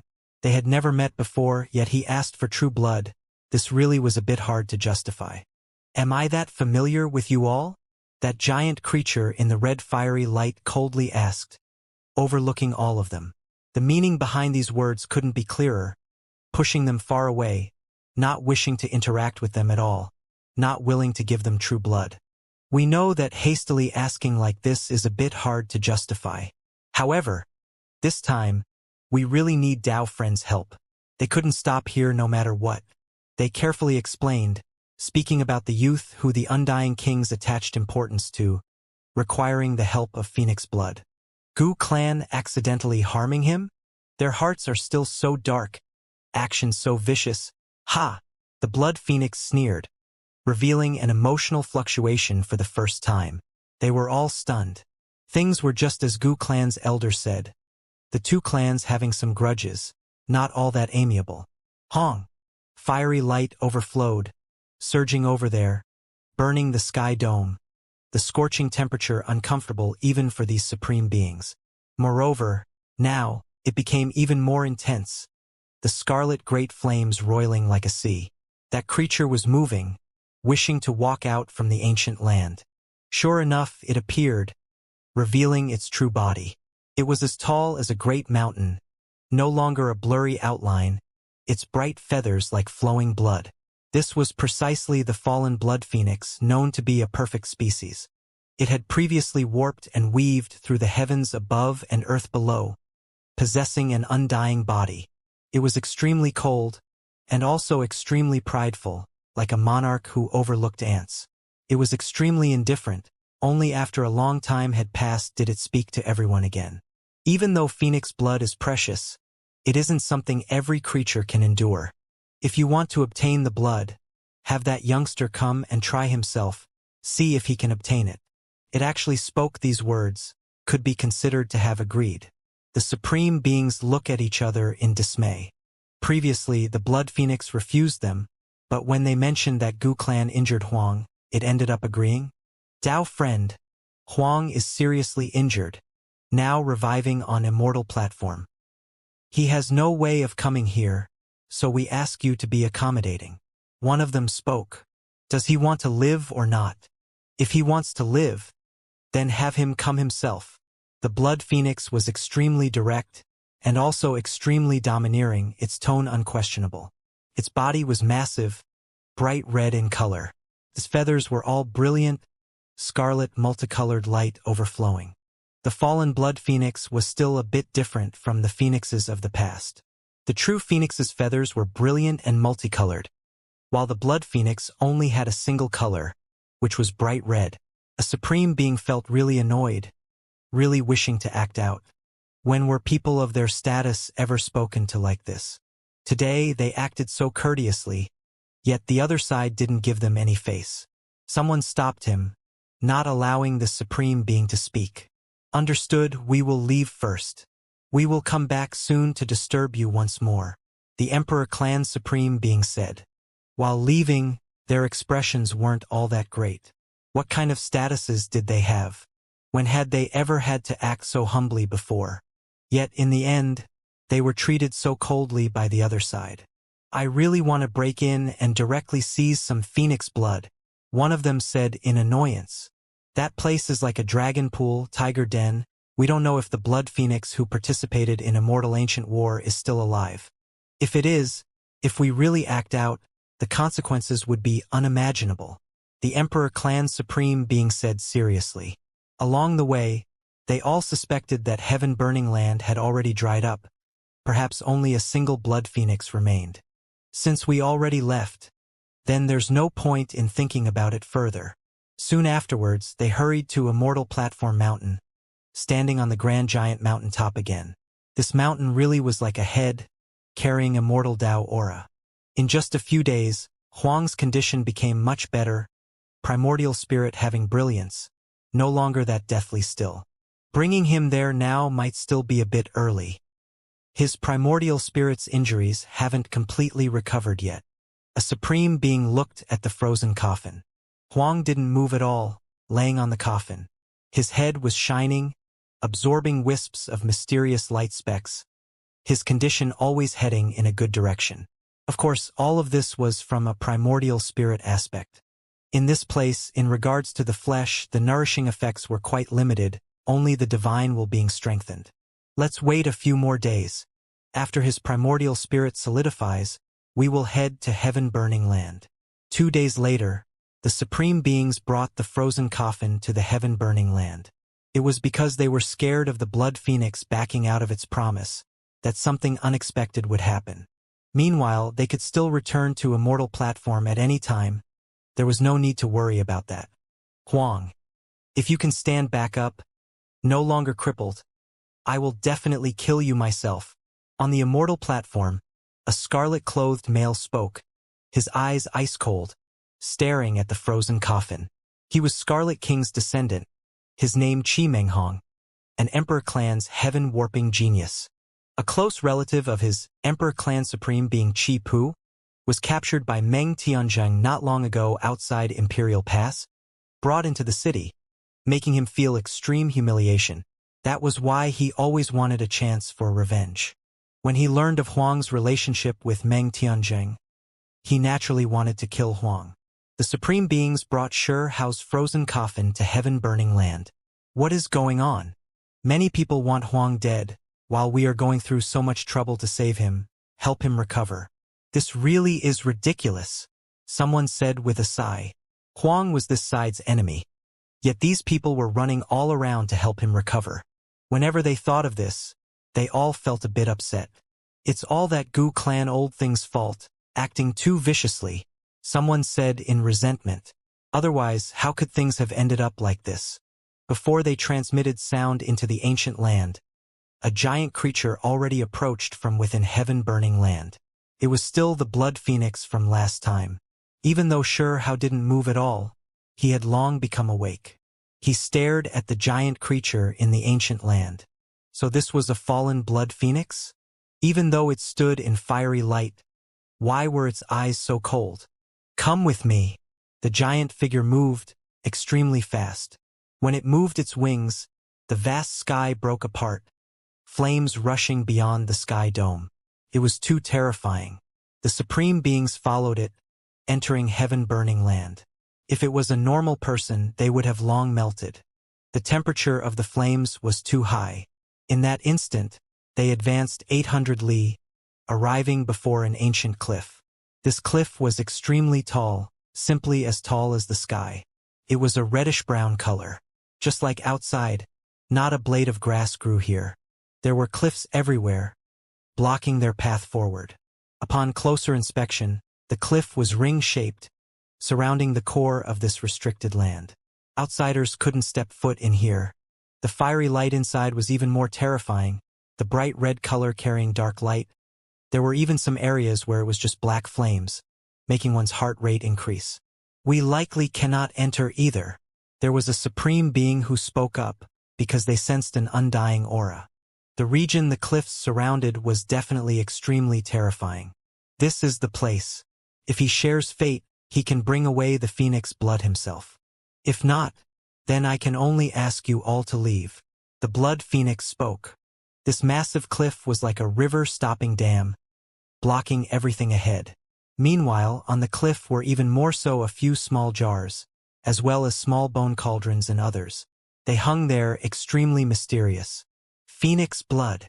The supreme being's pupils contracted. There weren't just 1 or 2 containers, but rather 20-something. In addition, these containers were all transparent, the blood inside visible. They carried world-shocking auras. Clearly unmatched precious blood. Phoenix blood, why would it be placed here? Moreover, they could tell from a single look that these containers had already hung on the cliffs for an extremely long time. The opportunities are right here. It'll all depend on whether or not he can bring them away. The phoenix spoke. Its body shrunk, changing from the mountainous height to 3 foot in length. After spreading its wings, it landed on a cliff. The temperature was blazing hot. The cliff was also releasing flames. When normal people came into contact with it, they would definitely be burned to ashes. It really was strange, those mountain cliffs were under such great temperatures, yet they didn't melt into magma, extremely unique. Inside the flames, the 20-something containers all shone. Even though they were simple and ancient in appearance, they were clearly not ordinary artifacts, all of them carrying traces of time. Was this what had remained after endless time had passed? What was the Blood Phoenix clan trying to do? Why did they keep the blood here, hang it on the cliffs? This blood was, without a doubt, too precious. Any container was enough to make the outside world go crazy. This was undying blood. Enough for one to bathe in and experience rebirth. Behind the stone cliff is my clan's important land. There are great predecessors overseeing it. No one is allowed to enter and disturb them. This blood phoenix spoke about a few things, leaving the supreme beings all shocked. Outsiders didn't dare step foot in the restricted region the cliffs surrounded. There were unmatched experts overseeing it. In the past, when the blood phoenixes flew over to this side, after the two sides' great war, they ultimately took up residence here. There were many creatures who came here to visit, all of them powerful clans. Even undying kings came here, granting this clan the greatest glory. This clan's blood was special, which was why there were also those who asked for true blood when they came to visit. At the time, when the Blood Phoenix clan first came to this side, they couldn't easily refuse the various clans. Thus they gave out a bit of true blood, hanging it here. Those who had the opportunities would obtain them, allowing the powerful clans to seize it themselves. All those who wish for it can come here? When they heard the Blood Phoenix emotionlessly explain some old events, the supreme beings were all shocked. There was someone who asked like this. This is on the premise that you can bring the blood away. The Blood Phoenix replied. It was because not everyone had that fate. The fallen phoenix blood had long mutated, no longer pure phoenix blood. For some clans it was unmatched precious blood, but for some it might be extreme poison. Those who came here to ask for blood only needed to touch the vessels on the cliff to know if they shared fate. Otherwise, if they granted those experts whatever they asked, directly giving out some true blood, yet those people couldn't use it, then that would be a type of great waste. Sure, how couldn't move right now.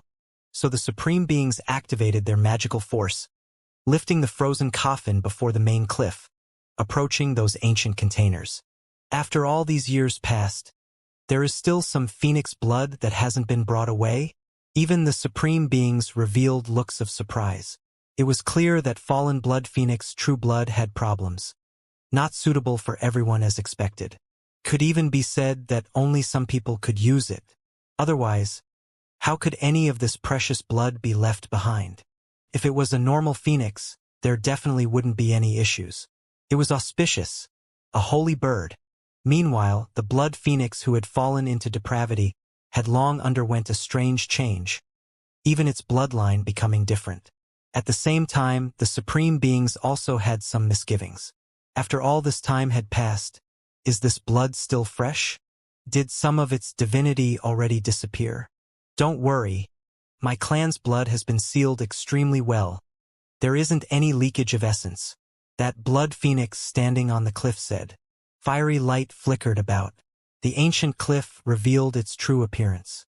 As the frozen coffin moved closer, some of the flames withdrew, revealing those ancient containers. The frozen coffin is about to melt, one of them said with a frown. The supreme beings had no choice. They sealed them together, protecting this coffin.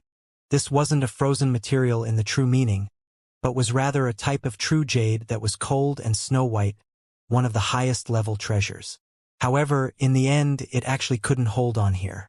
If not for this, How didn't have any way of getting close. The frozen coffin was protecting him. So you are that youngster already in this type of state. Gu clan has always carried vicious, vengeful hearts, actually crippling a younger generation youth to this state. The blood phoenix lowered its head, looking at How inside the coffin. What should we do to see if any of this blood is suitable for him? A supreme being asked. Open the coffin. Let him touch these containers. The blood phoenix said. With his current condition, if the coffin is opened, he will immediately be burned to ashes. A supreme being said. Hong Long. The blood phoenix opened its mouth, taking a huge breath. All of the blazing heat on this cliff disappeared, strand after strand of resplendent fiery light entering its mouth. Then it temporarily sealed the cliff. How couldn't move, but under the help of the supreme beings, there were no issues. His fingers began to touch these containers. The first ancient jar was only fist-sized in height, the blood inside scarlet red. When he touched the vessel, it immediately trembled. This one is suitable. He can use this container of blood. The blood phoenix said. Things went unexpectedly smoothly. He was approved of right from the start. The colors of these blood are different. Are there special differences to take note of? Their effects perhaps different? A supreme being asked. Even they were shocked, feeling happy for how things went. The blood phoenix on the cliff nodded and said, Indeed, the degree of essence density is different, moreover coming from different blood phoenixes. How couldn't move, but he could transmit his divine will. He wanted to try the other vessels. Since he already knew the foreign supreme being wanted to save him, have him recover, he wouldn't act overly polite. It was because they didn't feel some sincere kindness, but rather wanted to save him to help them explain things to the undying kings. The second vessel was a divine crystal the size of an infant's fist. Moreover, there was a drop of blood sealed within, exceptionally brilliant, red to the point of leaving one's mind shaken. One could imagine that this drop of blood was definitely left behind by a great one. It was rich essence blood. When How touched it, this blood trembled greatly, clearly also having a reaction. This shocked the blood phoenix on the stone cliff. He could actually use this blood as well. The supreme beings also wanted to see just how extraordinary Huang was, which was why they all happily accommodated, having Huang continue trying. As time went on, How advanced without restriction. When faced with these different vessels, they all produced a reaction, making these true blood that had remained silent for too long revive.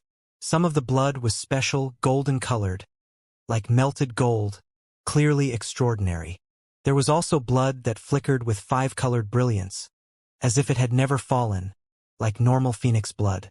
There was another lump of blood that released phoenix cries, bright red and terrifying, chaotic energy within, clearly incomparably astonishing. Only, in the end, How was drawn to a jar of blood, giving up on the others. This was a white bone small vessel, the bone material special. While immersed in blood, it already became transparent, allowing him to see the blood within. This blood lacked luster, nor did any great Tao aura seep out. It was dark red in color, even a bit black, like corrupted filthy blood. However, when Hao's hand rested on its surface, he wasn't willing to let go. What kind of background does this blood have? The Emperor Clan Supreme being asked. They had been helping Hao choose blood the whole time. When there were questions, they naturally asked as well. It is more tyrannical than the other true blood. The blood phoenix replied, not saying too much. This is the one then. Sure Hao made his decision. Divine radiance flickered through the Supreme Being's eyes. If not because they needed to save Huang, they all wanted to find a reason to bring away a bit of true blood. The Blood Phoenix heard this, and in the end, it nodded. Through its expression, it was clear that this blood was extremely special, even itself feeling a bit reluctant. I hope it doesn't end up harming you, the Blood Phoenix said. The small white bone container was removed from the cliff. After endless time passed, it was finally obtained by someone. Instead of calling it a container of blood, it was actually just a drop. It was extremely viscous, color extremely dark, the dark red already close to black in color. The Supreme Beings brought Sure Hao on his way, leaving this heaven-burning land. The small white bone container was placed in the frozen coffin with Sure Hao, all of them flying towards Immortal Platform Mountain. Under the escort of Supreme Beings, things went extremely smoothly, no one stopping them. In the end, they returned to Immortal Platform Mountain again. Sure Hao was going to recover and transform here, free himself from his current predicament. On Immortal Platform Mountain, Scarlet King's descendant Qi Menghong also stayed within his bounds, at the very least, not expressing anything on the surface. He knew that he had no chance. I am a bit unwilling. A Supreme Being stood on the Immortal Platform Mountain, looking at Sure Hao inside the frozen coffin, saying to the others, it was because the Blood Phoenix was extremely heaven-defying. Together with the fact that this was a place for nourishing the primordial spirit, Sure Hao would definitely transform, become powerful again. However, this wasn't their descendant, nor was it a creature of this world. He came from Imperial Pass side, could be considered a descendant of the enemy. Now, they were helping him like this, it really was wasteful, it shouldn't be like this. One of them said in an unconcerned manner. That Gu clan old fella's words were correct, so what if we save him? We'd have to kill him once more. Right now, we should just save him to avoid the blame of the Undying Kings.